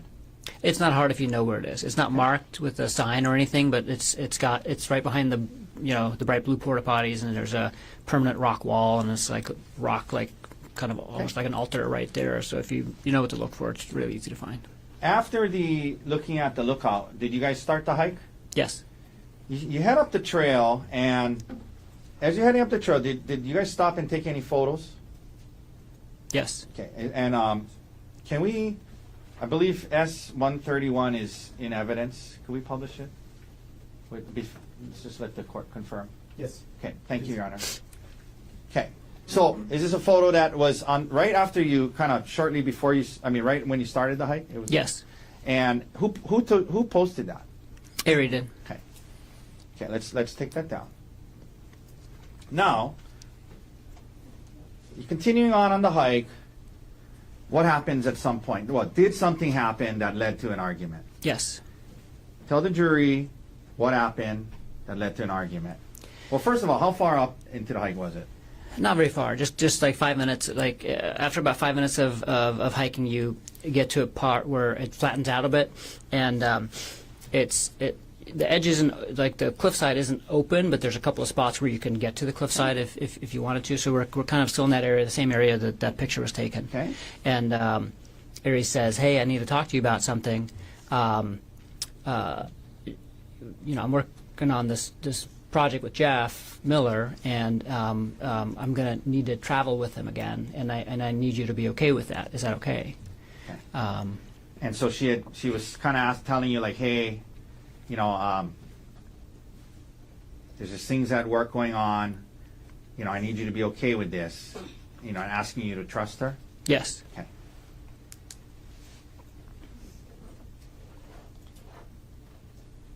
Again, you mentioned you guys weren't talking about the affair at home anymore because of counseling, correct? That's correct. And you guys weren't talking about it in counseling a lot at that time? We hadn't gotten to That. kind of the core of it yet. So she brings this up. What is your reaction to it? I'm very surprised, yeah. Were you upset and angry? I wasn't angry. I was surprised and upset, and I told her no. Like, I'm not okay with that.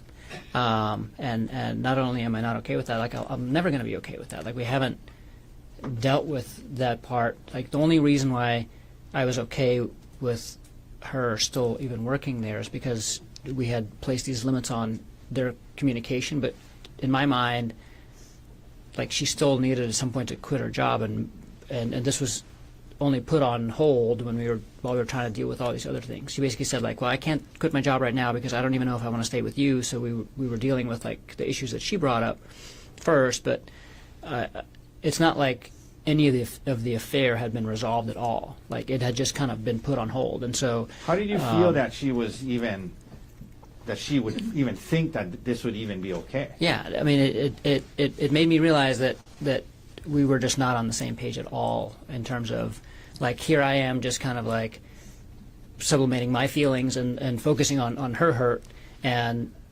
waiting patiently for her to do the same to me, and this made me feel like she wasn't intending on doing that ever. So what did you say back to her? Were you guys kind of arguing about it? Yeah, we were for sure arguing. Okay, and then so what did you say anything to her? I just moving said, out. yeah, I said like I need you to move out. Like, this has gone far enough. I need you to move out, and I'm going to tell people why you're moving out, and I'm going to show them what you did, because like, unless you face this and unless you take full accountability for this, like, we're never going to get through this. So and that was like after you guys had been kind of arguing Yes. for a while about. I mean, an argument starts. You guys are arguing. You're telling her, no. You're telling her all these things. Yeah, I mean, the argument developed more slowly than what just happened, and there was other things said too. But that's how it culminated with you telling her, well, if that's the case, if that's how you feel, you got to move on. yes. Okay. What did she say anything to you about her mom and Gianna? She did. So, like, earlier in the conversation, she had be like, "Well, what if my mom chaperones my work trips with him?" And I was like, "No, like, I'm still not okay with that. Like, and that's not a long-term viable solution." And then later in the argument, when things kind of got heated, she was like, "Well, actually, my mom just said that she'll chaperone the trip, and she thinks Jeff is interesting and can't wait to meet him." And I'm like, "You're obviously telling them a whole different version of what happened than me." So in the argument, in her effort to say for you to be okay with it and go on the trip, she said, "Well, what if my mom chaperones me?" Yes. After it comes to this point in the argument where you say, "Well, you know what, you got to move out there. I'm going to tell everybody what you did."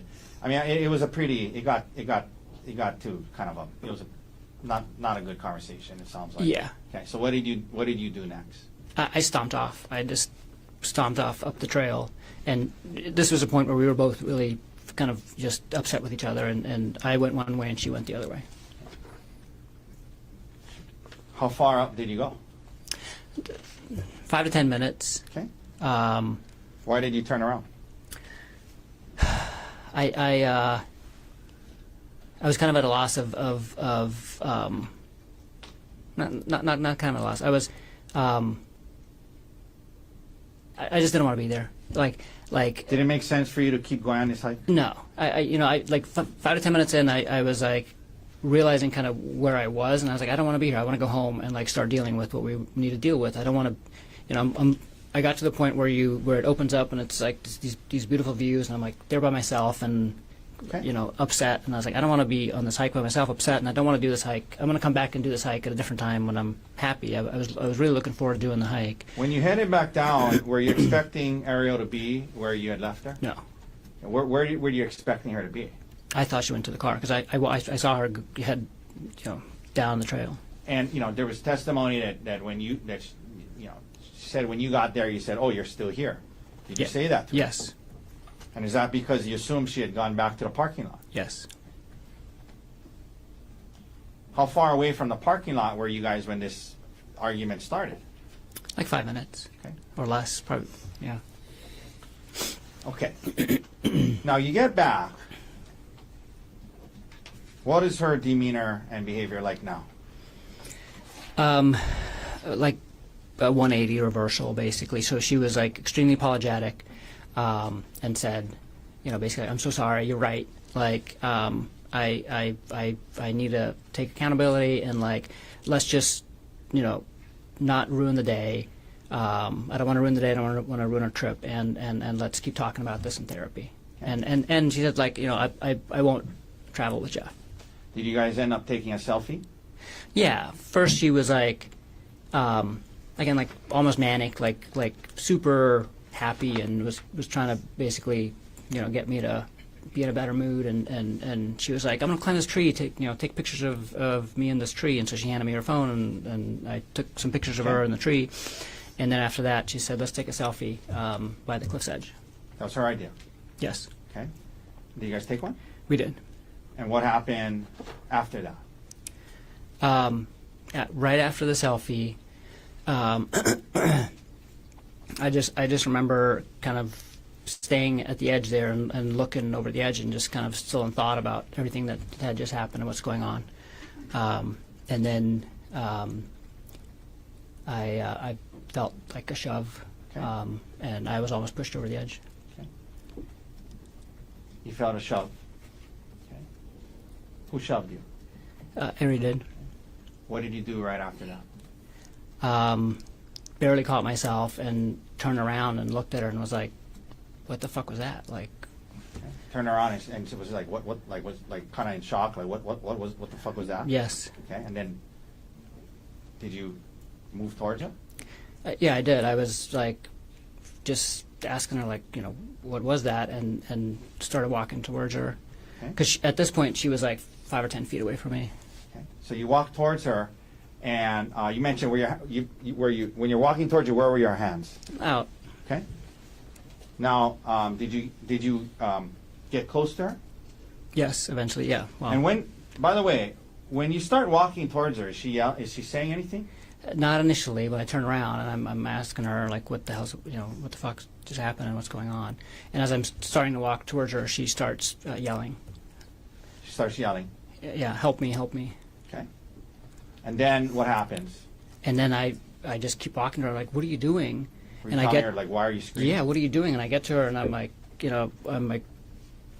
touching her, just putting my hands on her arms, and I was like, "What are you doing? What's going on?" What happens then? She keeps yelling, and she kind of grabs my wrists and throws herself on the ground and pulls me down with her. So now you guys are on the ground? Yes. Okay.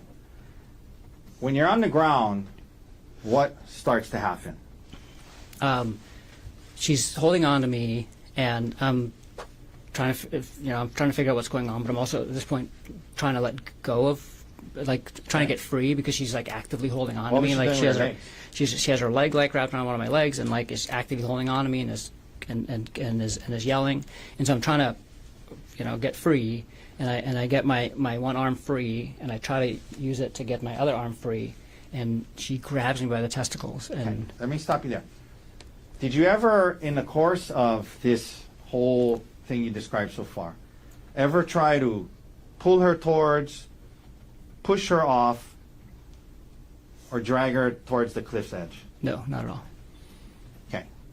So you guys you're on the ground. She's kind of holding on to you. You guys are. Would you just kind of like a scuffle going on?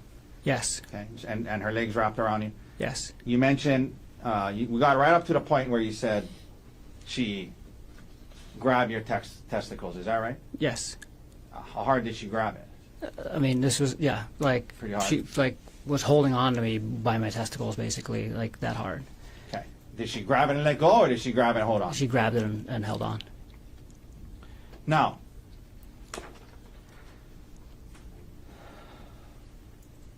what happens after she does that? Then I try to free my testicles, and so I'm like thrashing with and I get both hands free, and I'm trying to get her to let go of my testicles, and then she hits me with a rock on the side of the face. Okay. She's holding on to your testicles. You're kind of focused on that, obviously, and then at some point while you're focused on that, you And it happened all really fast. Yeah. But yeah, That's I'm glad you raised that up. Was this like happening slowly, where you had it time all to happened within probably less than a minute, maybe quickly? slightly more than a minute, but 2 minutes or something. but you weren't timing it. From the moment that like we were on the ground and she was grabbing my testicles, was like It happened quickly. everything after the grabbing of the testicles happened very quickly. Okay. And you weren't timing it or anything. No. This is just your estimate. Okay. So now she's holding on to you. She's squeezing your testicles, and you kind of dealing with that. And she's on the ground, and you're kind of on top of her. Yes. Okay. And you said then you felt you got hit with the rock. Yes. Where'd you get hit? On the left side of my face. How many times? She kept doing it. The first blow she landed really well, and after that I was able to block Okay. fairly well. She did like land a couple more, but not as bad as the first one. Does she still got your testicles? Yeah, so she's like holding my testicle and just like Okay. hitting me like this. And now, do you stop dealing with your I'm testicles? just and you- focused on the rock at this point. Okay. Yeah, Okay. yeah, Did it hurt when you got hit with the rock? you did. Could we publish what's in evidence as Exhibit D30, Your Honor? Yes. Okay. Gerhardt, is this where you got hit with the rock? Yes. That area? Is that the area? Yes. All right. We can take that down.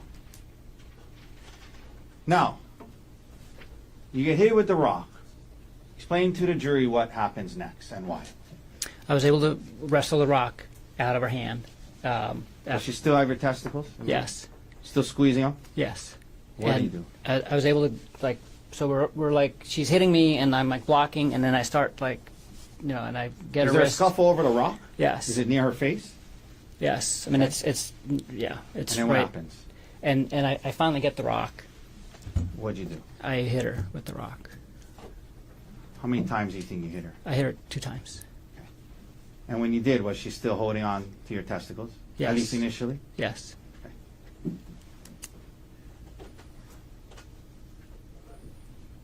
Why did you hit her? Why did you react that way? Just on instinct to defend myself. Okay. How fast was this all happening? Pretty fast? Really fast. Okay.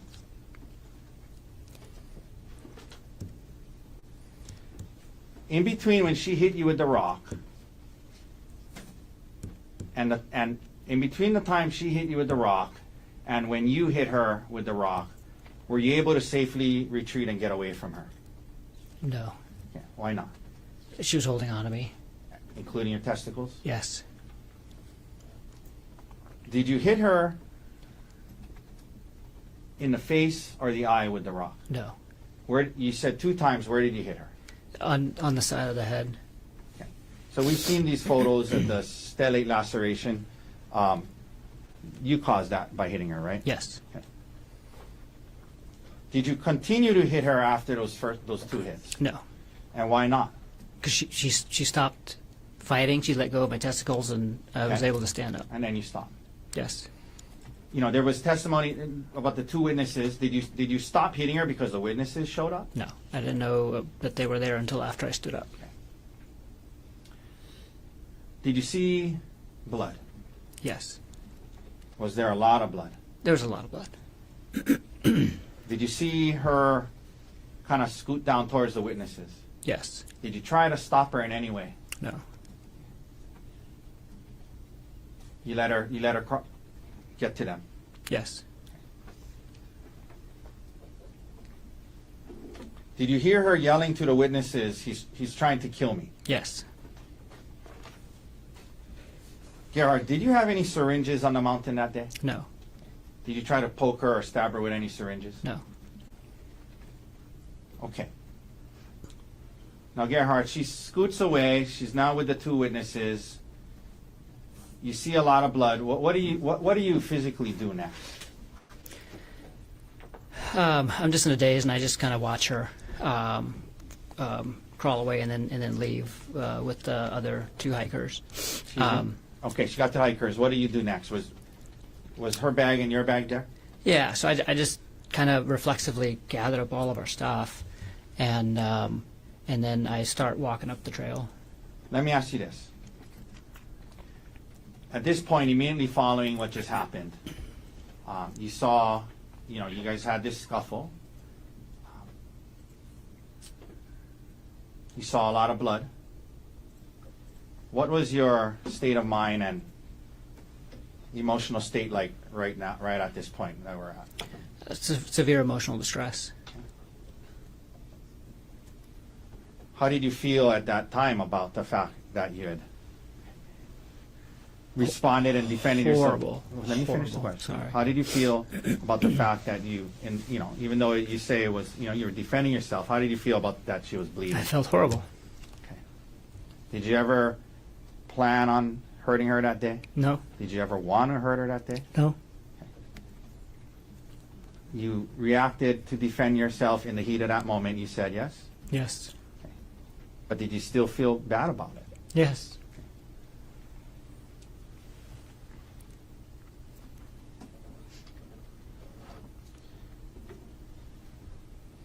You mentioned that you were in some kind of extreme emotional distress, I think you said. Okay. Yes, Did you become, at some point after that, suicidal? yes. Why? Tell the jury why, to the best of your understanding. I just felt hopeless at that point in terms of everything. Like I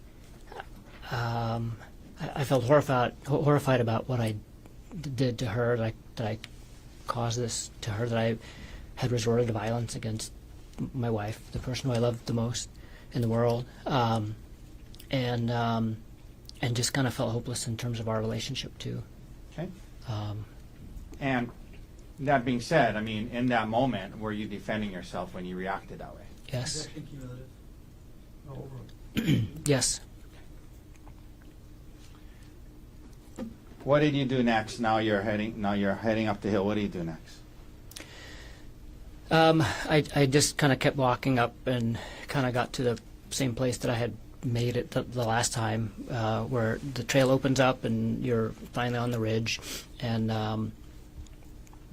Were you thinking about jumping? I'd already decided. I decided to jump, and kind of last second was made the decision to call Emil just to say goodbye. Okay. So this incident happens. You talked about the emotional state you were in. Did you believe your marriage was over? Yes. Did you believe you heard her yelling to the other people that he's trying to kill me? Yes. You saw how bloody she was.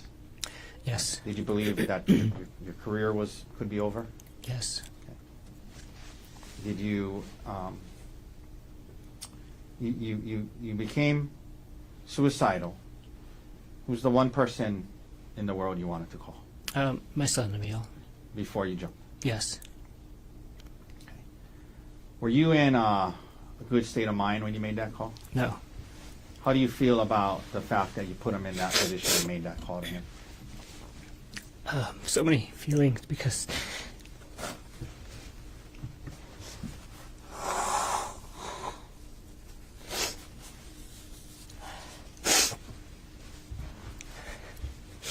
he saved my life that day.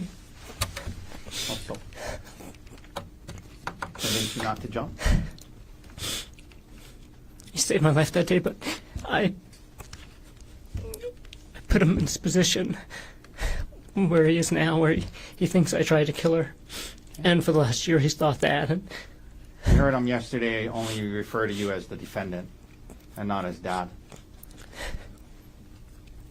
yes. Do you blame him? Sorry, one second. You take a break. No, I don't blame him. I had such good intentions of calling him, but In the sense that you wanted to say goodbye. I wanted just to say goodbye and tell him how he's an amazing person and he should live his life to the fullest. And Okay. Okay. Let me stop you there. Okay. Okay. Let's talk a little more specifics about the call. Okay.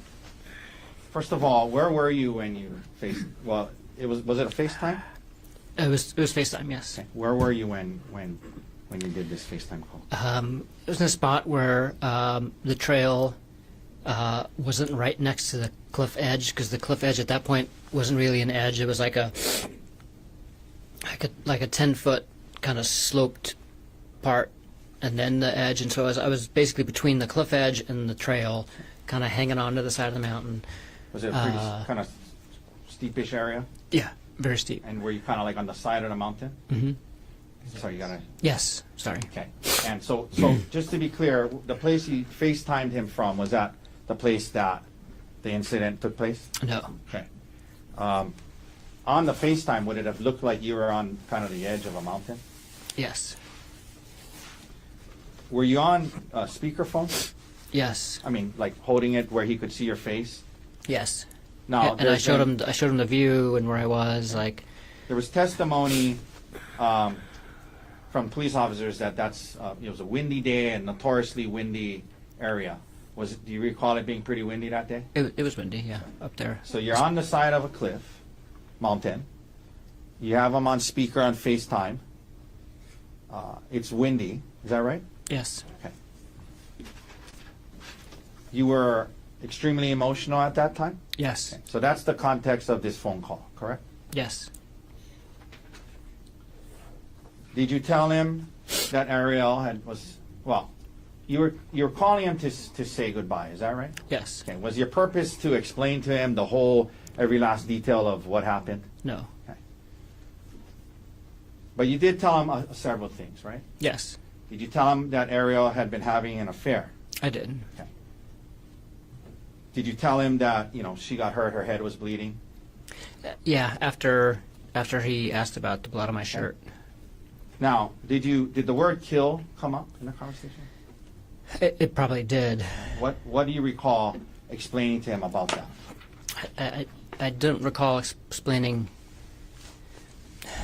The only thing I can think of is that I said that she said I tried to kill her. Okay. So let's break back that up. Yeah. So you told him that the blood was hers, yes? Yes. And you're telling him that you're going to jump. And yes. Okay. And did you tell him something about? We're going to get to the part about the police. But you're telling him about how you're going to jump, and you were saying you heard her say to the witnesses, he tried to kill me. Okay. Were you explaining that to Emil? No. So What I were was you saying? I was talking to myself at the same time too, and I was basically saying because I remember saying wow, this is so hard because it turns out killing yourself is a hard thing to do once you actually go and do it. Okay.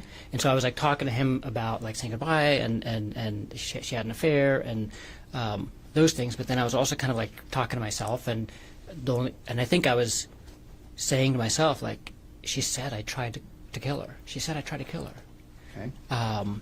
Were you confessing to him that you were trying to kill Ari that day? No. Okay. Did you have an intention to kill Ari that day? No. Okay. Would you have said it that way? I tried to kill Ari that day. No. Okay. But you don't dispute that the word kill probably came up. No. Okay. And can you understand how Emil in that conversation could have got that impression? Yes. Okay. So what else happens in this first call? What do you mean when you say he tried to convince you not to jump? He just and I mean, to his credit, I mean he just reminded me that I had a choice basically. Okay. Reminded me to have a choice. Yeah. Because he So- said do you really have to do this? After that, you got off the phone with him? You didn't jump, right? No. Okay. There was a second call an hour later, Yes. and he testified that he was at his Ari's parents' house. Is that right? Yes. Okay. Now, during that call, did he tell you what he told to Ari's parents? Yes. What did he tell you that he told Ari's parents? He said, he said, I told them that you tried to kill Ari. And what was your reaction to that? I was like, why would you say that? And 'Cause then, you didn't mean that in the first call? right. Okay, so you're telling him why And did I you didn't, tell him? at that point I was so confused at why he would say that. Okay. And then what did you say to him after that? And then I said, I gotta go, I gotta get off the phone. And did you say to him, because you were going to kill yourself again? Yes. Did you say to him, I said, I never mind. I got to think about this. I'm probably going to kill myself. okay, did you say something to him about, I gotta go so the police won't find me? Yes. Okay, and what did you mean by that? Why were you trying to avoid the police? I didn't want my choice of killing myself taken away at that time until I had made the decision to either do it or not. Okay. While you were still deciding if you were going to kill yourself, you didn't want to be seized by the police. That's correct. Because once they seize you, you wouldn't be able to kill yourself. Yes. Okay.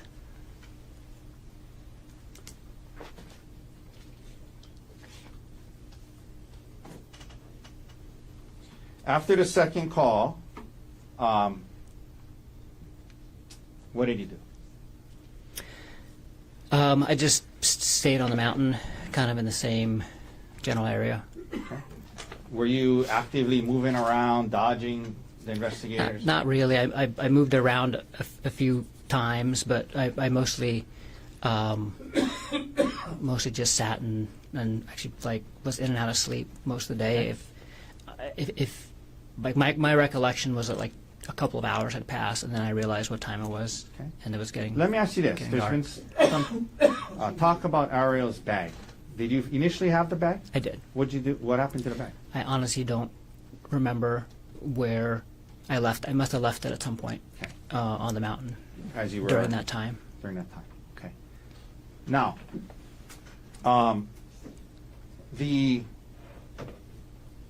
your bag that you had with you. Yes. What did you use that bag for? It's a little crossbody Patagonia bag, and it's the bag that I take to and from work and home every day. Okay. You mentioned walking to work. Do you walk to work? Not every day, but often, yes. And when you do walk to work, you bring that bag. When I walk to work and when I don't walk to work too.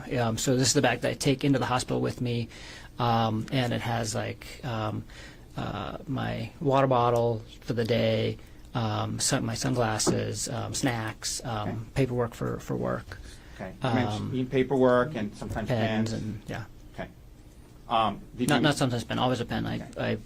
I that's like the one thing I have to leave in my house with because I'm writing all day long, recording all the cases that I do. Did you end up taking the SIM card out of your phone? I did How did you remove it? with a paper clip. Now, you end up.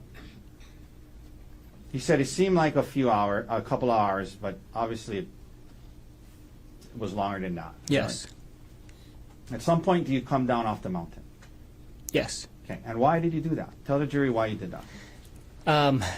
I decided I wasn't going to kill myself, and then I realized that it was going to be dark soon, and so I decided to turn myself in. Okay. And so you actually came off the mountain when the sun was still out? I mean, Yes. when it was still lit? It was still lit. Yeah, it was still light outside. And that was to turn yourself in. Yeah. If you didn't want to be caught, what would you have done? Kept hiding until dark, and Okay. So you come down, and there was talk about you walking, down the road when the three officers got there. yes.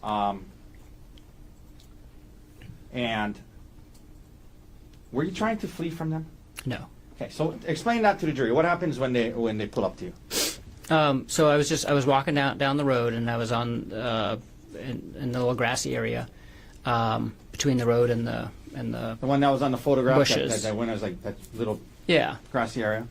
And I heard a car behind me, and I looked, and it was like a minivan, and I just thought it's like tourists coming back from the Poly, and I was like, wow, I can't believe there's still tourists at the Poly.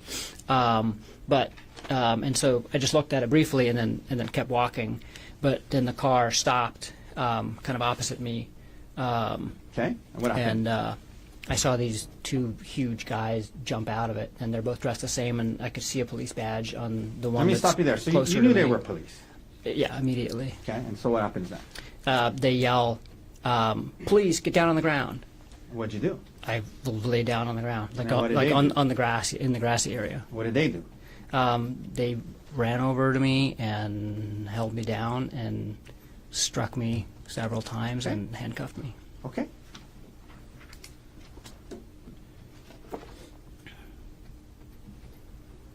Did you fall on your face with the officer falling on you in that transaction or interaction? No officer fell on me at all during the entire thing, and I did not fall on my face. Did they hit or punch you in the face? No. But they did, as they testify, strike you a couple of times? Yes. In where? And my ribs and like my upper legs, like thighs. Okay. So after this moment, now you're arrested. Did you have injuries from that whole day? Yes. Okay, we talked about the injury to the side of your face. Yes. What other injuries did you have after you were arrested? Just my ribs. Okay. Did you have any bite marks on your arm? No. Did you have any scratch marks on your face or body? No. And HPD photographed your injuries? Yes. Okay. Now, some additional questions, and we're getting close to the end of my examination, Gerhardt. I know it's been a long day. Your work bag on Maui. Well, let me ask you this before I go there. The bag that you had on, Yes. on the hike, did you see the big blood stain on the back of your shirt? Yes. What was that from? It's from the bag Okay, that how- I was. Explain that. So during the scuffle,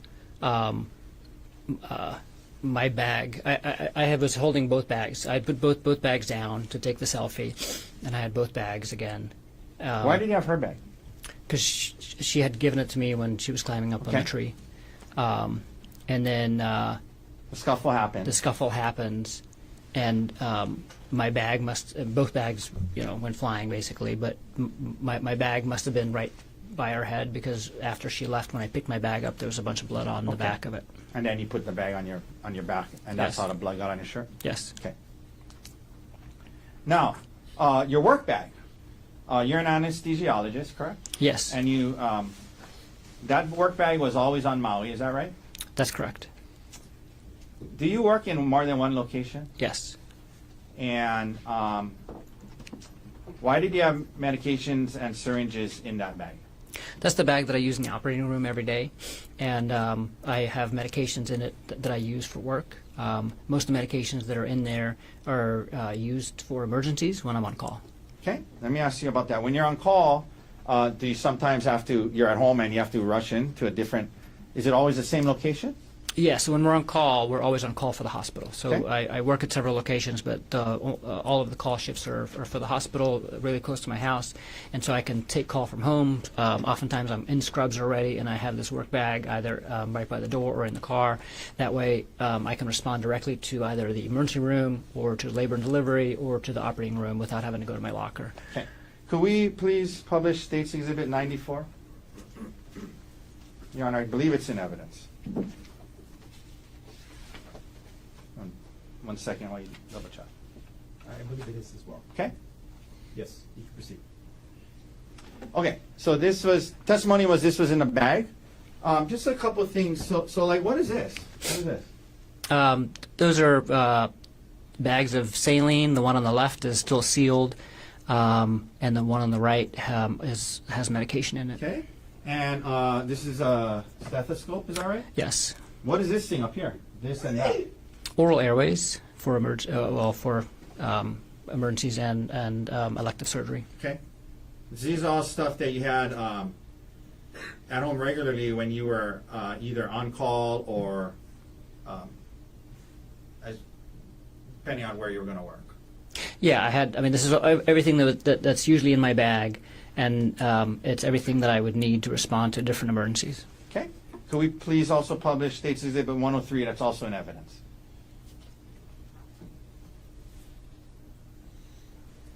Okay, this was also in your bag according to them. Is that your work ID? Yes. Okay. The last shift you had before this trip, we can take that down. Where had you been working? At the hospital. Okay. Do you remember in what unit? Labor and delivery. Okay. So after that shift, would it be normal for you to have that bag? Yes. Okay, why is that? Because I keep the bag with me for the entire shift. It's a 24-hour shift. I start at 7 a.m. and I keep going until 7 a.m. the next day. And so when my shift ends, unless I'm actively at the hospital taking care of something there, I'm at home when my shift ends. And so I was at home when my shift ended that day, and that's why I had the bag with me. Oh, you're at home because you're on call. Yes. Okay. Now, prior to this trip to Oahu, did Arielle know about this bag and the fact that you had medication syringes in it? Absolutely. I've had it at home often. Okay.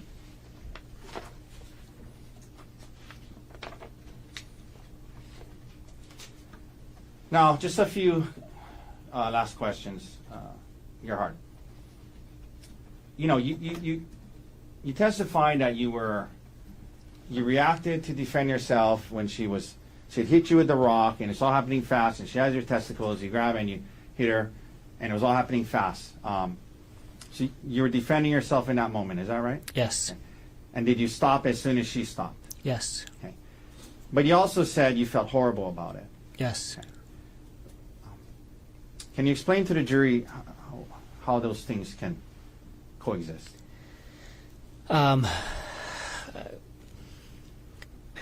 It's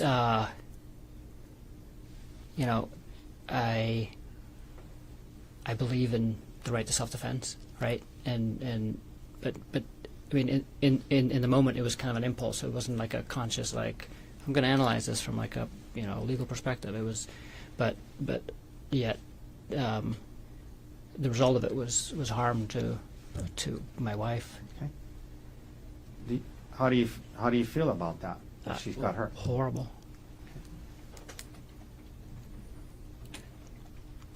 You've learned that she is filing for divorce and seeking full custody of your children, yes? Yes. Do you want joint custody? Yes. More than any. That's. Okay. And there's been testimony that you've been in custody, yes? Yes. Have you been able to speak with your two young boys from jail? No.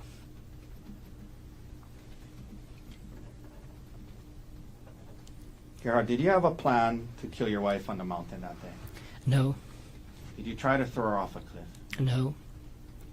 Did you try to stab her with syringes? No. When you hit her with the rock twice, why did you do it? In self-defense. Thank you. That's all the questions I have. Thank you, Mr. Tucker. Mr. Barnard, can we take a cross-examination tomorrow morning? Can we approach, Your Honor?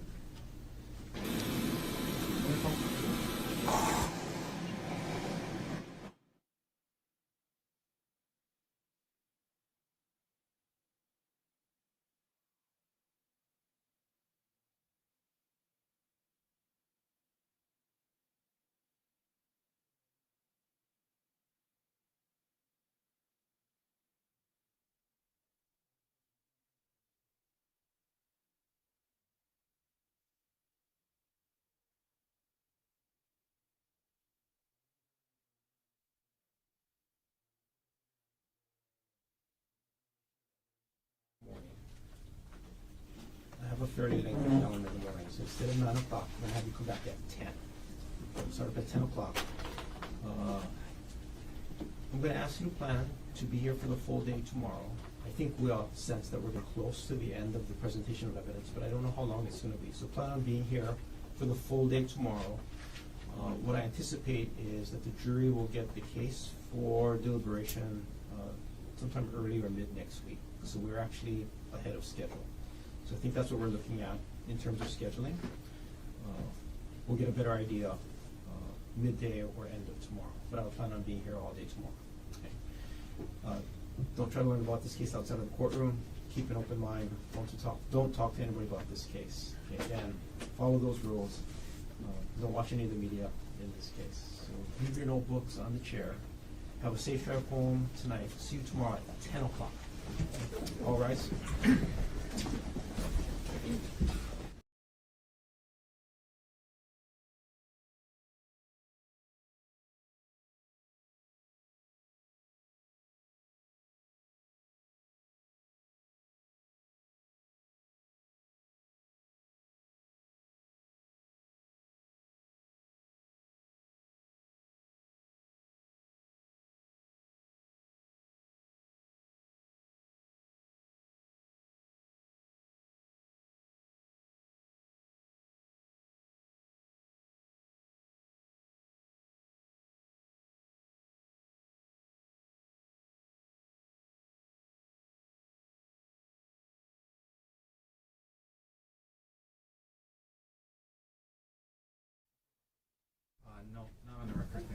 Thank you very much. We'll adjourn for the day. Off record, you said 10 o'clock? Yeah, if you guys will come up, let's talk about scheduling real quick.